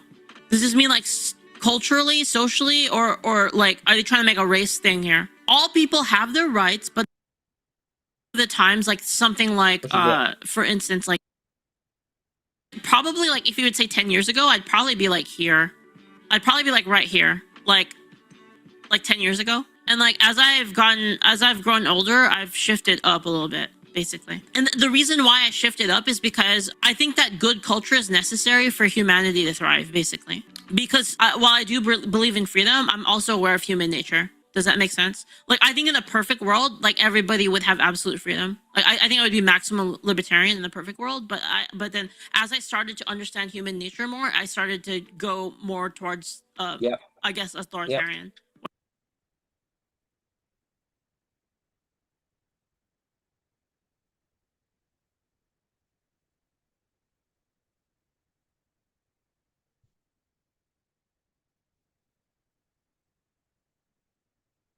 What's the difference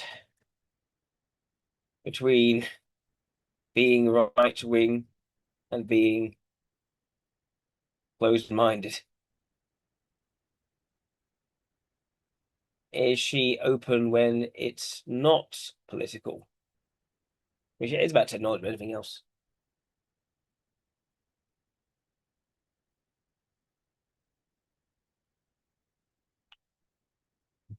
Yeah, okay. Yeah. Okay. There's a high degree of open-mindedness with non-political systems, design structural logic, radical openness to disruptive technology, system fluid game design, unscripted adaptive improvisation, replaying with high open to chaos of live broadcasting, using a humor, vocal impersonations. I just take that as being flexible in logic and stubborn in ethics.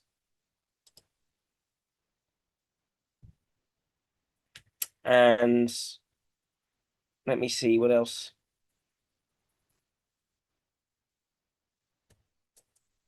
Does she come up with a lot of ideas? Of course she does.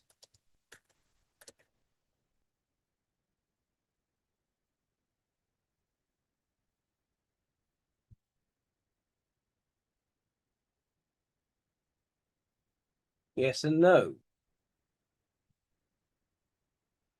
High split mental style, highly imaginative, full of unique perspectives, but rigid regarding cultural and political ideologies.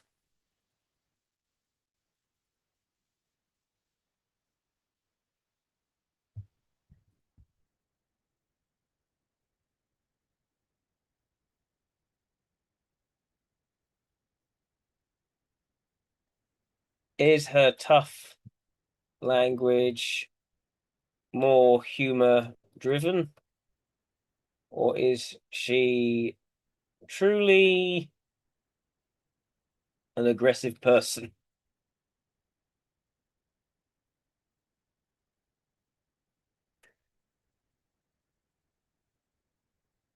Well, yeah, I guess so.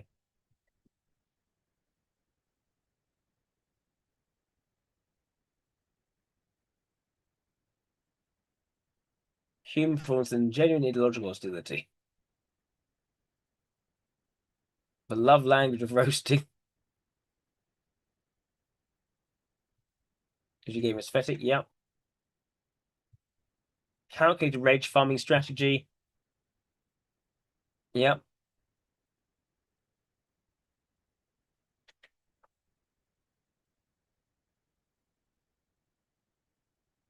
Yep, that. Makes sense. What's an example of her rant?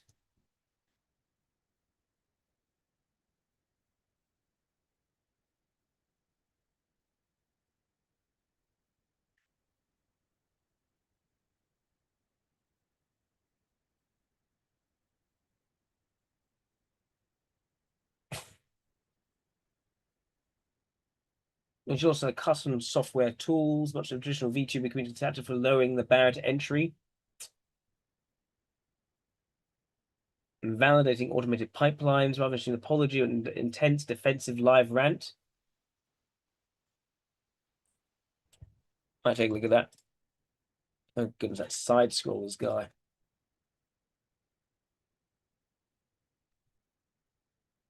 What a gift to every up and coming VTuber you gave them, because I remember, you know, even me, I had a little fucking VTuber, little shitty fucking egg. It was garbage.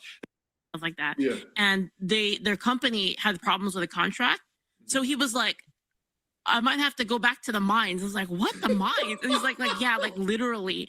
And so I was like, you know, a bunch of our friends kind of recommended he started streaming and stuff like that. And he's doing pretty well. Like, honestly, like he's already broken like 2 digits, which is like, that's pretty crazy. No, that's a very big barrier. That's a very big barrier to break. Very big, yeah. And so the funny thing is we made this program for him because his computer couldn't handle like the big, like, you know, reactives and all that stuff, like GIFs. So we're like, how can we optimize this and make this better? So they want to take it away from a poor Native American guy. They want to take away his land again. Unbelievable. It's these fucking riggers, dude. These fucking riggers want to charge so much fucking money for their VTuber. It's ridiculous. I hate these dirty fucking riggers, dude. It's disgusting. It's disgusting behavior. Well, I'll tell you what. Between that and the new Tom Cruise movie, we're gonna have all sorts of things to. Have you guys seen the title of the new Digger? Tom Cruise? I did. I was really thinking of something else. I was like, Well, I'll tell you what. Leaf is as Tech says, you broke down the barrier of entry, and it started with this post just a couple days ago. You said, "I'm making a program that is a bridge between." Oh, here we go. Let me pull this up real quick. I'll tell you, you just, in your own words, you tell us exactly what you've done here. Yeah, I mean, the funny thing is it's not even like a replacement for live 2D, which is funny. Like it's not even that far, and they're so mad over it, right? It's literally just like PNG tubing plus. It's basically animated, like pre-made animated images with like a little bit of detection for like emotions. So it uses sort of the similar software where it detects like your face, the state of your face, and like if you're smiling, if you're sad, if you're surprised, and that is just mapped to like a state of like a specific animation for that, and all it does is toggle between the two. Really, I'm confused. But why is everyone angry at you? Because it took her gerbs. These flankers, man. That's it.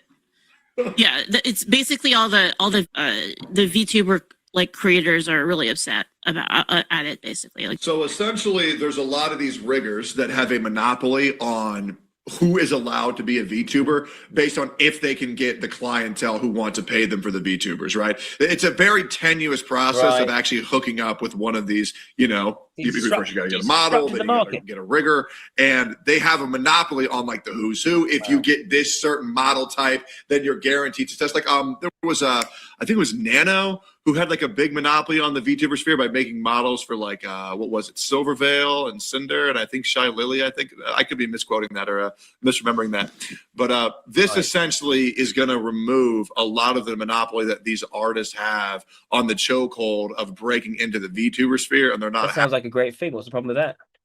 Happy about it because obviously that means less money in their pockets. But that's just my opinion. And not only that, they started putting like they have these customizable models that they're not fully custom, but then you can kind of customize the attributes of it. And they started adding into their terms of service that you can't make like right-wing content and stuff like that, basically. Powder ran into this problem. But I mean, she just said fuck them, basically, which is But essentially all you did was you made a choice that people could make. Here's an option that you can use to make your own model. When you put it into context, it sounds perfectly reasonable. She created her own software because otherwise she's going to be policed in terms of what she may or may not say. And she's opening up the market. and people are upset with that. That's easily the gayest thing I've ever heard in my entire existence. And I've slept with so many. Sort of need to do everything independently either. Yeah, she built her own software because there was a monopoly, and in exchange for using their software, their rigging, at least in what she could say.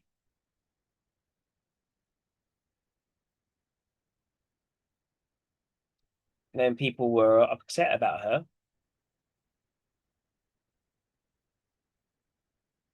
for creating this equalizing technology.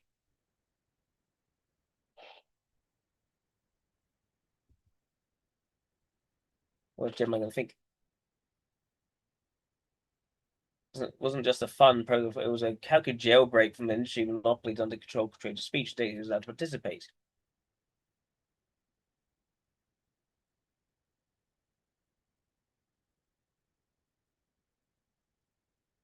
Changing exclusivity and supporting. Yeah. Exactly. So you do the point entirely. Do not care about decentralization. Care about maintaining artificial monopolies. Yeah. So why is she seen as a rigid, aggressive person by you?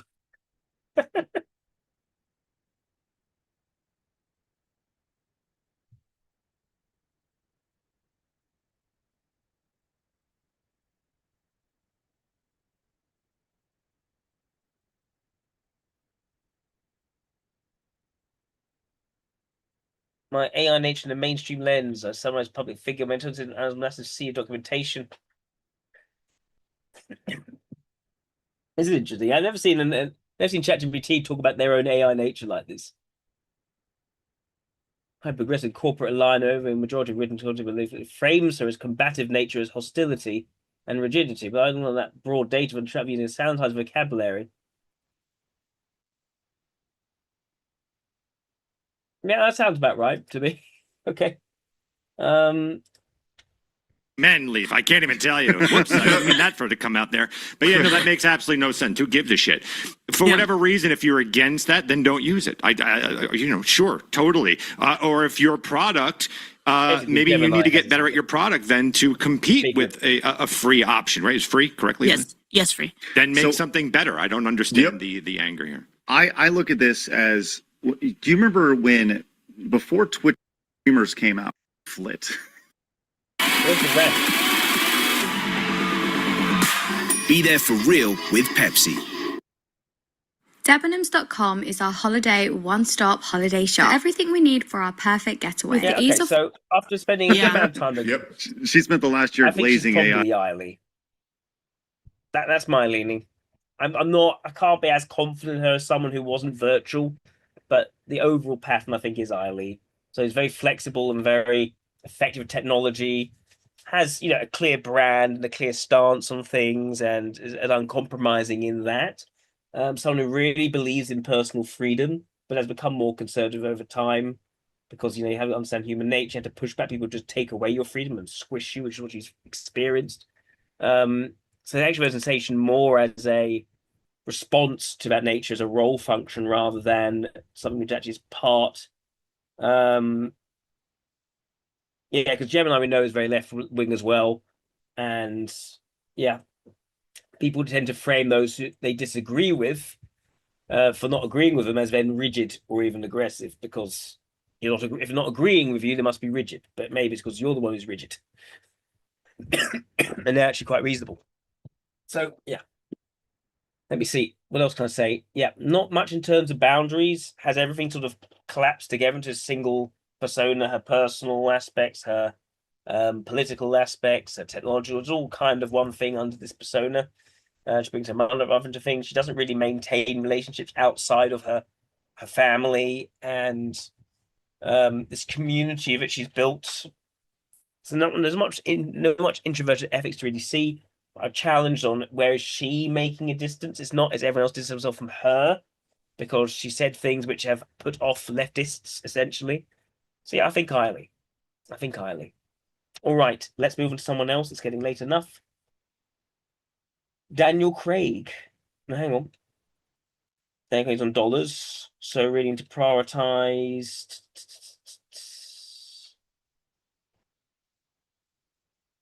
Prioritize the pound coins. So euros. 23 euros 99. Jason Statham is next. Great. Never had this many before. Jason Statham. All right.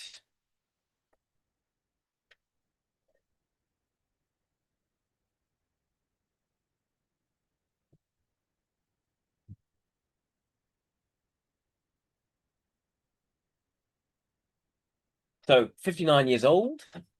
Okay. Well, that's relevant. Wikipedia. There's Statham, and then there's also Jason Statham. English actor renowned for his roles in action films, showing tough, no-nonsense character from high-octane stunts. Born in Shirebrook, Derbyshire.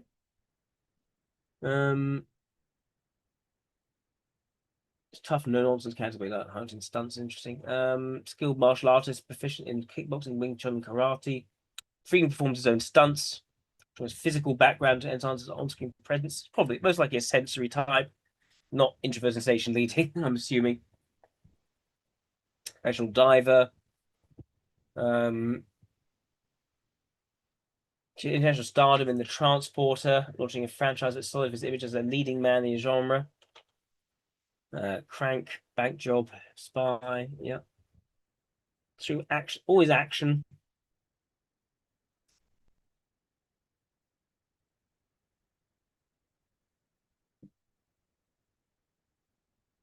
Or hustle, resourcefulness from a young age. Background contributes to the development of his tough, resilient character shaped by practical lessons of street life and dynamics. Family dynamics. In the grammar school. Didn't pursue higher studies. Physiological pursuits late in life. Over a decade. Diving, fishing, martial arts, black belt in karate. Aldridge make ends meet, including selling counterfeit perfumes, watches, and jewelry on the streets of London alongside his father. Started persuasion and salesmanship. His street hustle experience hones charisma and quick thinking. Through the acting came a connection with French Connection modeling gig. Seeking a authentic con artist for his film, tested status by asking to sell fake jewelry on the spot. Through natural salesmanship from the street days. David Rolls Bacon, full-time hustler. Not something two smoking barrels.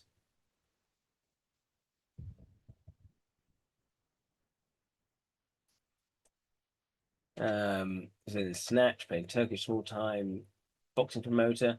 Involves a plot. Turn it up. Transporter. Professional courage. Here's the strict rules, but breaks them when transporting mysterious package leads to high-stakes chases and fights. The majority of his own stunts done.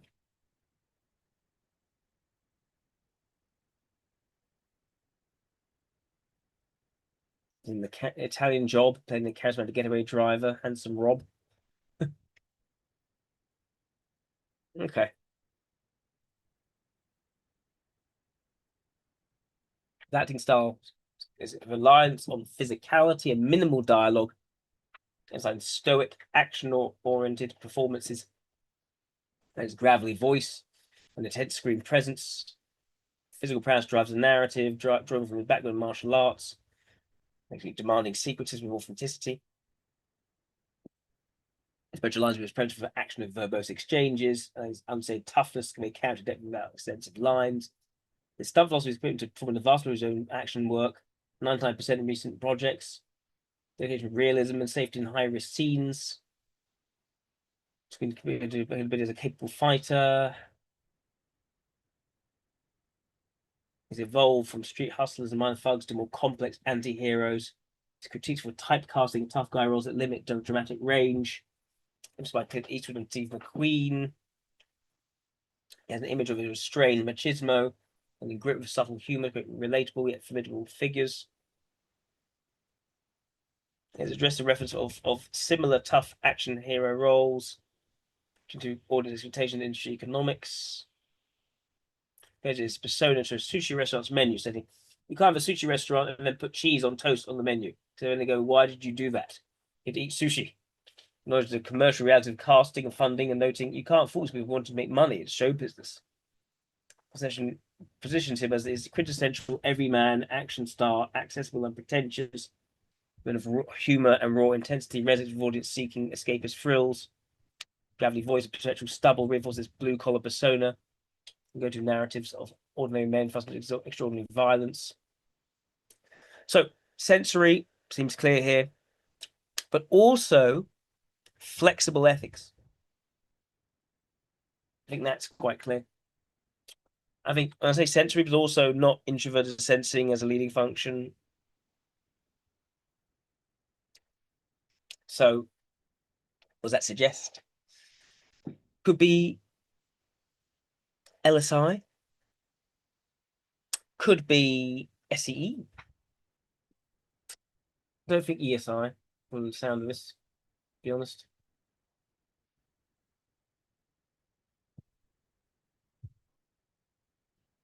Maybe I'm wrong. Jason Statham has maintained a low-profile approach to philanthropy, preferring to contribute quietly without seeking public attention. Has focused on supporting children's causes. I need to go get some more water, guys. I'll be right back. I'm sorry.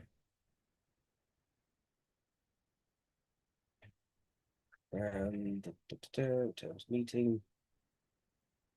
There we go.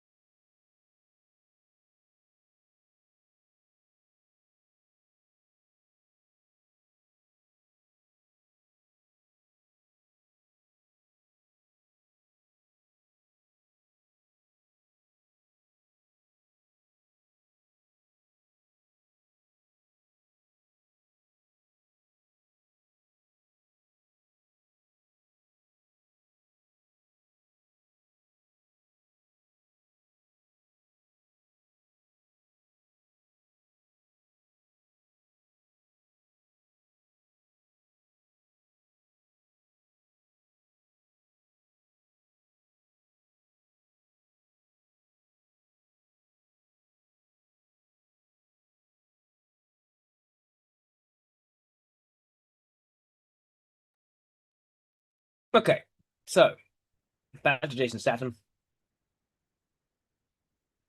He's been supporting children's causes, including youth sports programs, aid for seriously ill children for donations, personal participation in events. In support of the inner city games, Los Angeles.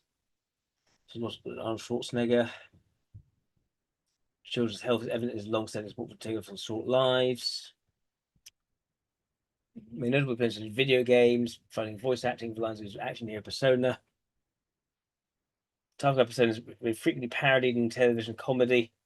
City gravity, voice, stoic demeanor, and relentless action hero archetype. Unyielding facial expressions during high-stakes action sequences. From the Statham face, showing the emotionless tough guy powering through impossible odds. First half of relationship was with English model and actress Kelly Brook, lasting 7 years. Engaged with the end of their relationship, but ended amicably. Brett Whitley reflected on the formative period in his early career, her early career. Began dating English model and actress Rosie Huntington-Whiteley. Red carpet debut in January. He proposed, accepted, became engaged. He remained engaged without having married.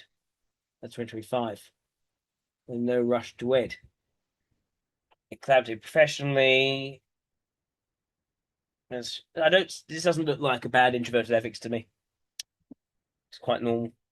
Maybe even dragging things out quite a bit. It was 14 years. No, that's not true. No, 16. they proposed. It's 9 years. That's a very long engagement. That's weird. That's unusual. How long that is. Very interesting. They've had 2 children though.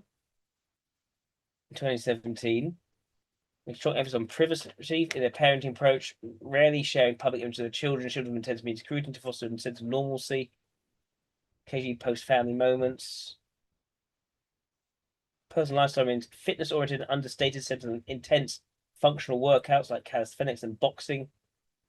Lean proteins, vegetables, physique without excess. He's avoided the extravagant Hollywood scene, following low-key routine that supports fan priorities and work-life balance. So there's quite a bit of introvert sensation there. Maybe LSI works better. I can't rule out ESI, to be fair. I can't.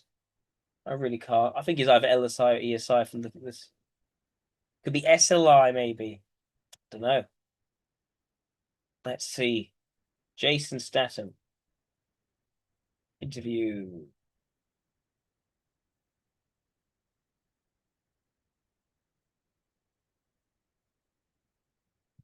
It's a good one to watch.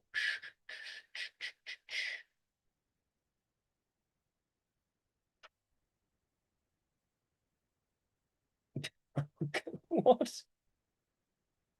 Let's look at this one. Okay, you gotta go, Denny. Jason Statham is here. Yeah.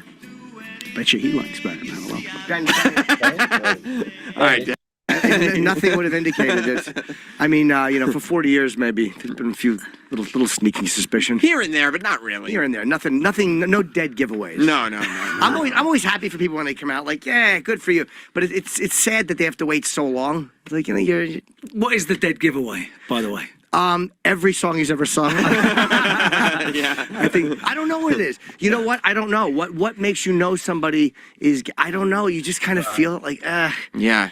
You just kind of know. Like, just know. Like Liberace. Like, it wasn't, But I think Barry Manilow, like that Liberace time period, I guess it was a thing where you did have to stay in the closet for your fan base. Because that's what Barry Manilow said. He was worried about it. He's just, what's he doing? He's looking at the microphone.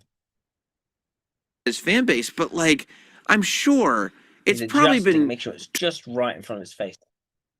20 years at least that Barry Manilow could have easily just come out and not lost a single fan. Well, the women, you're afraid that the women's fantasy of you, like you're a rug. You think so? Yeah, I mean, I don't know. The fans are still like his. No comment. The fans are still like his work, but they would probably go, "Oh, I don't know." No comment. Well, listen. Fast 8 is coming out. Yeah, it's coming out. Yeah. Are you excited about this? Yeah. I mean, it's another fucking movie, right? Yeah. That's the best promo. By the way, if you did the Tonight Show, so you can see it's quite definitely sort of wry humor there. Please say that to Jimmy Fallon. Can we swear on it? Yeah, absolutely. But that's a great promotion. It's another fucking movie, another right? fucking movie, right?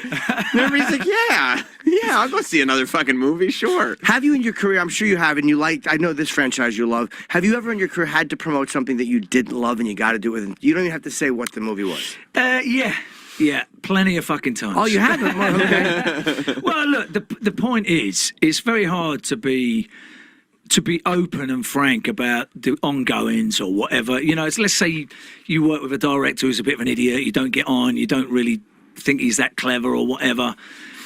It's very difficult to say that because it's just negativity. So it's better, if you got my mum always used to say, if you've got nothing good to say, don't say anything at all. Yes, and right. I think my mother wrote that down. She hated me. Yeah, that's a bit odd for a DSI, to be honest. So in a way, it's better to not get into that world because you just sound like you're a bit of a negative chap. And not always. In all kinds of business everywhere, I think people, you get the rough with the smooth. Some movies are the best, smoothest ride, and you can have the best fun, and they become a real purpose in your memory, and you have you look back with great fondness on those times, and others you just can't wait to get the hell out of there. And that's just nature of the business, no matter what you're doing. But you got to be beyond getting yelled at, though. Like, you know, you're Jason Statham. Like, you know what I mean? Like when you're newer, a director probably has to talk to you a certain way. But it's not about even getting yelled at. I mean, you just really want. You know, you want to work with smart people, and smart people make you relax, and you can have a good time. But if people are doing stupid things in front of your nose, then it's very hard to say, you know what, this is a good day at work. Right. And you have to bite your tongue the whole time, or let him know he's being a fucking idiot. Well, that's the usual You can relax around people who are smart, basically people not doing stupid things. If you're doing stupid things, for me, it's hard for them to relax. Thing is, well, it's hard to say. You have to really be like a good politician in what you do and how you behave. Otherwise, you'd end up in punch-ups every day. You don't want a negative vibe on the set, even if they can't fire you because you're you. You still don't want that feeling on the set like, oh, fucking Jason's different. Like you want it to be smooth. So how will you tell somebody if there's a decision a director's making that you don't like? You know, you might want to voice your opinion. Will you take them aside and go, maybe we could try? Will you be a diplomat about it? Yeah, of course, because you don't want to be. You want to try and help people to help. You want to, help me help you. You know, I think that's the idea. You want to try until there's only so many times that you can really go there, but you want to try and be as helpful as possible. I think the best idea. You just want to get the job done. You know, some days you really have to be smart about how you handle things with certain people. How many times will you go to somebody with a suggestion or being like, look, I really think we should do it this way, and not be listened to before you just snap? And be like, what are we doing? It's some people, you just, I don't know. It's some people have I mean, the thing with a director, they have to have a vision, right? And it's sometimes not in line with what the script is or your perception of what the script is. There's a lot of moving parts with a script, with a movie as a finished movie. You know, you've got the vision of what you might anticipate it to be can be completely different by the time it's finished. And you have to accept that. I mean, at the end of the day, we shouldn't be moaning because we're hired actors. You come in, you get paid, shut your mouth, do your work, and go home. It should be a little bit of that, but sometimes you want to try and get involved, and you want to try and collaborate and get things done, and try and help with the creativity. And sometimes you can do that. And you also want it to be the best. There's no clear-cut line about you being an actor. Come in, say these lines, and then go home, or come in and collaborate and let's work this out and do things and make the best of it. Do you ever want to because you're a guy who does fast, high action movies? Do you ever get offered parts where you play something totally different, you know what I mean? Like you're a concerned father and you're in a divorce and it's a real soft role and you just don't want to do it. Whose daughter got kidnapped and now he must save her. No, that would probably be the same as this. Okay. No, but I mean something that's so out of the box for you. Do you get offered that stuff? The mathematician that's going through a bitter divorce or something. No, I don't get offered those. You know, would you want to do one or no? Not really. No. I mean, I only want to do things that I think I could do a good job at, and I think I'll be no good at that. Really? No, I just, I'm not an actor really. I mean, I used to, work jewelry and pitch jewelry on the streets. Did some modeling. You're right. Good job at it. No, I don't get offered those. Would you want to do one or no? Not really. No. Out of the box for you. Do you get offered that? Whose daughter got kidnapped and now he must save her. No, that would probably be the same as this. Okay. No, but I mean something that's so out of the box for you. Do you get offered that stuff? The mathematician that's going through a bitter divorce or something. No, I don't get offered those. Would you want to do one or no? Not really. No. I mean, I only want to do things that I think I could do a good job at, and I think I'll be no good at that. Really? No, I just. I'm not an actor really. I mean, I used to, work jewelry and pitch jewelry on the streets. Did some modeling. You're right. As a sportsman for years. I'm not really some thespian that can adopt and chameleon himself into different roles. I just got into this by, being at the right place at the right time. I was, working in the street selling jewelry, and I got plucked from obscurity into the movie industry. So it's not like I spent years honing how to do different accents or pretending how, working on my craft, whatever it is. That stupid line, that doesn't apply to me. So I accept what I'm good at, or I might not be good at any of it, but I accept what I feel that I'm confident at, and just try and go with the flow in that direction, Well, being confident at it and comfortable, I think that's the biggest part of it, and it's like it's just relaxing for you. You're not intimidated by any of it, and I think that's why you are good at what you do. Yeah, a lot of the characters I play are, pretty similar in some ways. I get a lot of the physical roles because I can do all that, so there's an authenticity with that. So I tend to stick to it, and it's, I try and do things that aren't always like bashing people up. I mean, I've done a couple of movies that, I played a bit of a drunk and sort of homeless guy once. It was a movie called Hummingbird. It was a good stretch for me to do something that wasn't necessarily playing the hero, because the hero is, something that I've done a lot of, with Expendables and Transport 1 and 2 and 3 and all those things where you have this indestructible sort of physical side. So I've done a couple of things, but it's hard. You have to really wait and choose something that really is of good quality, because just to do something different. Actually, no, I did a comedy recently with Paul Feig and Melissa McCarthy, and that was one of the best laughs I've ever had. What was the movie? It was called Spy. It's a big movie. Yeah. Oh yes, that's right. Yeah, and that to me, that was a breakaway from what I normally do. So I really enjoyed that, and it's now and again something comes your way and you go, I'll give that a go. Yeah, but it's not like I'm searching for it. Right. Your story is exactly what the guy from Captain Phillips thought was going to happen to him. The Somalian guy. Nutrition is not high on this guy's area of strengths. I was like, I got plucked from obscurity too, and now I'm in the movies. And they're like, no, you're in a movie. This doesn't keep going after this. Yeah, I met him. It was a really nice chap. I met him when he's a couple of years ago, 3 years ago. Right. Yeah, and he got nominated for that. Yeah, he got nominated. Yeah, that's almost a curse, though. Like, not that you can't have a good career, but if you get nominated or you win, like Timothy Hutton won for Ordinary People, right in the beginning, for supporting actor, really young. Yeah, sometimes if you win too soon, it has even though he's always worked and he has a great career, but it jinxes you a little bit, I think, on some level. Yeah. If you win I've got too no early. worries about that. I don't panic about the jinxing. Do you go to the Oscars? No. No. Could you? I'm a member of the Academy. But you've never gone? We never get invited. Do you have guys at home that came from where you came from that are like, especially when you first started, that were like very down to earth, very down to earth. Yeah, I'm gonna do that too. Too down to earth. Like if you could just get plucked off the street, like I'm gonna be an actor right now.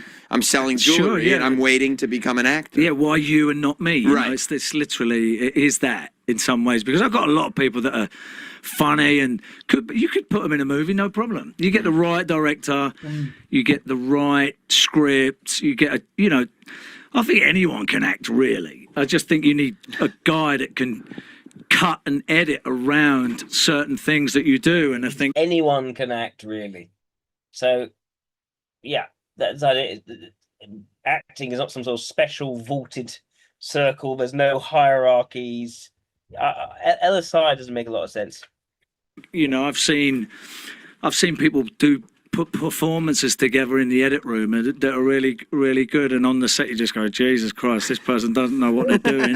All of my work, actually. What they do is every scene I'm in, they just shoot me from the back, and they just shoot around me. Isn't it refreshing though to hear an actor come in and go like, it's really not a difficult thing to do. It's not that hard, and I've watched people suck. If someone gives you something funny to say, you probably sound really funny and cool or whatever, Right. Yeah. But you've done stuff with people. You've seen people on the set where you're like, ugh, boy, that's gonna be a rough one to fix, and then they fix it. Then they fix it. Yeah. What happened with The Rock on the set? Because while they were filming, The Rock goes off on Instagram while they're filming this movie, Fate of the Furious, which is in theaters next Friday, and he just kind of like vaguely started talking about people that he was working with on the set of this movie, which was really weird and out of character for The Rock to kind of go on a weird social media rant about some unnamed person or whatever. I'm really good with The Rock, and what he does in what he experiences is his own thing. And a lot of the time when we're working, you come in, you do your thing, and you get in your car and you go home. So a lot of the time, I'm not working when Vin's there, or I'm not working when Tyrese is there. Everyone's got their own thing. So if stuff happens on set and you're not privy to what was going on, you just keep your nose out of it. So you like look at it, leave them to like it. you hear that story and be like, oh boy, like that's nothing to do with me. I'm not even going to ask. Yeah, I don't get into any of that. It's not my business, and I don't want to make it my business. Right. The last thing you want to do is no, because then now you're a part of this ridiculous then you're story. a part of it, yeah, and you can answer your questions then, can't I? But now you can just come in and go, it's another fucking movie. Yeah, what do I know? Do you? How is it? I think it was the last Fast and the Furious movie, or the one before that. I think it was the last one though, when you and The Rock had like this ridiculous fight scene in the office where you were shattering glass and everything. Right. Yeah. Yeah. How was it to take the rock bottom? Because it was he did his wrestling move to you through a coffee table. In the movie. He's so cool to do things, to do an action sequence with, because he's such a physical sort of expert in what he does. You know, he moves fluidly. He's got great sort of judgment of time and space, so he's not going to whack you in the head by mistake, which is a godsend. That happens. You don't want to. Yeah, people make mistakes. If you haven't got sort of a good concept of your own sort of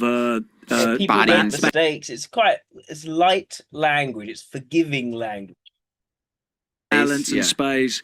If you're swinging hard with adrenaline, you're trying to miss each other, but carefully miss each other. Right. And if you're not, accurate in that sense, you can really make a mistake. And if he makes a mistake and you're on the receiving end of it, then it's straight down to hospital. So he's the opposite of that. I mean, he's extremely precise, and he's just so relaxed, and he's just a diamond to work with. He's a 10 out of 10. I'm watching the scene now. It's really well done. When you do a fight scene like that, like you said, you got to miss each other's face by a quarter inch.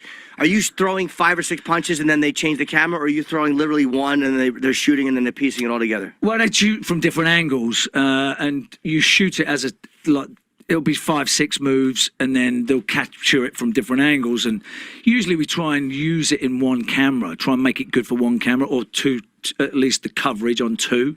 But sometimes, how they edit these things is, again, you're at the mercy of the director and how they see it. I mean, sometimes we'll shoot a sequence, and it's a point of frustration sometimes, because if you try and fight several guys or several opponents, and you want one particular angle and you want to capture it in a single take, you'll have the camera sort of moving back with you, and it really sort of puts the audience into that moment. And I think sometimes nowadays you can get there's so many cuts that it kind of takes you out of it, and in a way they kind of ruin the sort of flow of it and the real. I mean, if you look at some of the old Bruce Lee movies or Jackie Chan or Jet Li, they'll leave a single camera on these chaps for quite a long time, and you get a real sense of them physically performing this fight. And I think a lot of the time now, it's what you see in Hollywood. They cut it and they mess it up to some degree, and I think that's to do a lot of the time with people that can't do 3 or 4 moves without fucking it up. And they're just like, well, we have the technology now to piece this together. You can make your grandma look good in a fight scene by the expertise of editing. I also think it's a part of it. It moves faster too. They feel everybody likes things to move very quickly now. And so it looks when they like cut it, a video game. Yeah. Pow pow. Okay, this guy sort of sticks to his business, does what he does, keeps it professional, keeps his nose clean. They're really the key things there. Good humoured, very down to earth, no pizzazz, no airs. I wonder if he's at SLI, to be honest. Do wonder.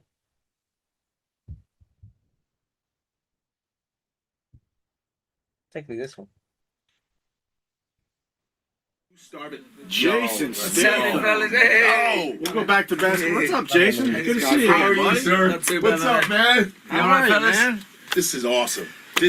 Now you just walked in. You just walked in. We're talking about. I thought I was the man. We're talking about the NBA. I don't know. Are you following the NBA and the finals? No. It's hard to keep up with anything these days. I don't know what mic that is. Hold on. Try that one. Okay. Hello. You're not following the basketball?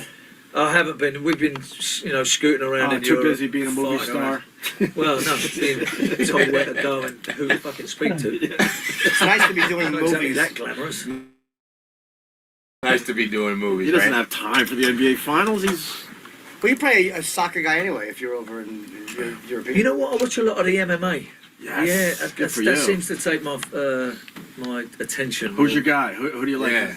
I like John Jones. Bones Jones. Yeah, he's good. He's good. Yeah. I'm Jose Aldo. I like him. Well, he's had a big Conor fight McGregor. too. That's going to be the best fight. Aldo is going to kick him fucking harder than he's ever been. McGregor's a great fighter, but Jose Aldo, those Brazilian leg kickers are horrifying. I don't know about that. McGregor's got some skills. Yeah, he's very good. He's a big guy too. Yeah, you'll see. What's the latest on John Jones? I don't know. There's been nothing. Radio silence. He as they went say. away. Yeah, I he love that had dude. that driving problem. He'll be back. He's not. The fact that I love Bones Jones, but I saw him punching the dude with his shoulder.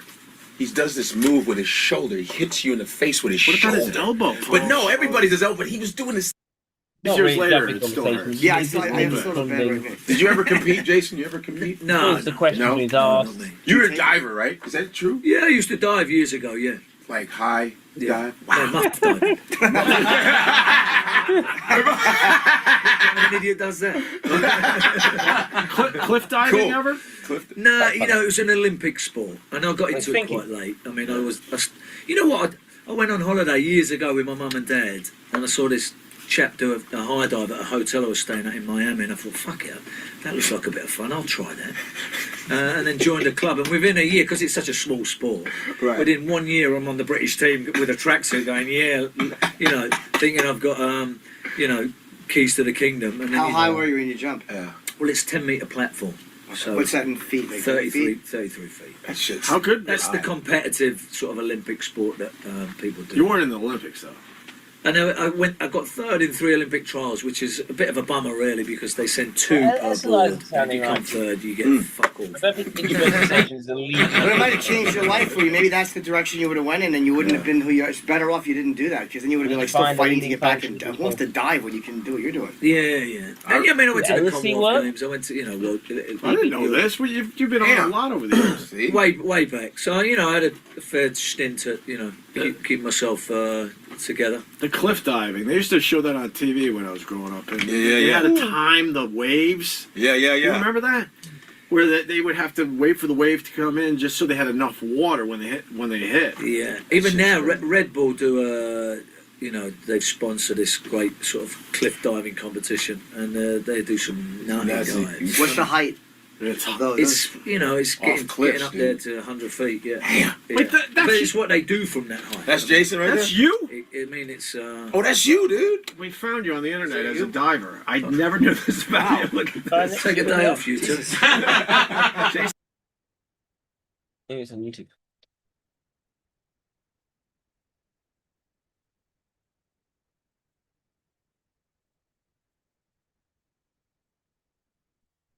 There he is.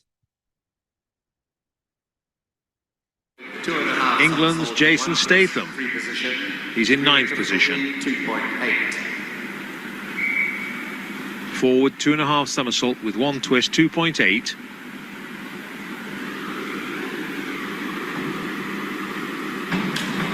Far too much forward travel on that dive. On the left, Beverly Boys, a bit pensive, lying in 8th position.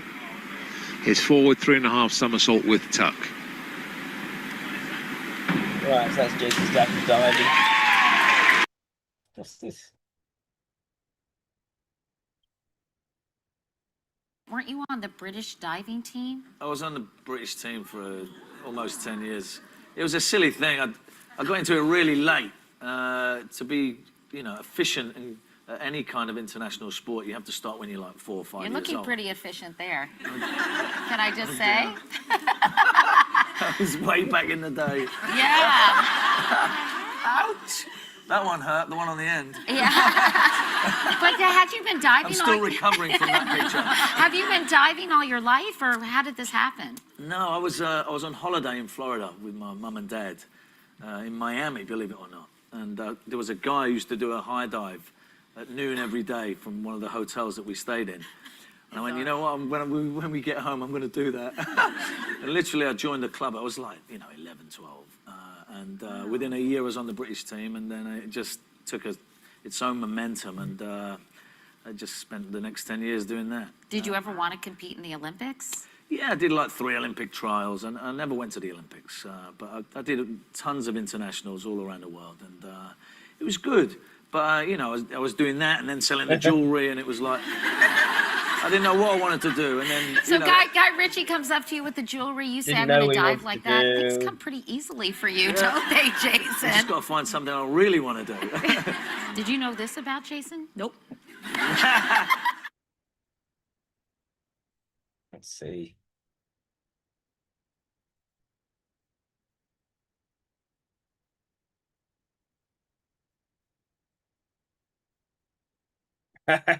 Got stuck. I will listen to this.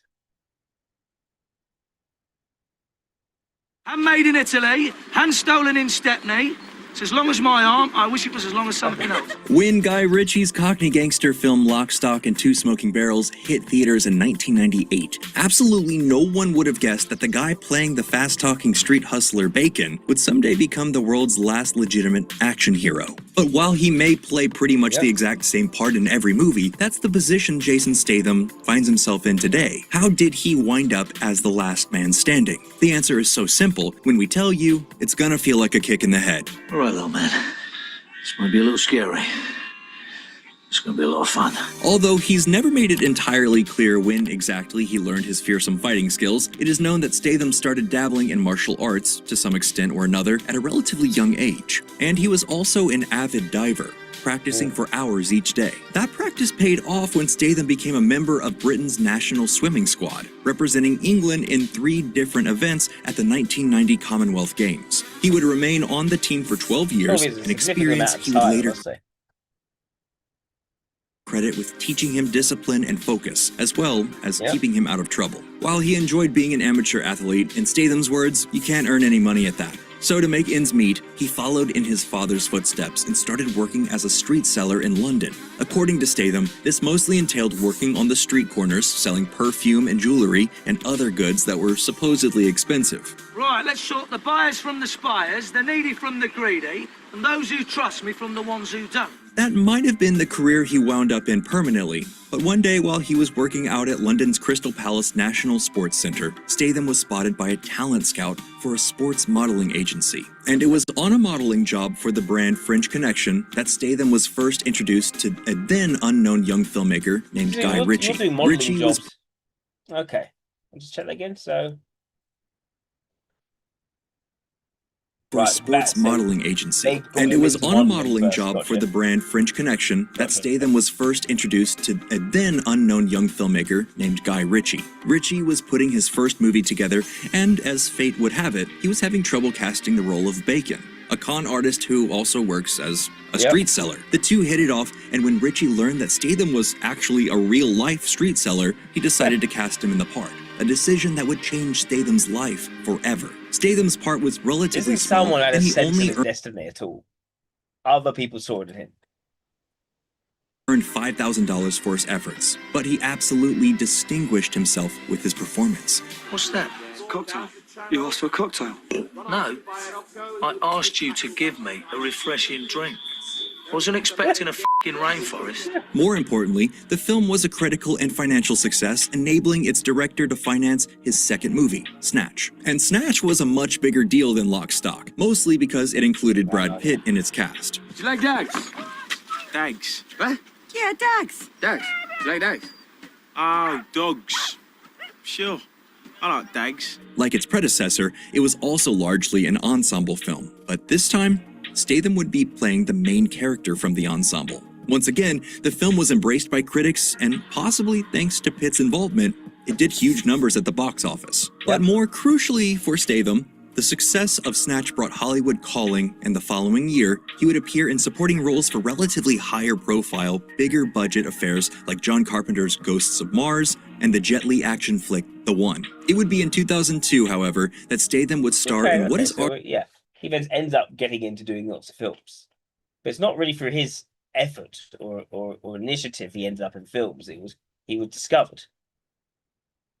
Arguably the most important movie of his career, The Transporter. The Transporter was more like one of the tough guy-driven action vehicles of the 1970s, 80s, and 90s. Most such fare had long since been going direct to video, but The Transporter managed to breathe new life into the genre via its clever action choreography and its star. Thanks to his knowledge of martial arts and his natural athletic prowess, Statham was able to do the majority of his own physical and driving stunts, and right off the bat, that gave the action sequences That an is that instant credit. sensation. He's got very good. He seems to have both extrovert sensation and introvert sensation. I think I struggle to see him as anything other than an LSI, ESI, LSE, but I don't think he is.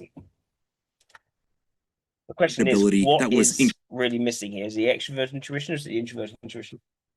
Increasingly rare in the genre, and thanks to his chronically grumpy yet charismatic acting style, Statham was able to imbue a typically one-dimensional action hero with a surprising amount of personality. You open the package. All three.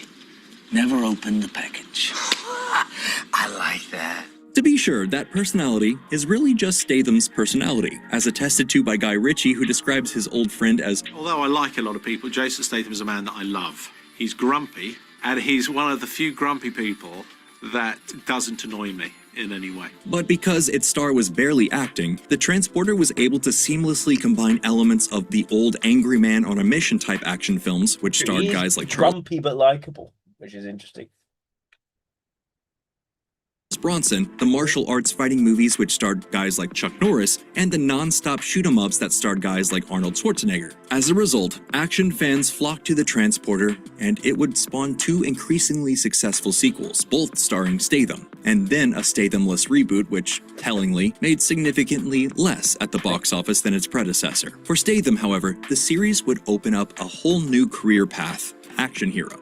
You gave me too much. I need you to take us to Avignon. The deal was this far, no further. Deal is the deal. Rule number one. Rules are meant to be broken. Not mine. In 2005, he made the first of the aforementioned Transporter sequels, after which he re-teamed with Ritchie to make Revolver. It was another Cockney gangster movie, but it was decidedly more action-driven than their previous two films. Followed in 2006 by what would be the first installment of the wildly action-packed Crank series. Right. Yeah, Crank. Keep moving. Keep the blood pumping. Crank became a hit and a cult classic, and after that, Statham was off to the races as an action star. Over the next decade, he would star in a tidal wave of action films, including War, In the Name of the King, Death Race, and the third Transporter, the second Crank, The Expendables, and several sequels to it. Not to mention Blitz, Killer Elite, Safe, Parker, Hummingbird, Homefront, Wild Card, and of course, a handful of entries in the Fast and Furious franchise. And while some of these are more grounded and some are more over the top, pretty much all of these movies had Statham playing a variation of the same physically brooding pseudo-superhero martial arts master that he always plays. Fact is. And the fact is. No offense. Oh, no offense. This guy's a real Now, in fairness, Statham did mix things up a little. He took an actionless turn in the Chris Evans romantic drama London, lent his voice in 2011's animated kids film Romeo and Juliet, and poked a little fun at his own public image in Melissa McCarthy's action comedy Spy. I'm a real spy. I once drove a car off a freeway on top of a train while I was on fire. Not the car.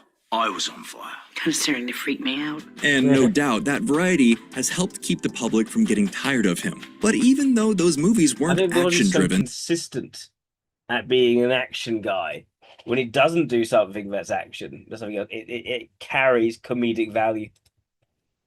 Statham was still basically just playing grumpy old Jason Statham.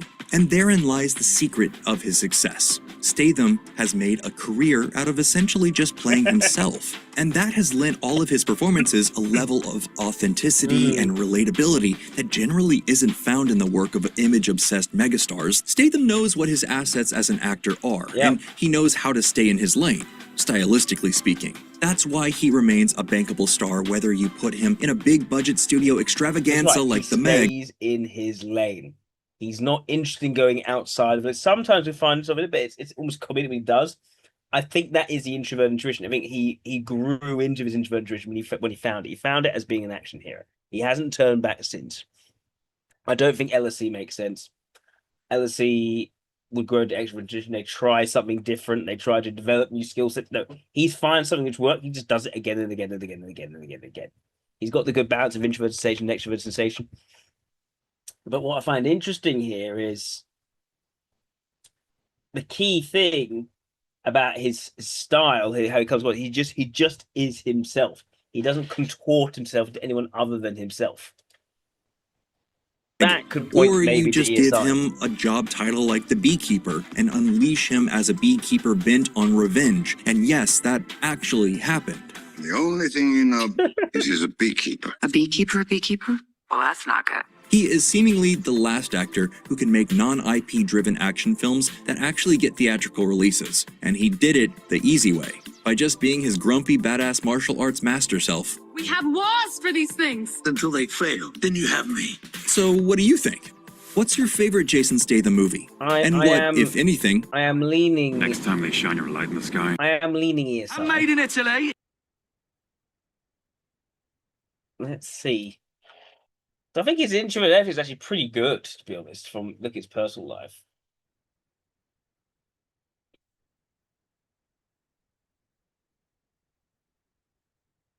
Let's see what it says. It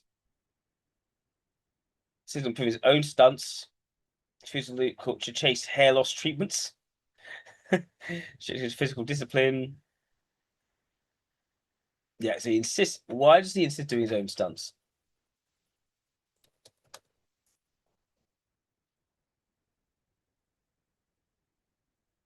He embraced the natural look rather than his hair-piece medical treatments. He just said, no, I'm balding. He went along with it. Into the gritty action genre, focusing on hard-boiled, tough guy roles, so diverse. Yep, that's the intuition. Why is he doing his own stunts?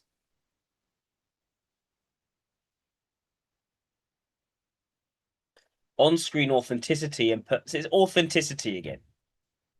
It comes from authenticity. Capture his face clearly and to cut away with footage.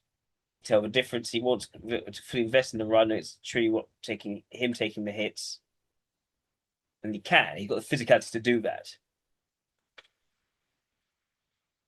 A personal vow is a strict in for a penny, in for a pound mentality regarding action cinema. Doubles up from his own ego, when stunt doubles on standbys, priorities and pushes limits still as the physical martial arts himself. Yeah, and SLI wouldn't do this. Despite sustaining serious injuries, containing a biceps for damage his neck, he views the constant wear and tear as a necessary price for preserving his artistic integrity.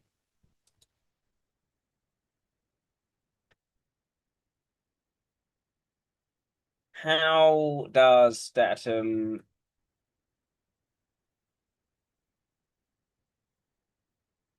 friendships and personal relationships? Strict boundaries, extreme privacy, and loyalty over popularity. Rejects typical Hollywood social circle for a grounded lifestyle. Fierce discretion has been a long-term partnership with model and entrepreneur Rosie Huntington-Whiteley. Keeps romance out of interviews, avoids to private to media spectacle. Disciplined demeanor at public premieres. High professional, respectful distance from female co-stars. His relationship from tabloid speculation. He's been engaged for 9 years, more 10 years.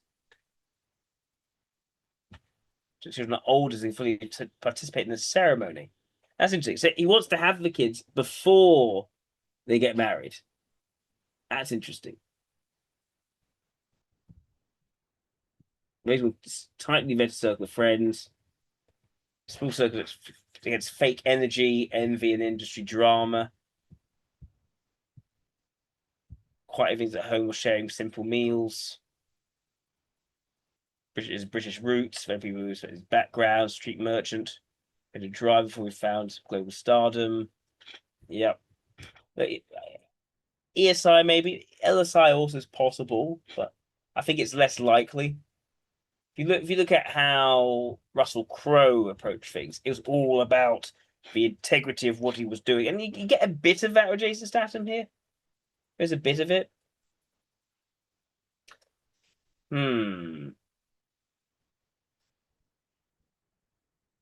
Why does he want to wait until his children are grown before getting married?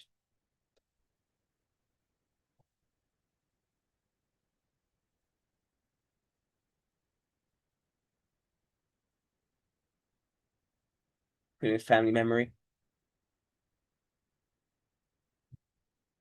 Because Andrew became pregnant with Jack and didn't want to walk down the aisle with heavy pregnant.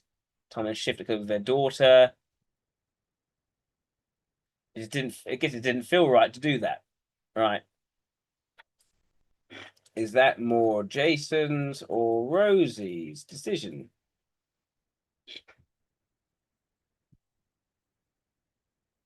Mutual.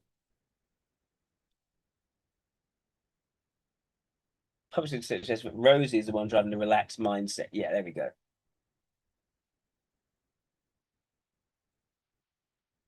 It reports indicate he initially had to work through personal commitment hesitations common to his bachelor years.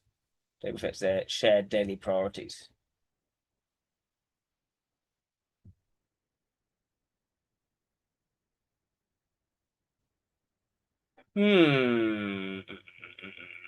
What does Rosie bring as a person that Jason most appreciates?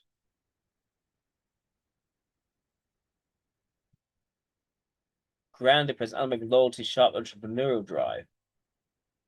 Low key, private fate energy. Of course, he appreciates his own values, calm energy. Keeping him anchored.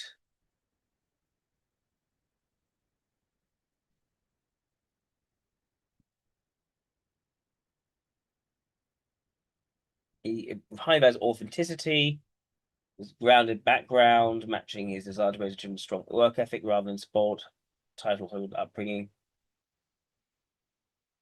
A high fashion supermodel persona. Down to a good laugh. Is happy to be relaxing a drink by the pool with him. He's fiercely protective of his personal life. Drama free. I'm leaning more ESI from this.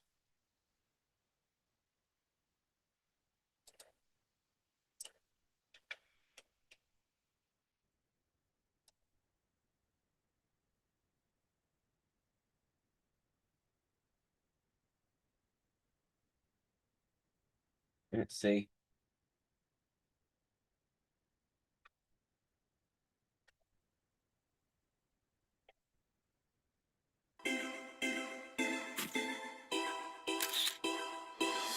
Supermodel Rosie Huntington Whiteley sharing a rare look inside her family life with Jason Statham as she celebrates his 59th birthday. She's looking hot. I mean, goodness. Smoking hot. I'm very flattered. I'm obviously very biased about it. Rosie calling her longtime love our number one, the action man who does it all. And yeah, the Expendables star is hardly breaking character on this exotic yacht trip. Looking very serious as he pops a wheelie on a jet ski and snorkels with an underwater scooter. It's hard not to enjoy this. Their son Jack clearly inheriting some of those Fast and Furious genes as the 9-year-old jumps into the ocean from the top deck. Is he following in mom and dad's footsteps? Is he like a ham in front of the camera? Yes, yeah. He really is. There's a lot of adrenaline-fueled commotion. I'm just like, enjoy it all. I love Expose him to everything and hope he finds his passion. Rosie also sharing a look at Jason's softer side in this candid shot with Jack and their 4-year-old daughter, Isabella. In another photo, he carries his little girl on his hip. You like a big hug and a big smooch from your kiddos. Of course, absolutely. Don't tell anyone, yeah. Rosie and Jason have been an item since 2010 and got engaged in 2016, but have never married. Family first, always. So if you make that the foundation, I think everything else can slot in. Right. What? So, yeah, he does have someone who didn't have very genuine attachments. He doesn't take himself too seriously, but he does also have pride in authenticity and committing to things. I'm gonna do a comparison with. Yeah, let's do a comparison. How does he compare? Russell Crowe. Now, Crowe is a far more versatile actor, of course.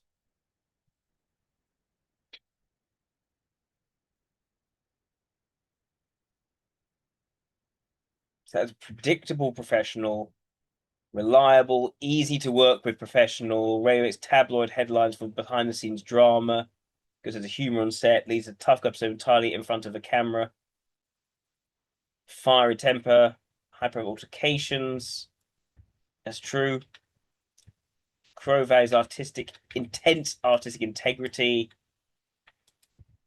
extreme. But it's tells that physical authenticity. There's no pretense about being a chameleon, traditional dramatic actor. Paddy plays variations of himself in every movie. His stubbornness and pride are strictly physical, singing his assistant respects his own high-risk stunt work. Crowe challenges the industry head-on, where Stefano rejects the industry completely. That's very good. Good example. It's just a job. There's nothing bigger or grander than that. Whereas for Russell, it's so grand that the industry cheapens it, he gets upset. I think that is also a key difference between them. And yeah, I think that does very much speak to introverted efforts with introverted logic values, and that sort of pragmatism when it comes to Jason. So yeah, I think ESI. To be honest, I think that works best. How does Jason maintain work-life balance?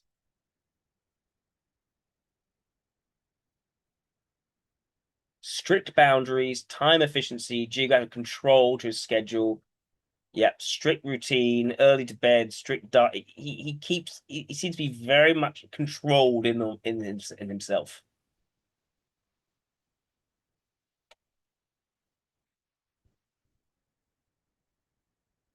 Is Rosie as controlled as he is?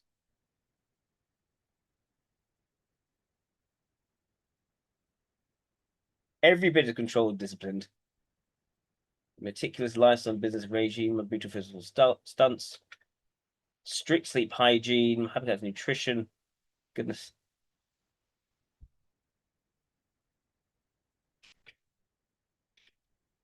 But she's moved towards becoming a CEO. She's got almost more ambition than Jason, it seems. All right. So, yeah, no, I think ESI makes sense.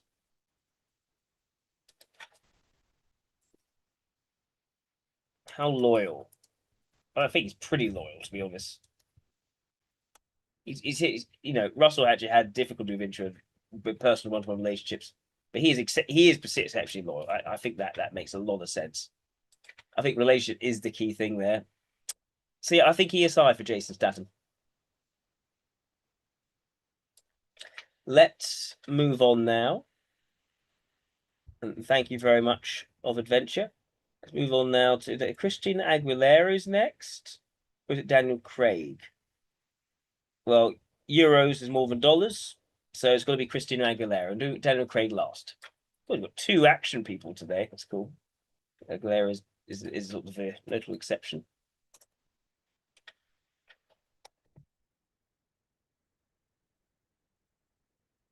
Christina.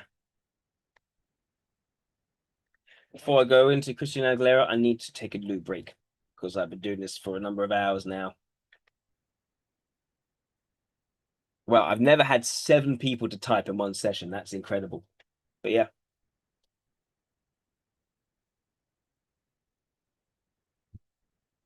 Turn to meeting. Right, there we go. I'll be right back. Just going to go to the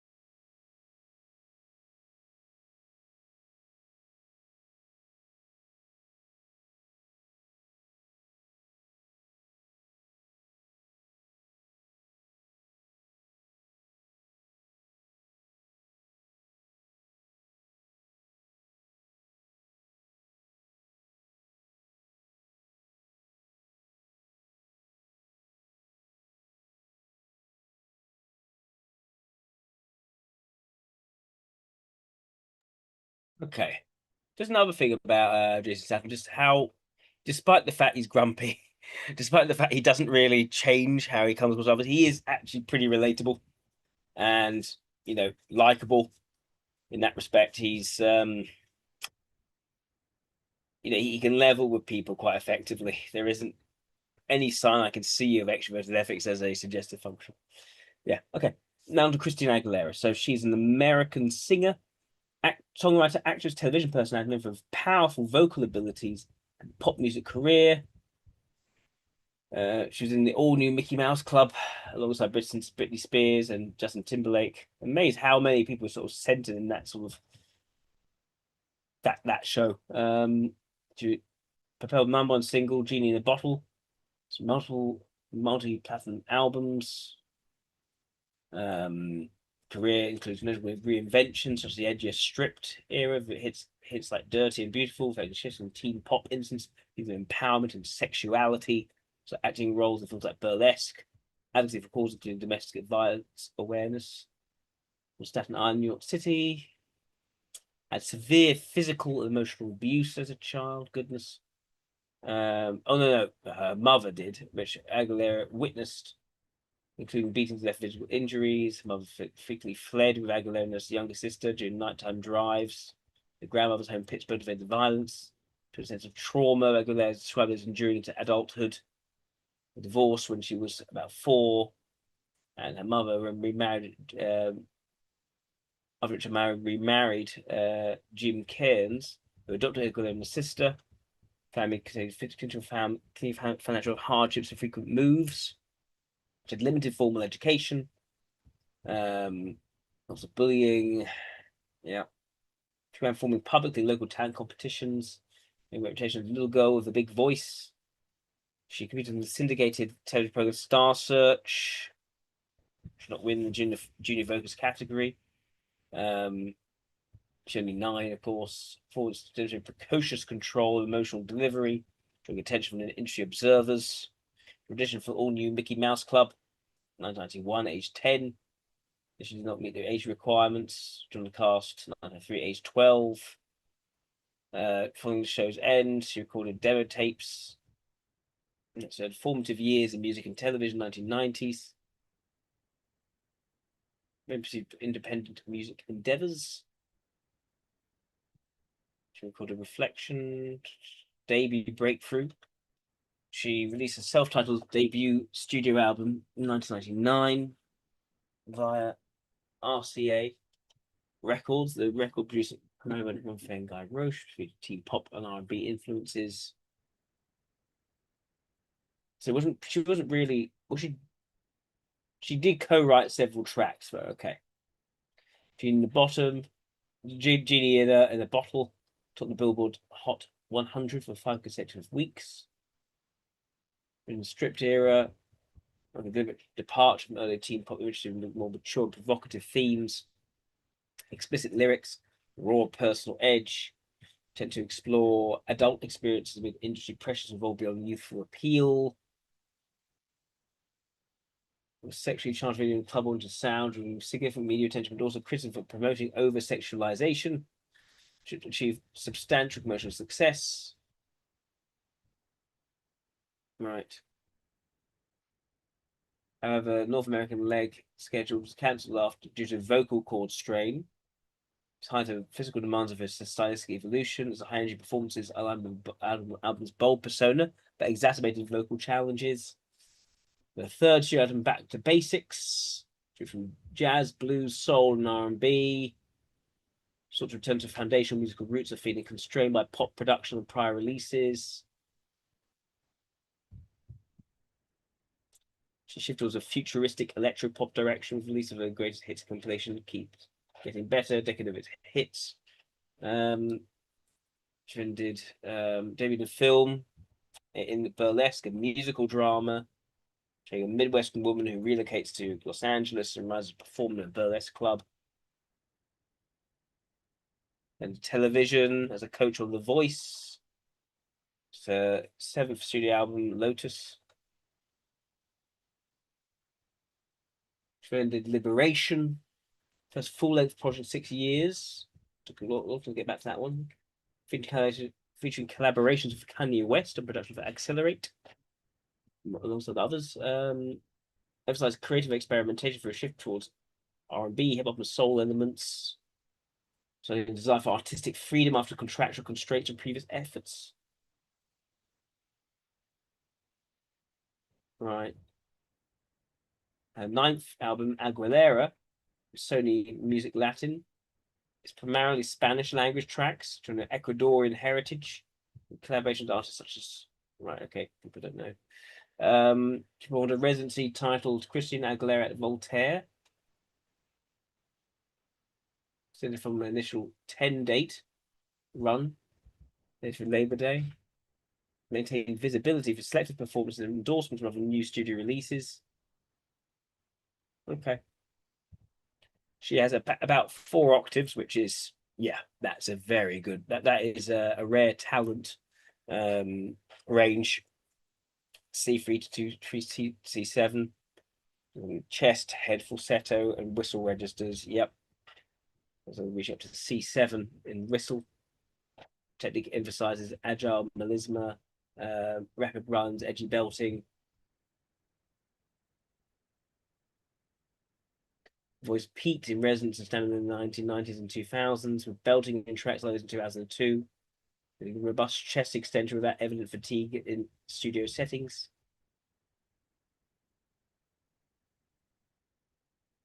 Post 2010, tonal shifts went towards huskiness, linked to aging physiology, reduced touring volume, and avoidance of irritants like smoke.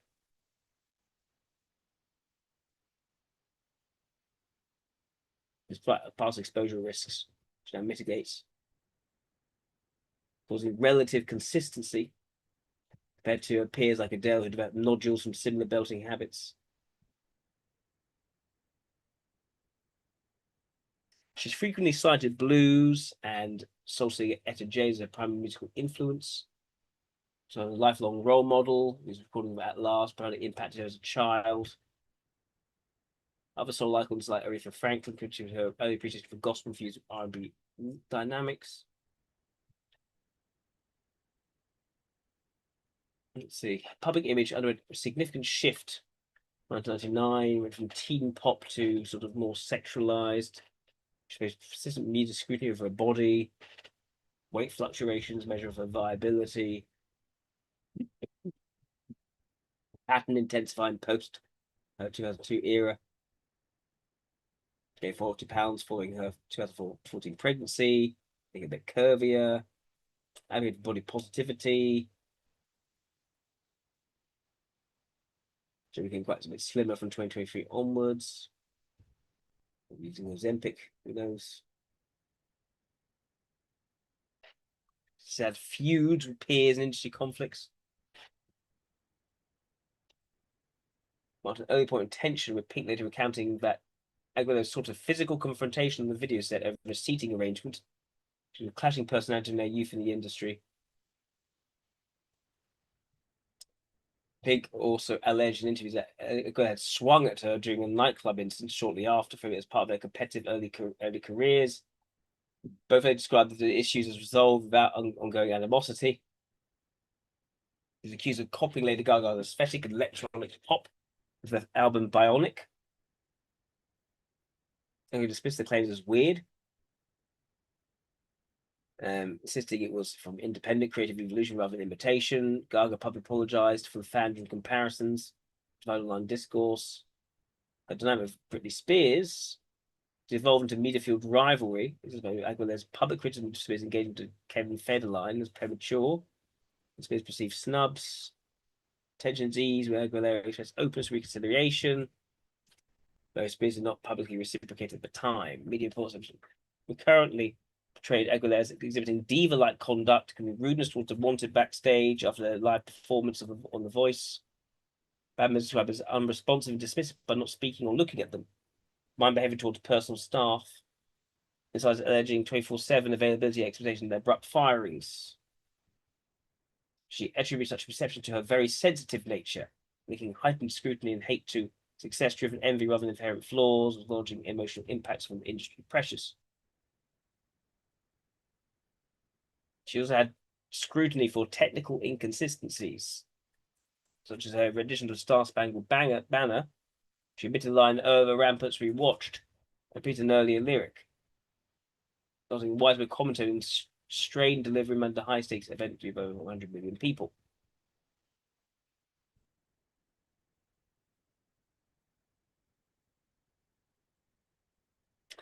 Right.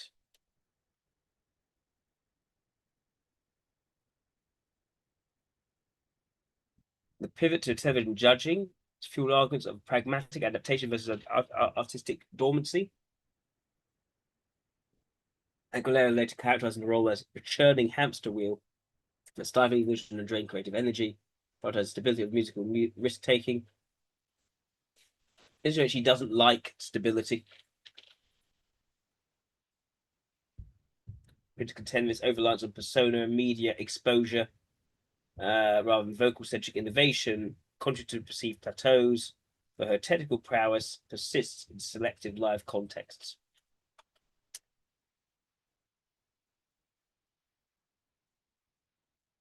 On a fragrance line, partnership with Procter & Gamble, simply by Christina Aguilera. Angry against domestic violence, understandably.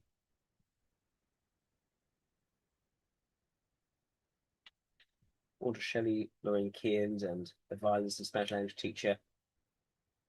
Was the father of Fausto Wagner, Xavier Aguilera, an Ecuadorian U.S. Army sergeant. Fortunately, she was 4, not 6. It's an inconsistency. Married Jordan Bratman, 2006, updating. Son, that's Leon Bratman. They eventually filed for divorce. Why is it always divorce? Saying magical, unhealthy, and happy for both parties. Amid reports of her extramarital involvement with Matthew Rutler, whom she met. Right, so she had an affair. And began dating Rutler publicly. Welcome daughter Summer Rain Rutler. They remain engaged without having married. It's been 11 years. Project family stability, property investment over a wedding ceremony. Well, I mean, her parents divorced, she divorced. Maybe there's a belief that that marriage makes relationships less likely to work out. Who knows?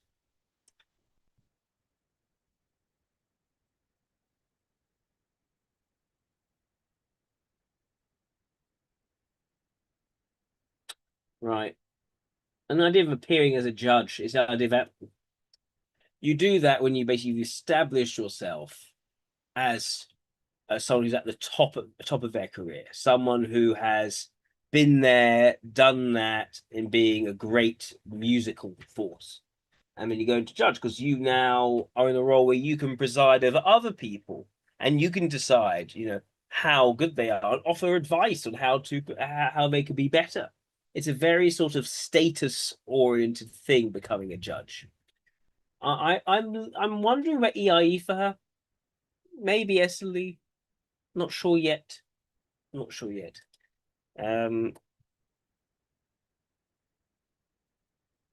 But I think more likely EIE, to be honest. Here's an interview of her.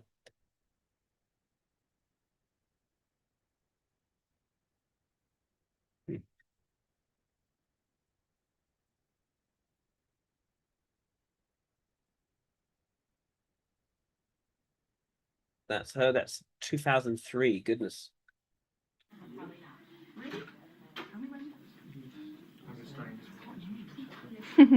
I'm okay. You're okay. Yeah, you're okay. You're like, well, you're okay, but I'm not. No, I'm glad you're Yeah.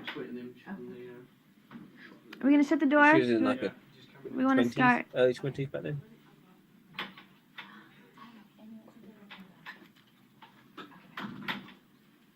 all right. Okay, and you're on time. Okay, Christy, very nice to meet you. Nice to meet you. On Valentine's Day. Mm. Have you got plans later on? I do have plans. Well, I'm working all day, unfortunately. No, but not a bad thing. I'm happy today, and I think later on we're going to go to the Vivienne Westwood party later tonight and just have a little night out on Valentine's Day. Okay. I first of all want to ask Quite a lot of affectation. You've seen this.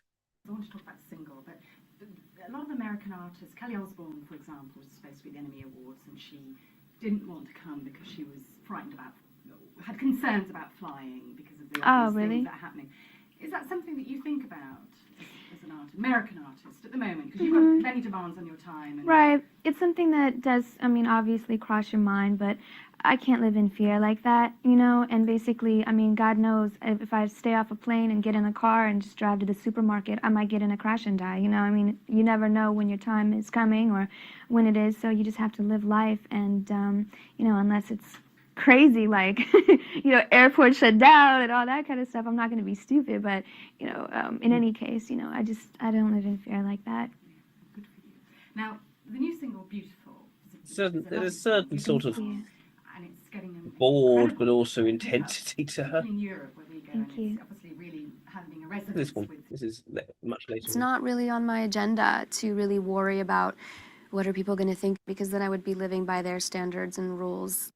I take pride in expressing my sexuality as a female. I think my fans have come to expect that. If I'm a bitch, then I'm a bitch. If So that's, yeah, extrovert sensation valuing, I think is clear. that's what an assertive woman is to you, I've come full circle. Welcome, Christina. Thank You're on the you. record with Fuse. Mm. Thanks for coming by. Thank you. I know you're feeling a little stuffy today. A little under the weather. Thank you. Yes, for clarifying so everybody knows.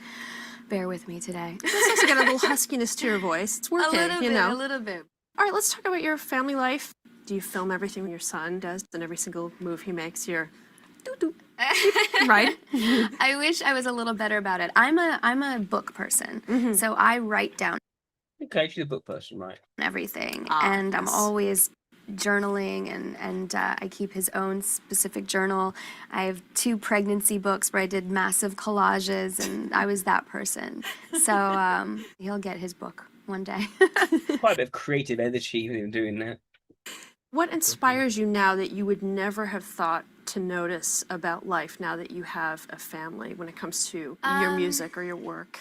I would definitely say tapping into my playful side again, the fun of it involved. My son Max has been able to help me make peace with my own past and make me feel like I can have a fresh start in incorporating peace and safety and having a safe haven for my son and my family that I was never able to have growing up. And when, you know, you have so much on your plate, as I do, having a strong man by your side is so crucial. Interesting how you can see how Ecuadorian she looked in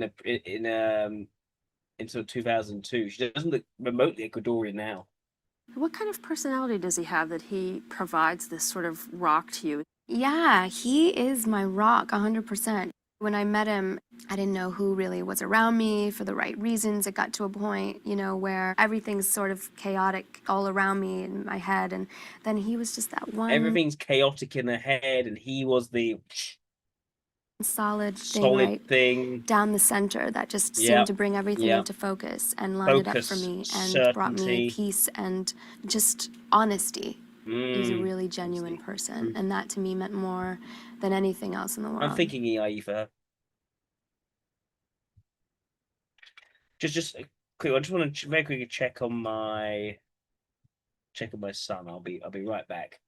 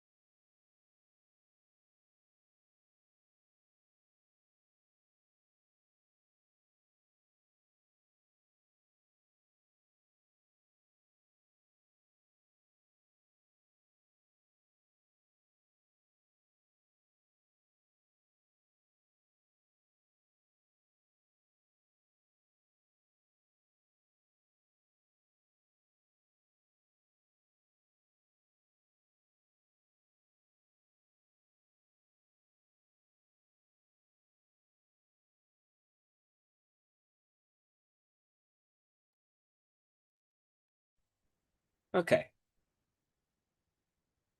and he's strong enough to be with someone who's such a bright star.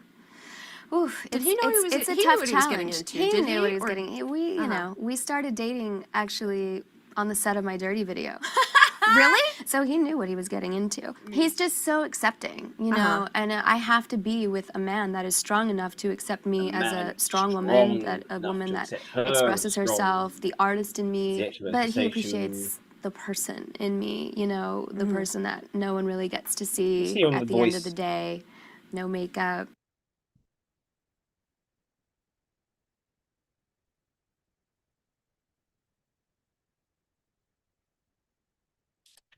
Yeah, she is amazing. Too, where you like giggled after they turned their chairs around. You were like, like I loved it. I loved it because you know what? It was real. You felt it. It didn't even matter that you were straying from the Christina, song. we do that one more time. You do that again. The thing that I loved was when you did that like. That's a great melody. Like that was really, really dope. Thank you so much. Yeah. You can see on the voice, it is very much a status thing. Like, she is above all the people who then go on the stage audition in front of her. She is established. There's a lot of hierarchy implicit in something like The Voice. In fact, she was a diva on The Voice. Shadiest diva moments. Let's hear about this. Why is that? So thank you.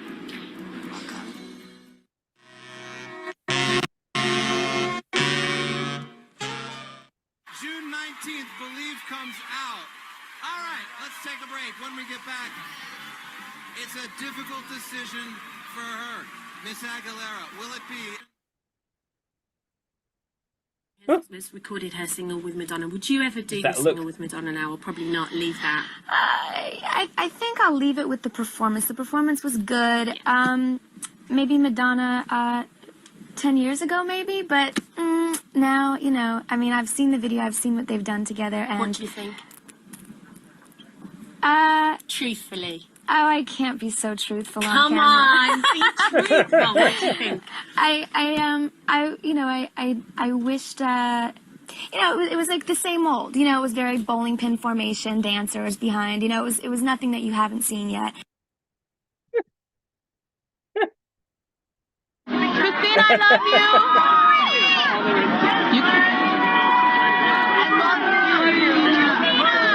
you. Especially Esseley, not based on how she described her husband.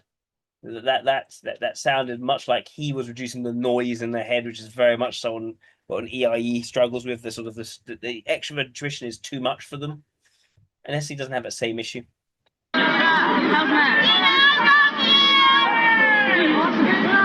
Nice. It's dangerous. Now I'm falling.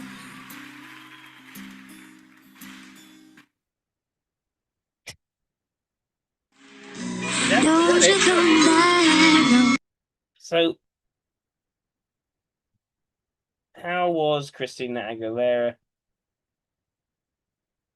a diva on The Voice? Superstar persona for a glamorous spectacle, bold critiques and unapologetic self-expression, elaborate costumes, vamping and posing. Did she refuse to speak to people, contestants?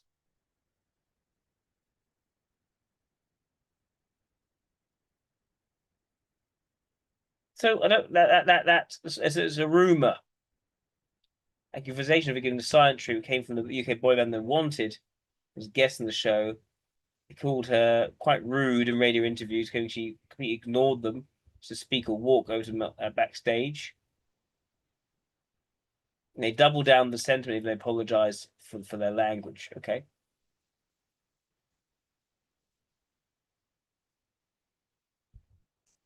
She did speak to a contestant, so on-camera interaction frequently sparked diva headlines. Previously scolded Melanie Martinez. Let's take a look at that one.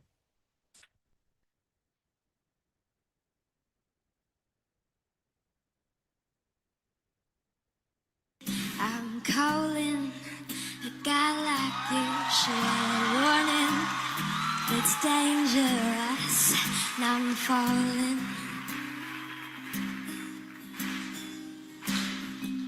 There's no escape. I can't wait. I need a hit. Baby, give me it. You're dangerous. Now I'm loving you. Taste of the lips, I'm on the ride. You're toxic, I'm slipping under with the taste of your poison. Paradise, I'm addicted to you. Don't you know that you're toxic? Intoxicate me. Okay, good turnaround. 15 there goes last one promo. No. Christina, can you explain? Well, once again, Jerry Slaughter worked it out with the whole production value. It was very cute, and it was nice to see you. Well, she's not even looking at me. It's okay. I kind of want to see you do almost like okay, a throwback Fiona Apple kind of. I've been a bad, bad girl. You know, like that. I've been helpless with a delicate man. she doesn't. That's very sort of performative, just showing off her own voice in doing this. You know, something really Not cool. even looking at me, like, no, show me respect. I am this. Or, hey there, little Red Riding Hood. That's Christina Aguilera. What'd you think of Melanie?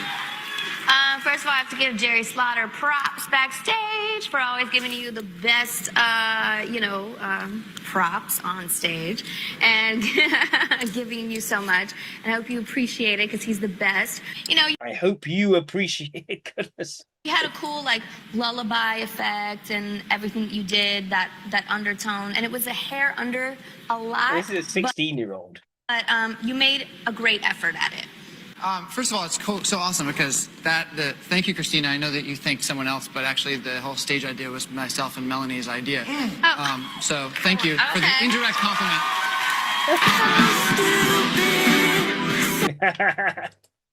Right. Season-long Clash of contestant Tony Lucha failed to recognize him, gave him harsh critiques, slammed his song choice, derogatory to women. Goodness.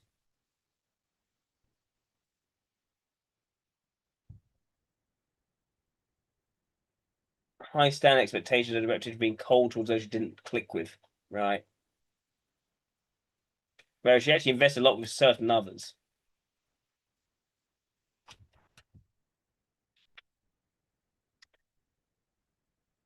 Let me see.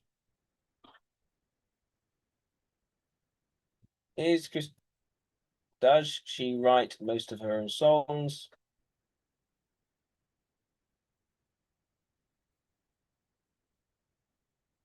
Co-written the vast majority of her discography. Ever since gaining creative control in her career. What are the key themes of her songs? She's frightened by a manufactured image, creative control, 18 of it, 20 tracks. The personals that fight and I'm okay. Virginia Bottle, she had almost no input over.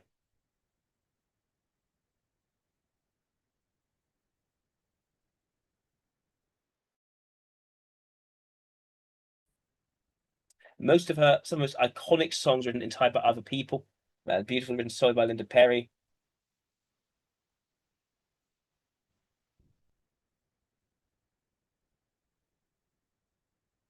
The songs she wrote. That's important. Personal trauma, self-reliance, radical self-acceptance.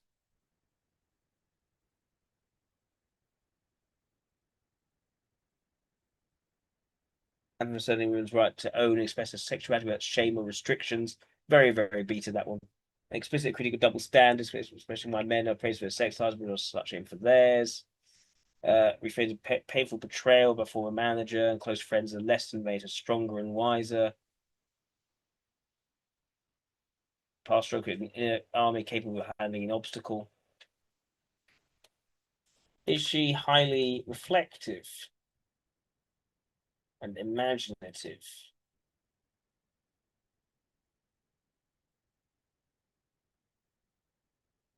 entirely introspection, conceptual world building. Why did it start talking about her personality type? And no, she's not. No, no way. That is terrible. What slop. Total image. Yeah, we can see that she has reinvented herself very clearly in her aesthetic. People criticize for a body changing, I guess, but sort of maybe that's weaker introvert sensation, I don't know. What else? I don't really get much logic. Is she a logical person? That's what it says. No. Yeah, and I get that. Why is it still telling me ISFP? Dumb. No, I think she's another EIE. I think she's a pretty obvious one, to be honest. Yeah. Okay. Now let's go to the last one. Thank you, Marty, for that one. Let's go now to Daniel Craig. All right, at long last. Daniel Craig.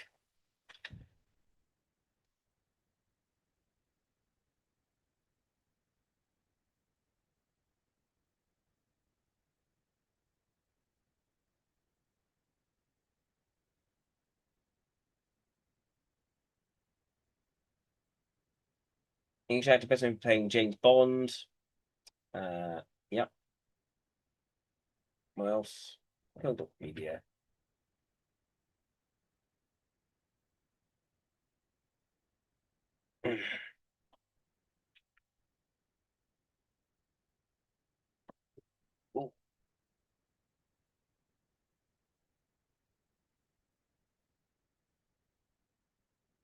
Daniel Rawton Craig is an English actor renowned for playing James Bond in 5 Eon production films, Casino Royale, Quantum of Solace, Skyfall, Spectre, and No Time to Die.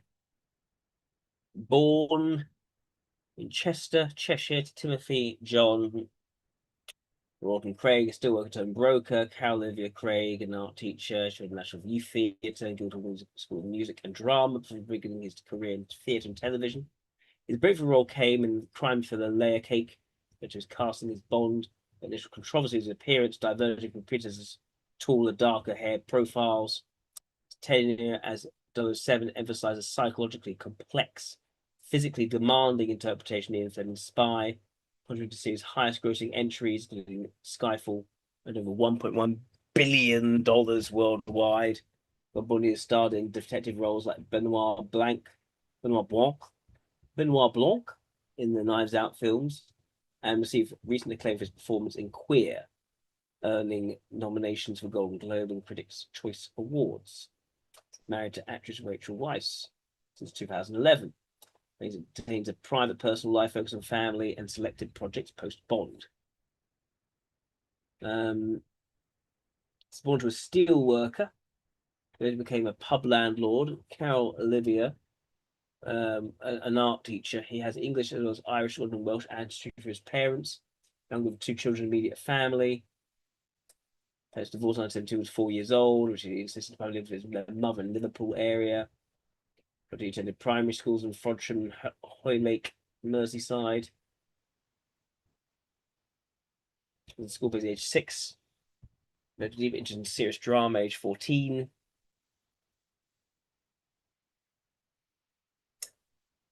Early stage work featured prominently in the National Theatre, portrayed Joseph Porter Pitt, a closeted Mormon lawyer grabbing his sexuality with the AIDS crisis.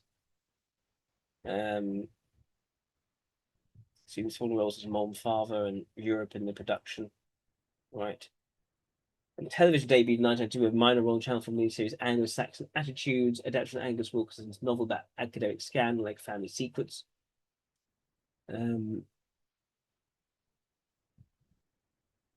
Television breakthrough arrived with Our Friends in the North by Geordie Peacock, who was 9 episodes.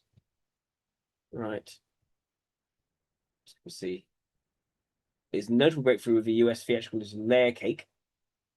He's an unnamed drug dealer navigating a complex criminal underworld. So the rougher, grittier roles are where he really came into his own. His charisma and intensity as a protagonist helped position for larger roles. Co-starred in Steven Spielberg's Munich. He's Steve, a young operative in an Israeli assassination squad, targeted perpetrators of the 1972 Munich Olympics massacre. Ensemble drama received widespread recognition, highlighted Craig's versatility in the high-profile international production. Then his prominence surged in 2005, where he became the sixth actor to play James Bond. A 3-film contract. He eventually did 4 films, didn't he? Portrayal of James Bond emphasized a rugged, psychologically scarred agent, prioritizing brutal physicality and emotional depth, with polished sophistication of prime incarnations. He spanned 5 films produced by Eon Productions. Who had declining interest following Pierce Brosnan's entries. Yeah, Pierce Brosnan was a bit too airbrushed, I think. Ineffectual compared to Daniel Craig. Casino Royale, Quantum of Solace, Skyfall, yeah, and Spectre. So 5 films.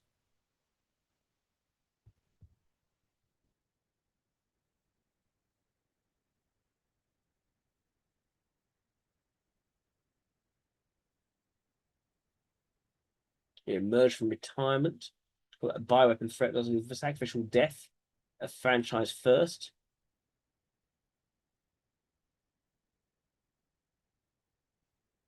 We haven't had a James Bond film since, have we? So I guess that was the end of James Bond.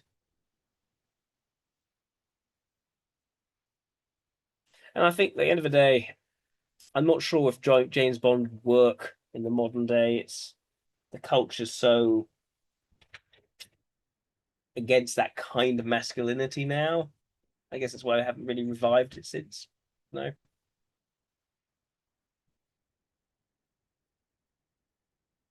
And he transitioned then away from action-oriented roles, becoming reprising his role as Detective Benoit Blanc in Glass Onion and Knives Out Mystery. Which is a whodunit. That's more lighter, character-driven work after years of intense physical demands. Turned to stage in Jason Macbeth. This is the key thing. He can do the action stuff very well, but he's not just an action guy. So he's a lot more versatile and also trained as an actor, unlike Jason Statham. Overthought, despite the staff power. Interesting. Further diversified into independent drama of Queer.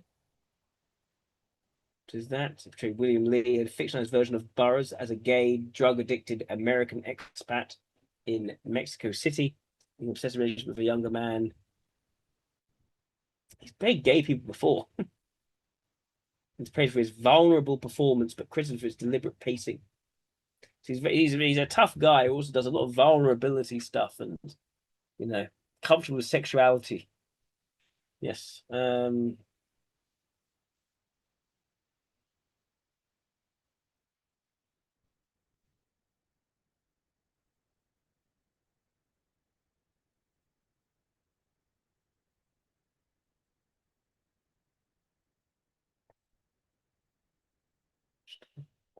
He played Iago in Othello. I played Iago in Othello once. Personal reflections. With a mix of trepidation for film regarding stage work, to having board performances terrifying in live exposure and vulnerability, absent in film. Following COVID-related cancellations, he expressed regret over disappointing audiences and underscored his commitment to the medium's demands, despite physical and emotional tolls. Public safety controversies. Daniel Craig's casting James Bond was announced in 2005, sparking immediate intense backlash because of his blonde-haired, blue-eyed. He later admitted he was unprepared for vitriol, describing it as overwhelming pressure. Tested his resolve before filming Casino Royale, though tearing up while recounting the hostility, knowing how the scrutiny felt personal, intensified this franchise's cultural weight. But the uproar focused on delivering a grittier, more vulnerable Bond, which debuted successfully in Casino Royale. I think he does both gritty vulnerability at the same time. It's sort of more masculine, less masculine at the same time. It's interesting how he does that.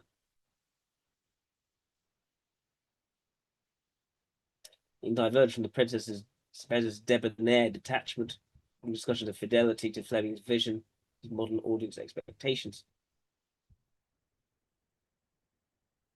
His remark expressing preference for self-harm over returning for Spectre. Even under further controversy, interpreted by some as disrespected in the role, but except from exhaustion over 4 films.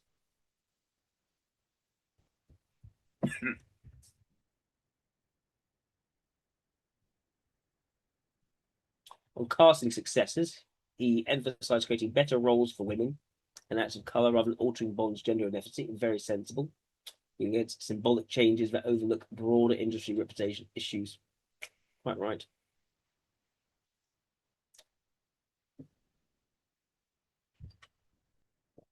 He's consistently expressed skepticism towards politicians, describing them as ex-heads, backstabbers, gain power through self-serving tactics, emphasizing his reluctance to rely on any political party when scrutiny of his personal finances or views.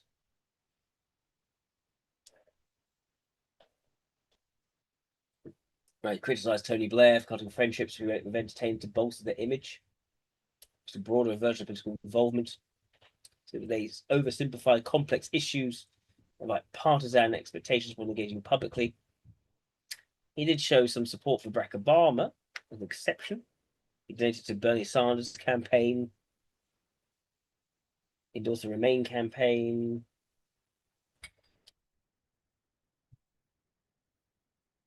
Engaged in philanthropy.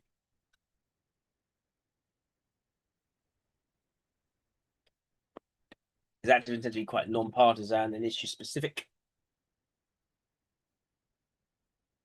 His global advocate for the elimination of mines and explosive hazards, quoted by Ban Ki-moon to promote demining, reduce civilian casualties from exploding ordnance in conflict zones.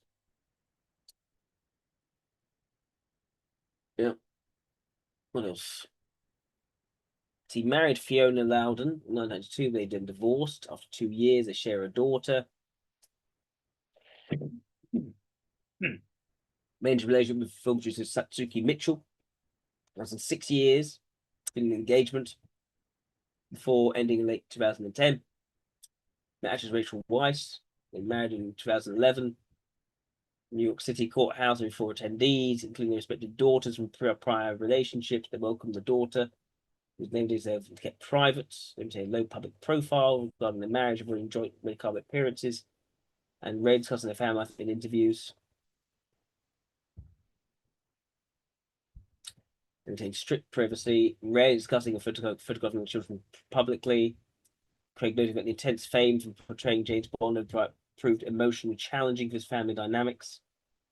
Best intent to forego leaving significant inheritance to his children. Three such transfers is quite distasteful. He had done his wealth during his lifetime.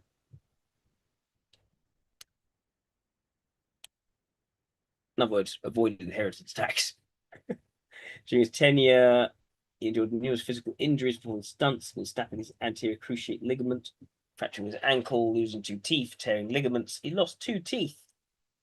Saying broken bones, ribs, and fingers, like setbacks. He resumed rigorous training shortly after injuries, such as gym workouts post ankle surgery.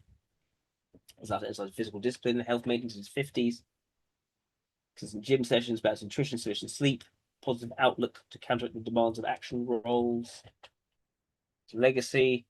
See the honorary rank of Commander in the Royal Navy, reflecting his betrayal of James Bond, who holds the same rank, acknowledging his support for the service through visits to naval personnel facilities.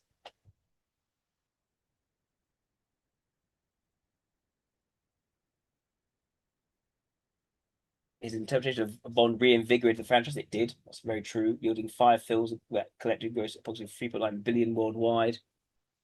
It's helping the first entry to exceed 1 billion. Much shift towards a more grounded, psychologically complex portrayal, in prior installments, which the series sustained commercial dominance.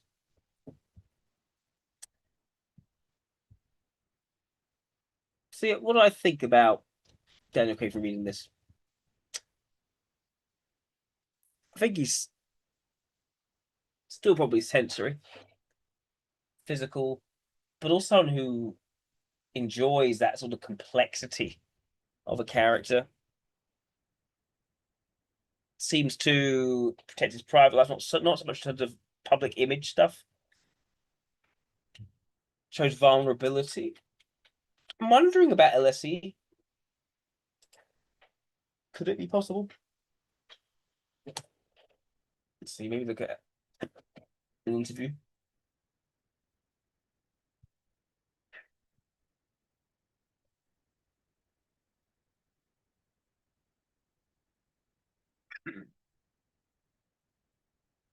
It's Graham Norton, though. Of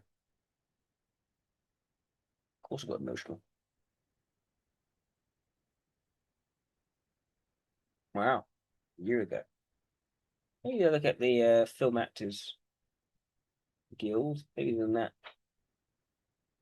He's not in that. Oh well. Have a look at the Parkinson interview. Not that long though. Probably, no. Probably trousers. He's wearing odd stuff.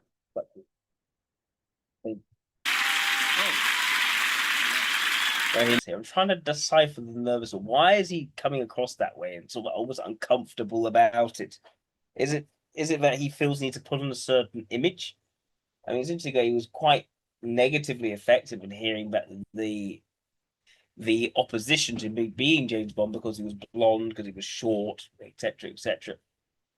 So I don't know. Is he trying to sort of desperately keep his image positive in this interview? Is that what it's all about? Gentlemen, my apologies.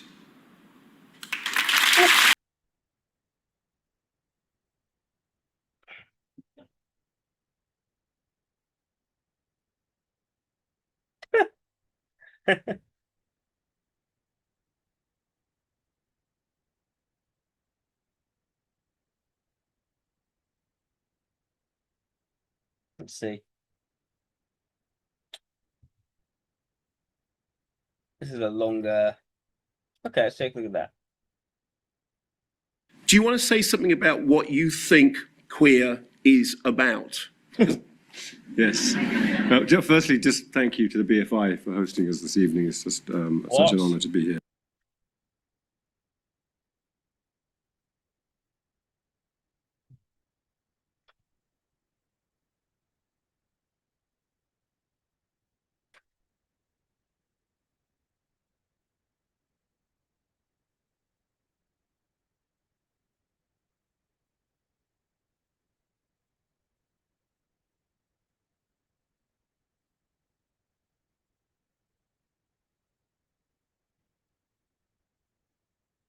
What happened there?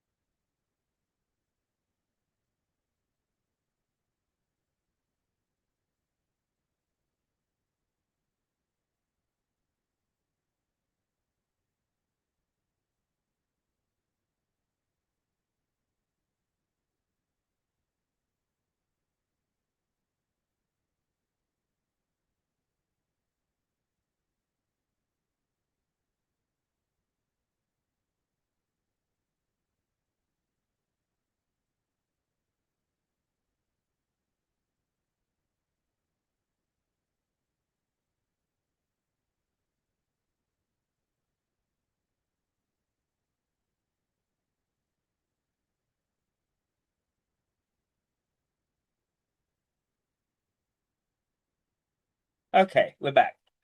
No idea what happened there. It was literally seconds of that, basically a BFI interview, and it was taken down. So we'll avoid that. Just looking at how he approaches acting. So the emphasis on the physical is important here. Has that physical emphasis been just a James Bond thing? or more? Is it more consistent across other roles?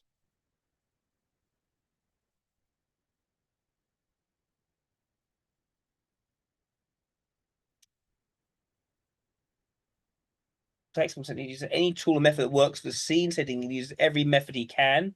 Well, that's the extroverted logic, I would say.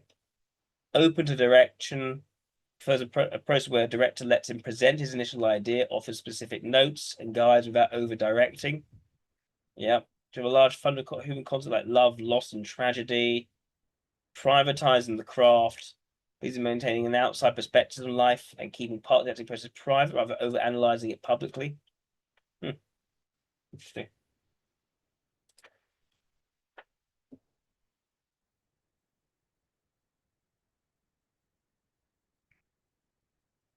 It's a foundational element of his entire acting philosophy, not just a trait he adopted from James Bond. Long before he ever wore 007 tuxedo, it is a primary tool to convey his character's internal trauma, desire, and psychological state. Right. With his reputation, playing characters' bodies reflect their chaotic minds.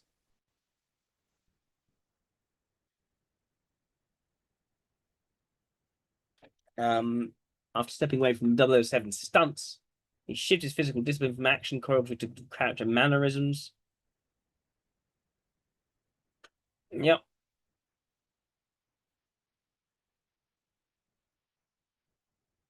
Neurotic, trembling, tactile and raw, intense infatuation, addiction, loneliness. Right. Yep.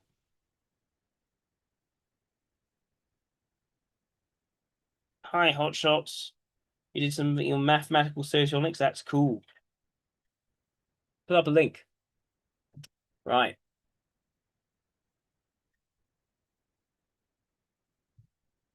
Let's see what people think of Daniel Craig. Largely positive, but we defined it as physical, emotional depth. So criticism, lots of classic charm. Isn't the same light-hearted quips, elegance, and smooth seduction. Inconsistency in the nature of the films. Weaker scripts, uneven tones. It's not really criticism for him necessarily. How about his colleagues?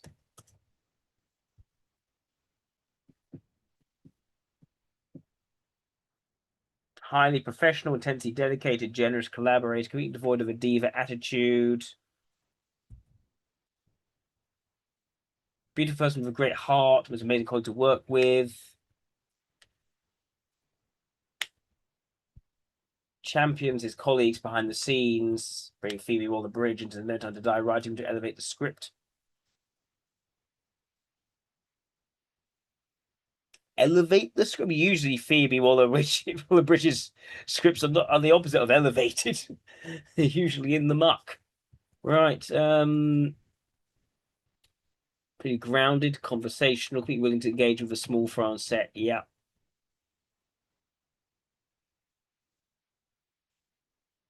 Legendary work ethic. He always gave 115%, pushed himself through severe physical injuries.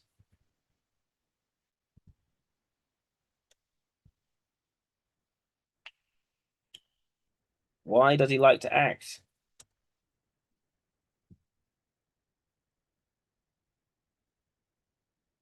Deep love for the craft of storytelling, desire for artistic challenge, escape to different perspectives, rather than the pursuit of fame.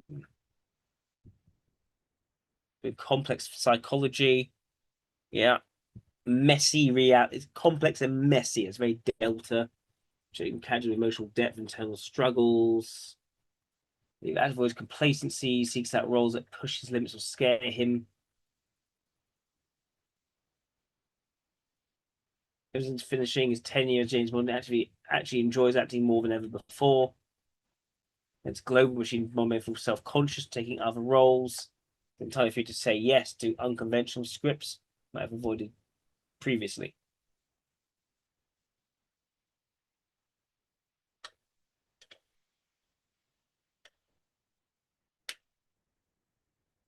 All right. What else can we find out about him? Blah, blah, blah, blah, blah, blah.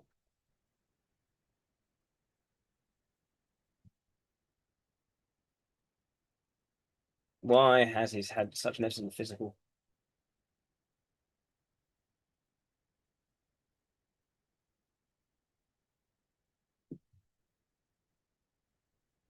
Deliberate artistic choice driven by his pursuit of realism, his background in physical sports, dismantled old school Hollywood vanity.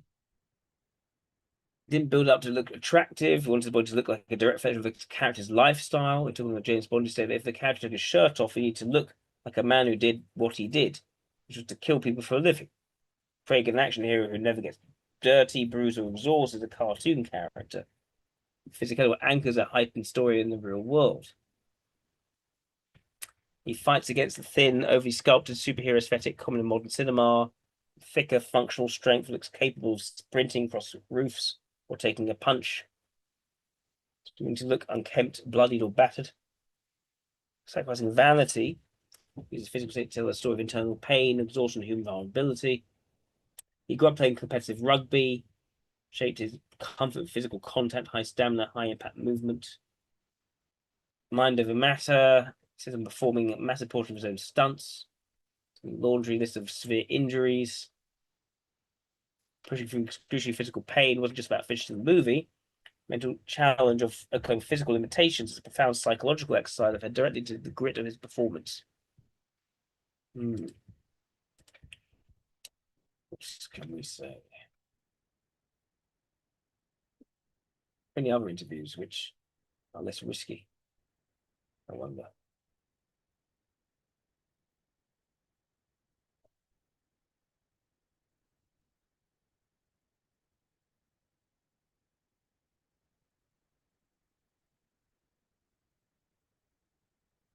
Let's see.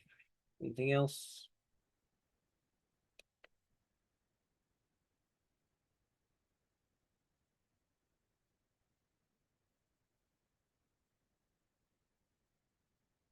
No.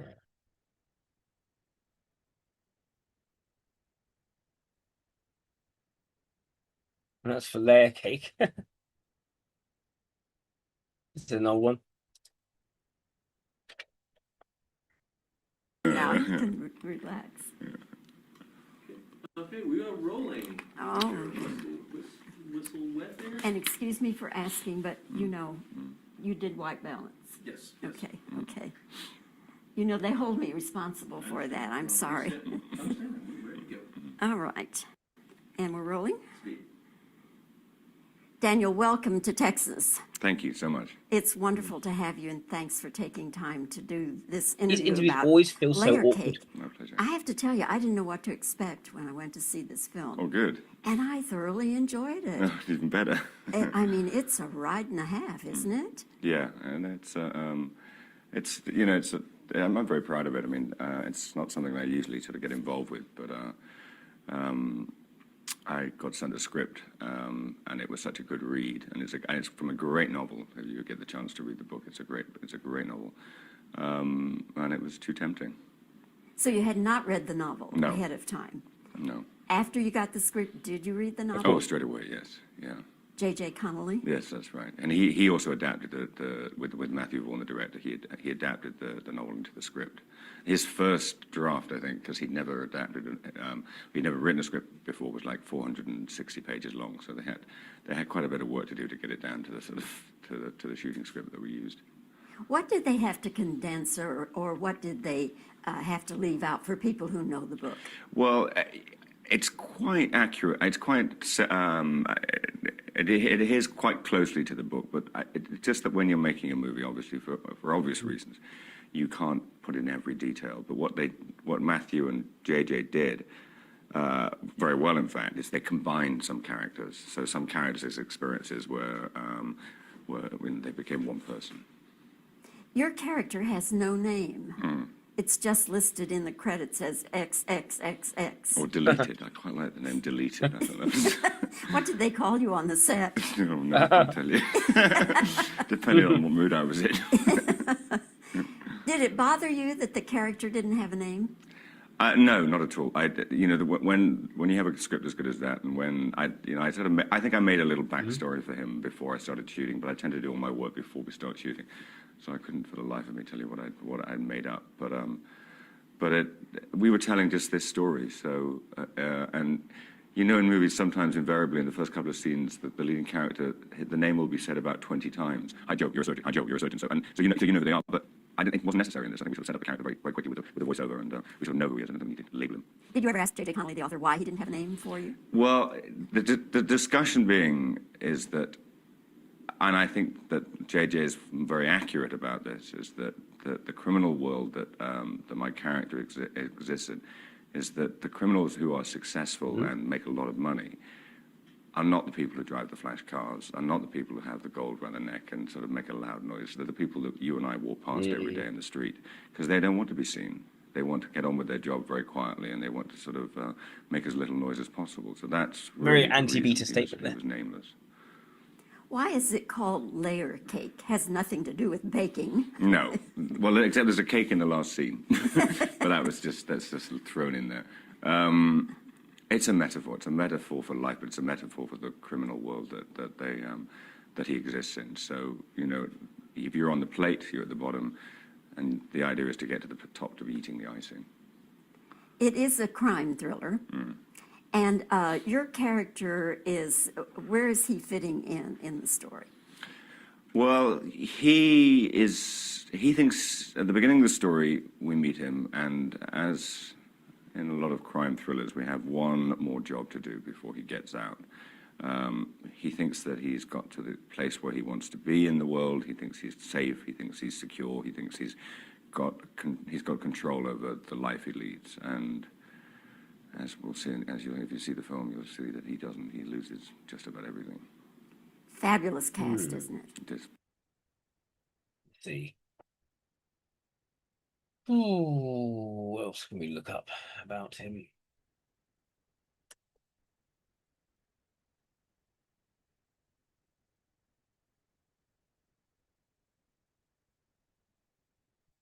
Undiagnosed dyslexia. Interesting.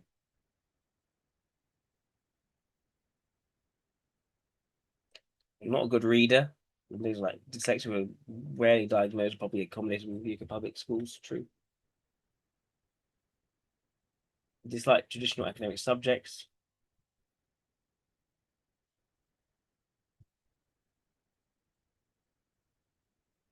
Not built for conventional classroom learning.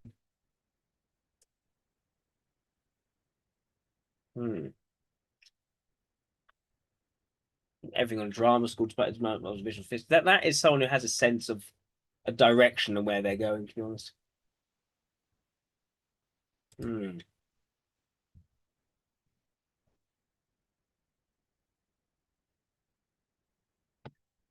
Let's see. In what ways is Daniel Craig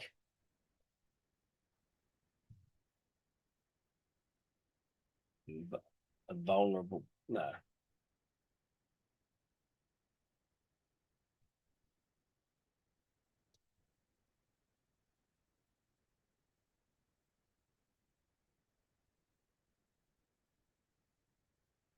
try that.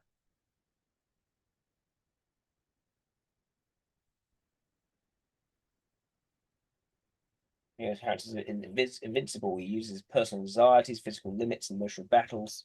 Feels intensely human. It's found by what lies beneath a tough exterior. Our masculinity is there for a reason. That reason, I'm always exploring at the weight of loneliness. James was a detached, cruel playboy, injected with him a deep-seated fear of betrayal and emotional isolation. Characters often carry a visible trauma, showing how men compartmentalize pain until they break.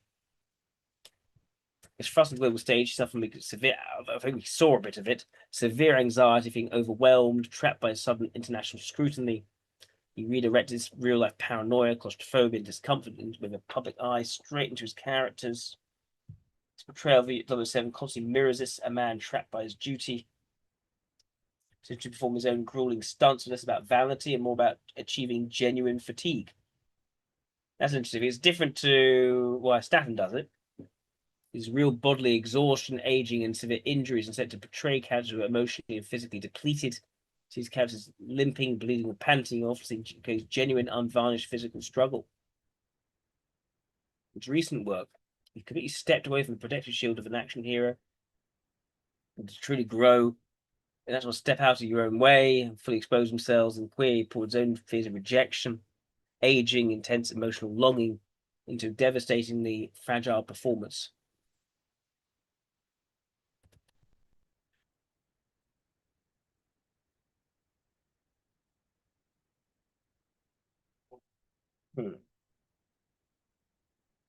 Ashton's sudden explosive rise to global fame and his inherently private, low-key personality can be the overwhelming pressure of leading a massive commercial machine. Because of comfortable life as a working actor who had enough anonymity to go anywhere or simply buy a drink at a bar.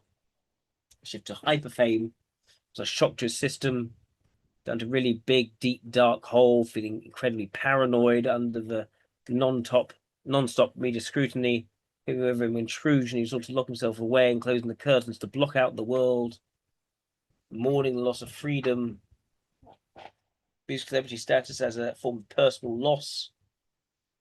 He knows that anyone who experiences it inevitably mourns their previous life. Simple freedom that comes with being an anonymous human being, it's feeling of being watched, transforms simple public interaction to a major source of anxiety. So the realization that his career choice was emotionally difficult for his family, added a layer of guilt and stress. His high-impact, self-sacrificing approach to acting worsens his mental struggles, the years of sustaining severe onset injuries, hit a wall around Spectre. Basically, he suffered from severe anxiety, but he felt physically really low, routinely thinking to himself, I can't cope, can't deal with this. It was a battle against exhaustion and physical pain, creating a loop that took a tense toll of mental well-being. Right. How has he grown and developed? I can't answer that. Let's see. Did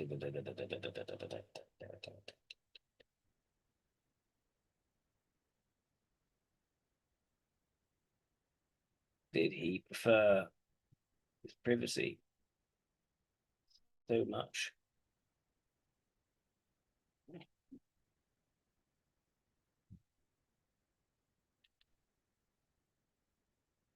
Mental health as protection, between a grounded actor. He's a homebody, prefers a quiet, simple life. His wife, children avoid celebrity hotspots. Creates where he goes with called a paparazzi. Keep his home life entirely separated from his public persona. Safe haven where he's just a husband, a father. Does the sneakiness of fans.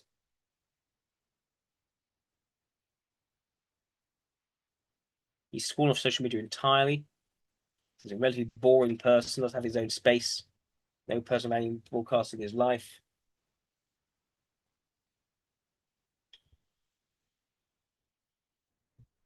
He's criticized celebrity culture, but public figures sell their personal lives, relationships, media attention, about an invasion of privacy. So the public is living room can never buy your privacy back. But their marriage completely secret 2011. Interesting. What else? He's come across as more Delta to me. Is he? What is this? How does his paranoia manifest?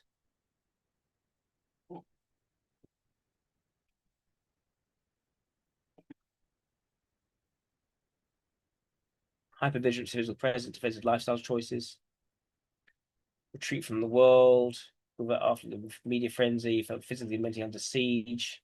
So his house tightly closed all the curtains.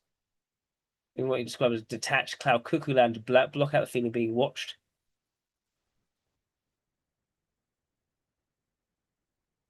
And anxiety manifests a severe feeling of being disconnected from the world.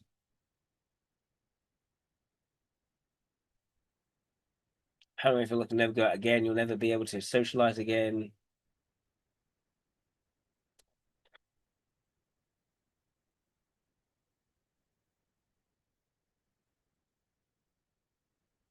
Does Daniel Craig feel inadequate? And if so, how?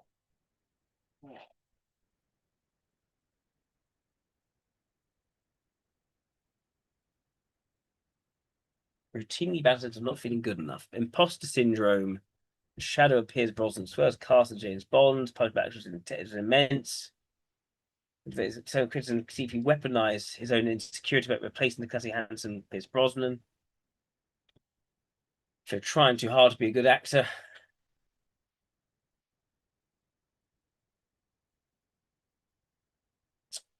I'm actually starting to think EII for him, to be honest.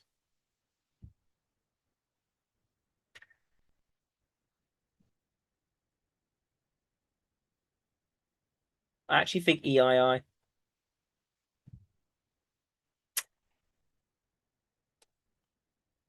Let's see what else. Does he have many friends? What happens if we get that?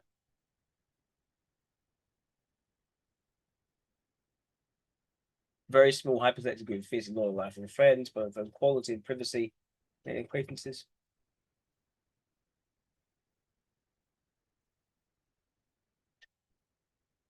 Got a close friend with Hugh Jackman.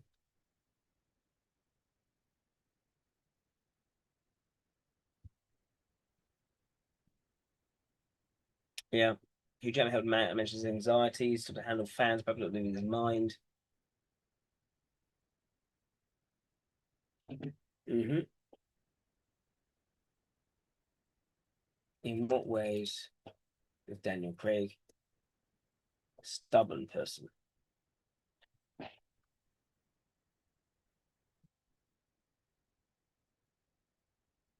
Stubborn was defining traits. Rigid, uncompromising attitude. In what way? He refused to audition or accept the role blindly.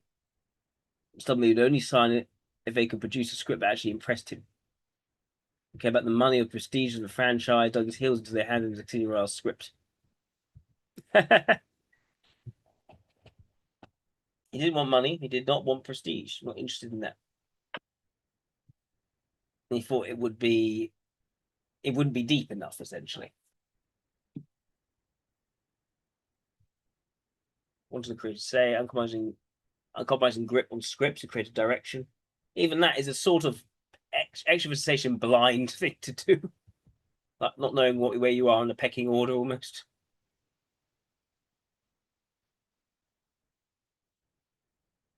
He can be incredibly demanding on the quality of the writing. Total creative immersion, turn the production battle of wills.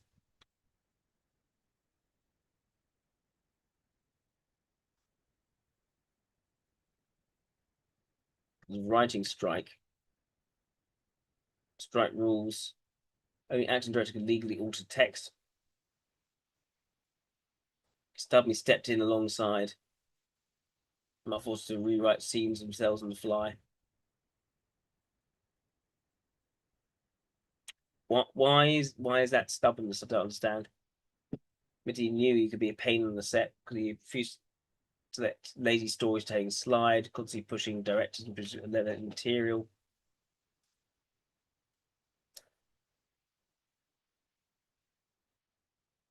He wouldn't let stunt professionals take over his high-risk action sequences.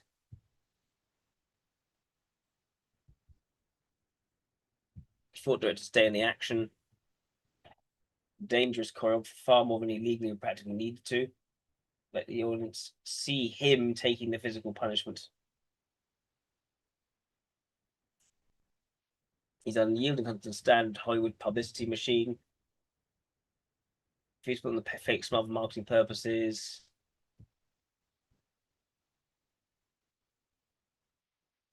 So he'd rather slash his wrist and play Bond again. He refuses to compromise his true feelings to satisfy student executives and a polite public persona.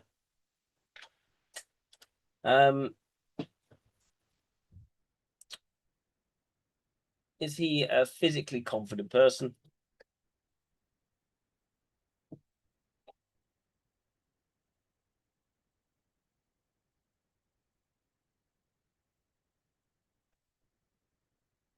supremely assured of what body can do. He's unconfident how body looks under the public gaze.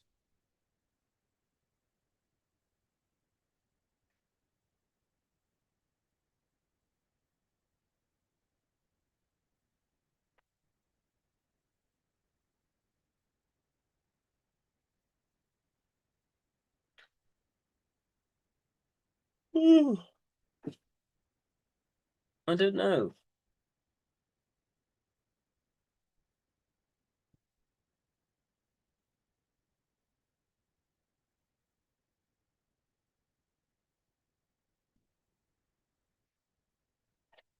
How far do you get in rugby?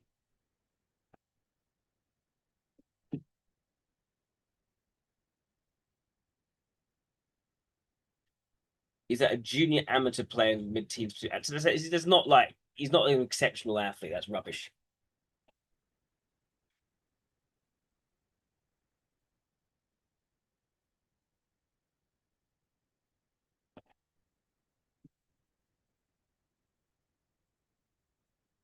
In what ways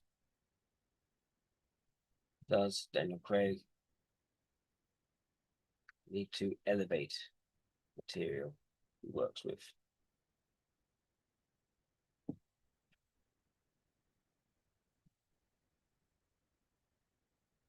Deeply serious character actor trapped inside a massive commercial machine.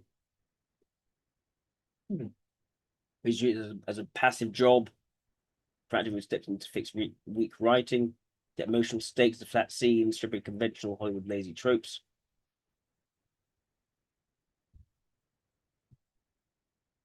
He personally didn't bring people originally the project, does with sharpening dialogue, grounding emotional beats, film characters seeming more complex and dynamic. Routinely challenges director during rehearsals, stubbornly tearing down scenes that feel generic or unearned. Can't comfortably play a simple one-dimensional hero, dramatic or high-concept genre material, works tightly grounded in real human psychology.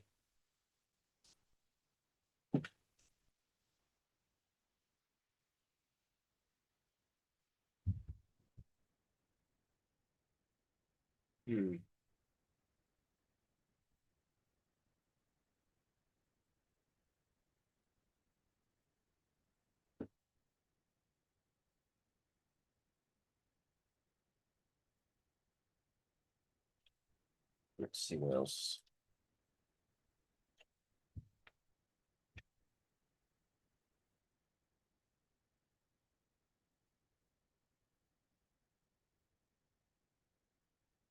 Getting a better view, I must say.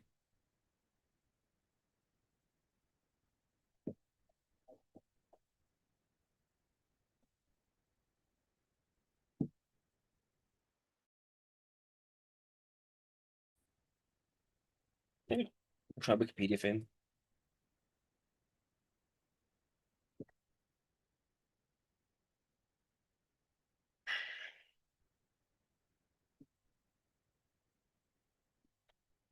Come on.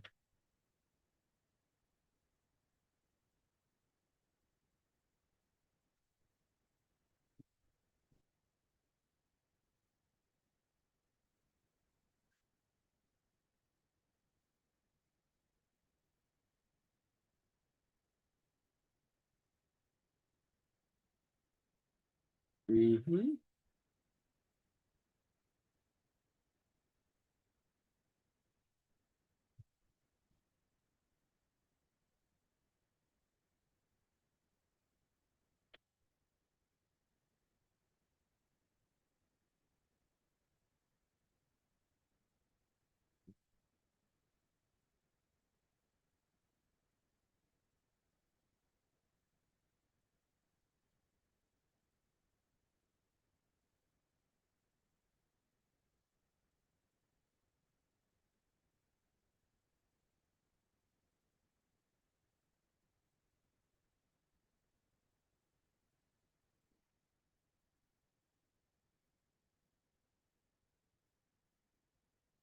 Not much information here, really.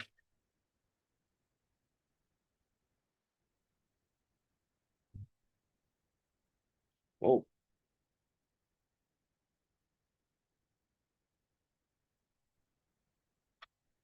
A documentary, maybe.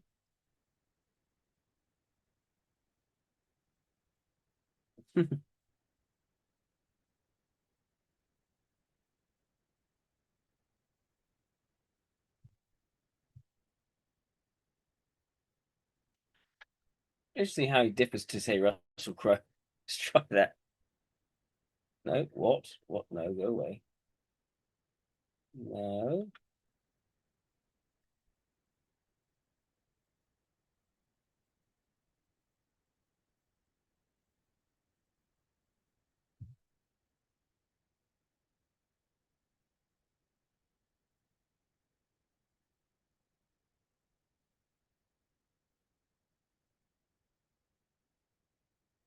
Opposite philosophies regarding fame, transformation, project selection.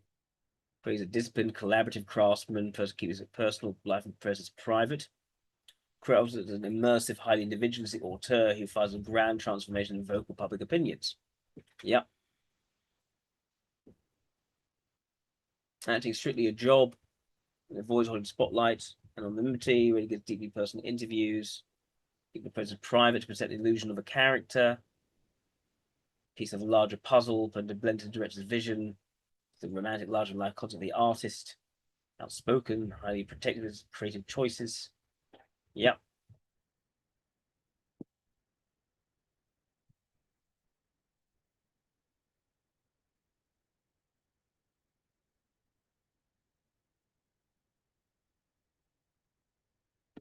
Yeah, Craig seemed to go in for the long term quite a bit.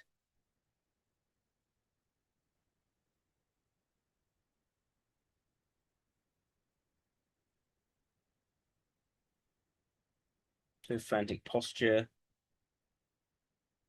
She was like a finely tuned instrument that adapts to the physical demands of a script. Whereas Crowe altered his actual physical state entirely to inhabit a role. I'm not very convinced by that one.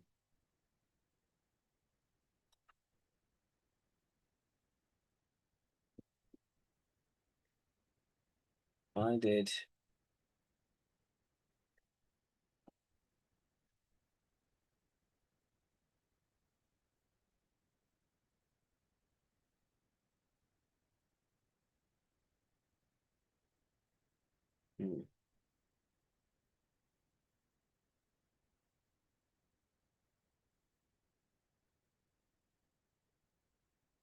Far more severe injuries. Character-driven acting philosophy, specific tone of Bond films and didn't stunt infrastructure. Goodness. Some content behind the moves fundamentally different, which might change how he hit the ground. And to look like a blunt instrument who gets hurt. Cruise treats it like high-level choreography of aviation. It's called absolute mechanical fluidity. From a world-class competitive diver.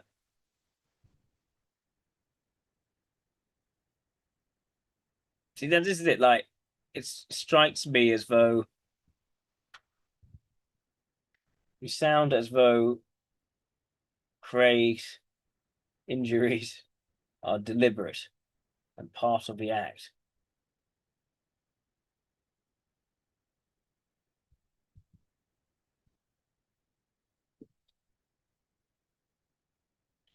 It's absolutely accidental, unwanted, but direct byproduct of a deliberate creative choice. I feel actually was filmed.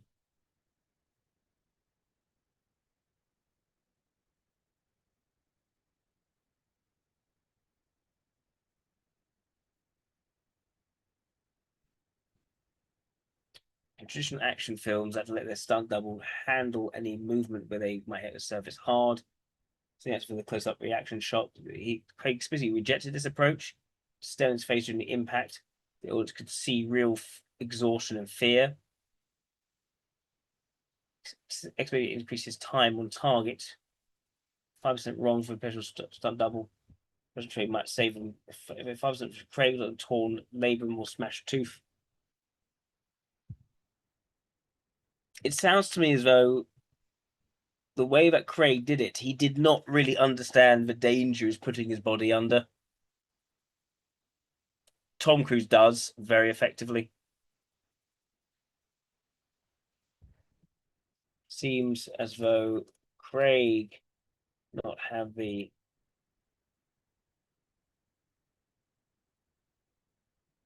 same awareness of how much his body take, how to handle. And he went wrong.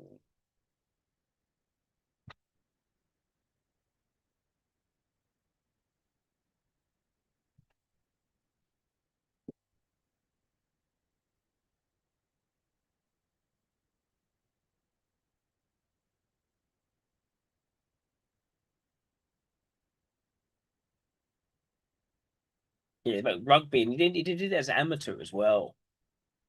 It's not the same at all.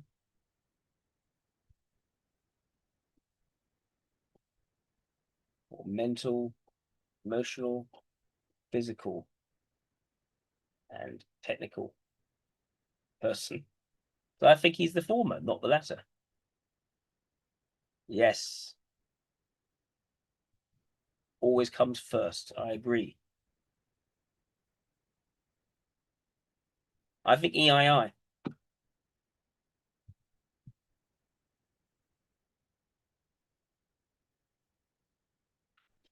How does he compare to Cillian Murphy?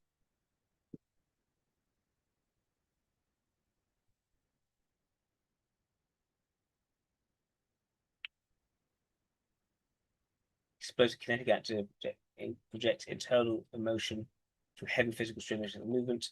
He's a minimalist psychological actor who internalizes conflict, inward stills of facial nuances.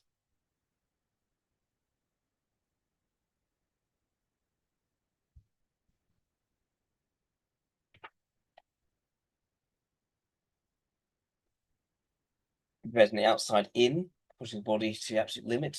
I think it also gets intellect and environment.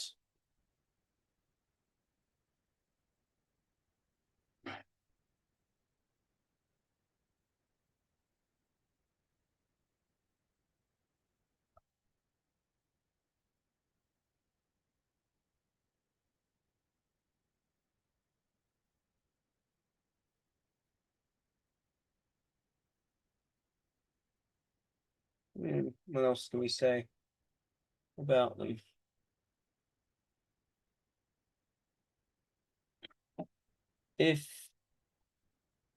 What are Daniel Craig's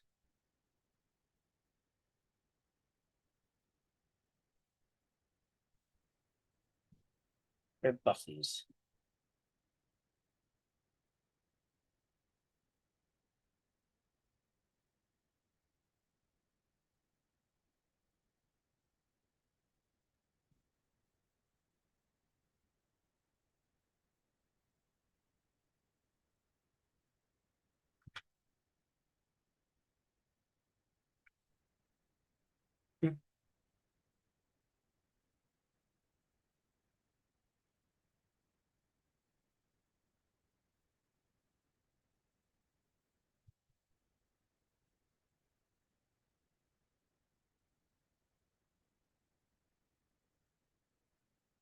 Interesting.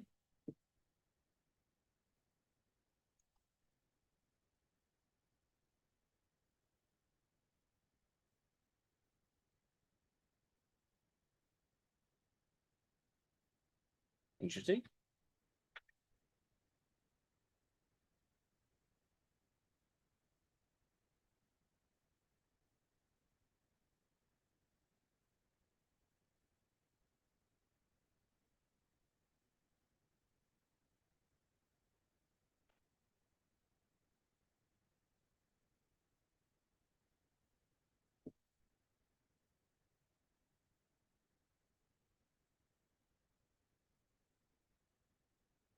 Hates publicity, and by the time we met, he's already doing almost all that one-to-ones.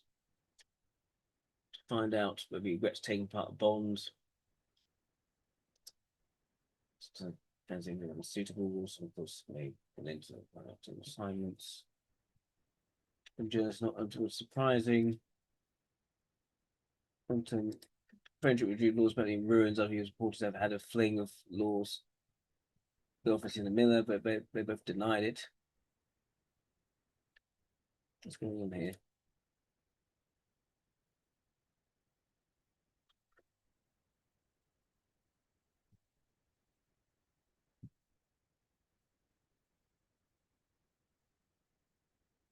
He's probably obliterated his part of becoming Bond. You know why we're here today. It's like I said, come to my living room. What my photographer says, some even got on set, shows them the location. The filming has gone to go to next and sound cameras. They've been all night long.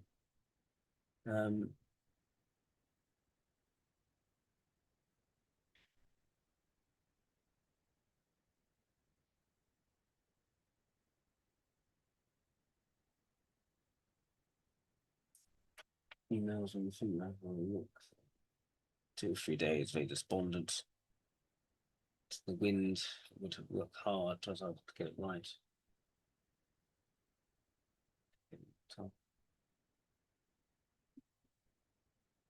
Hmm.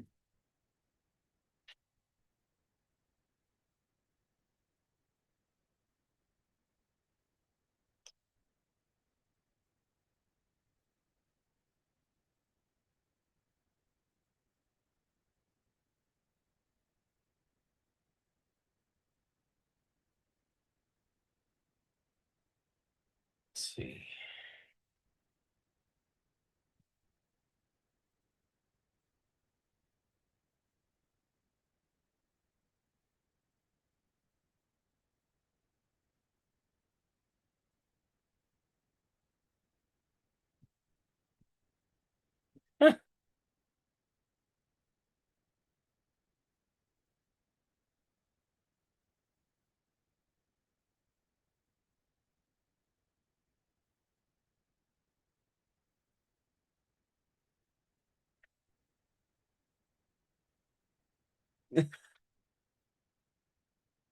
Interesting.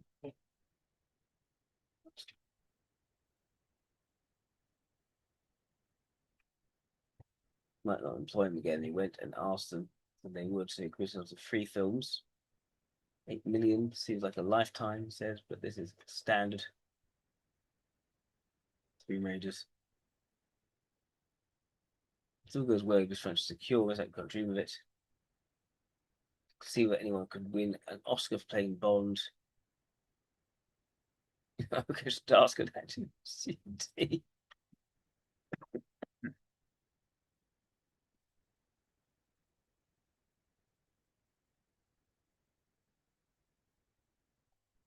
A starring role in lucrative entertainments replaced most in weight training.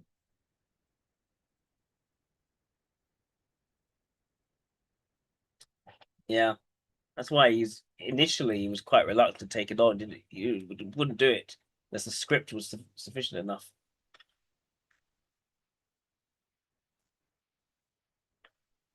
Cheap and brand if you do this against it. Said you may lose the chance of stuff you want to do. So anyway, a copy of a number.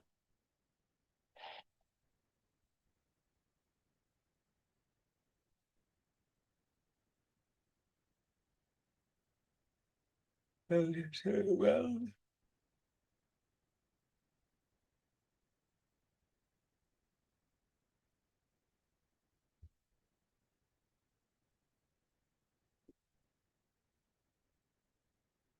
Mm.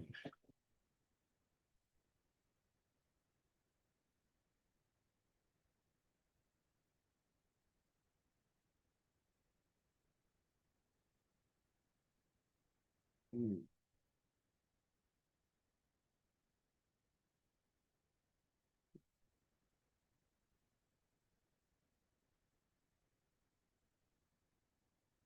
Mm-hmm.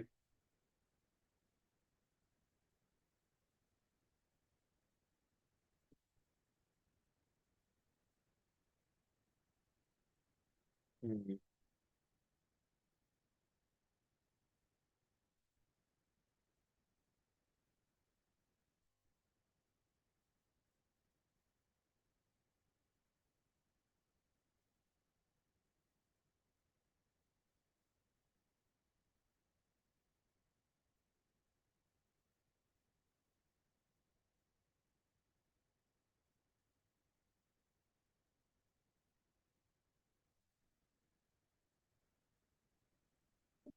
in what ways is Daniel Craig open-minded?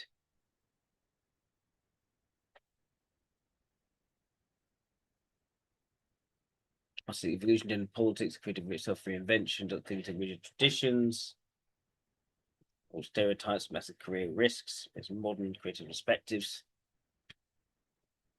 vulnerability, queer nuance, fluid total character sexuality.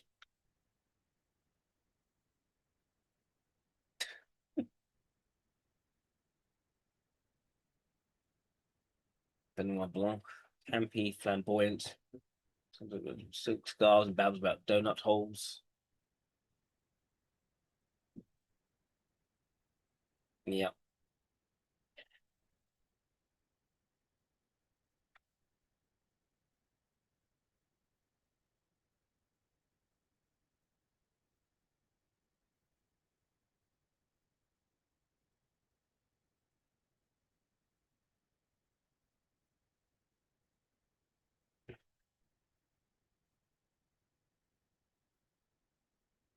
But that seems to go against what he said before.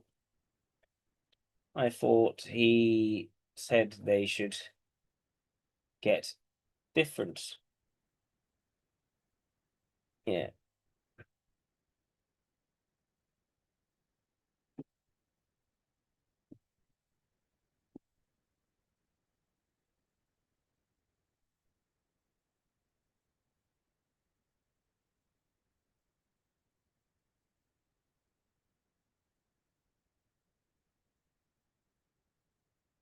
Right.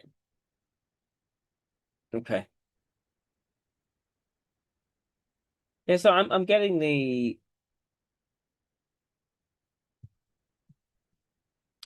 sense of the II with him.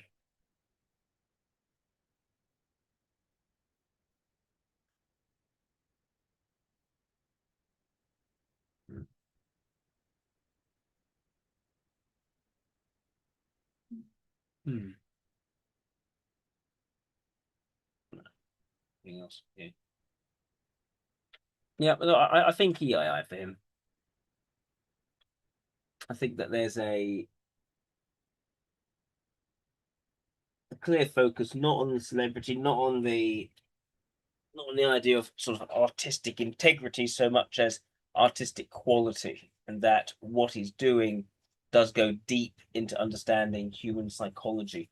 And for him, it's all about the creation of something which feels real and authentic, and even pushing himself um, into the physically demand situations in order to create that authenticity, and doing that, calculating the risk of injury on himself, causing him to get quite badly injured.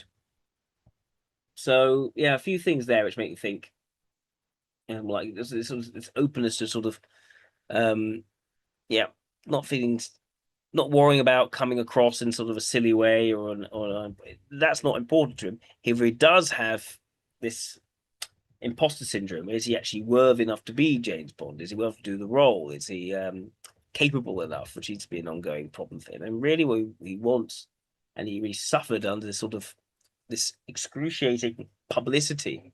He just sort of wants privacy and to have sort of a calm homebody private life.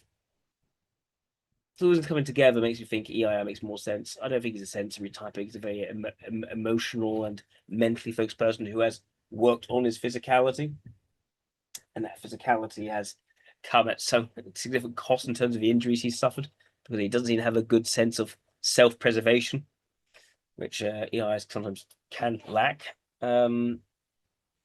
Yeah, but at the end of the day, the strain was so much in him. He was willing to say things like, "Oh, you sooner slash his wrists than actually take up another James Bond movie," which is, that's not extroverted ethics, that's introverted ethics, without even considering extroverted ethics at that point, because he was under pain, he was under exhaustion. But he also wanted to channel that exhaustion towards creating authentic experience and do a good job at what he was doing, which I think like fits in with Delta rather than Beta. So yeah, I think EII. But yeah, as a surprise, didn't expect a EIO. But there we go. So thank you for tuning in. This is by far the longest live stream, over 7 hours. Goodness, I need to get some sleep now. But thank you everyone for tuning in. Thank you for everyone for all the wonderful super chats. Greatly appreciated. Have a lovely rest of your week, everyone. Well, have a lovely week ahead of you. Bye-bye.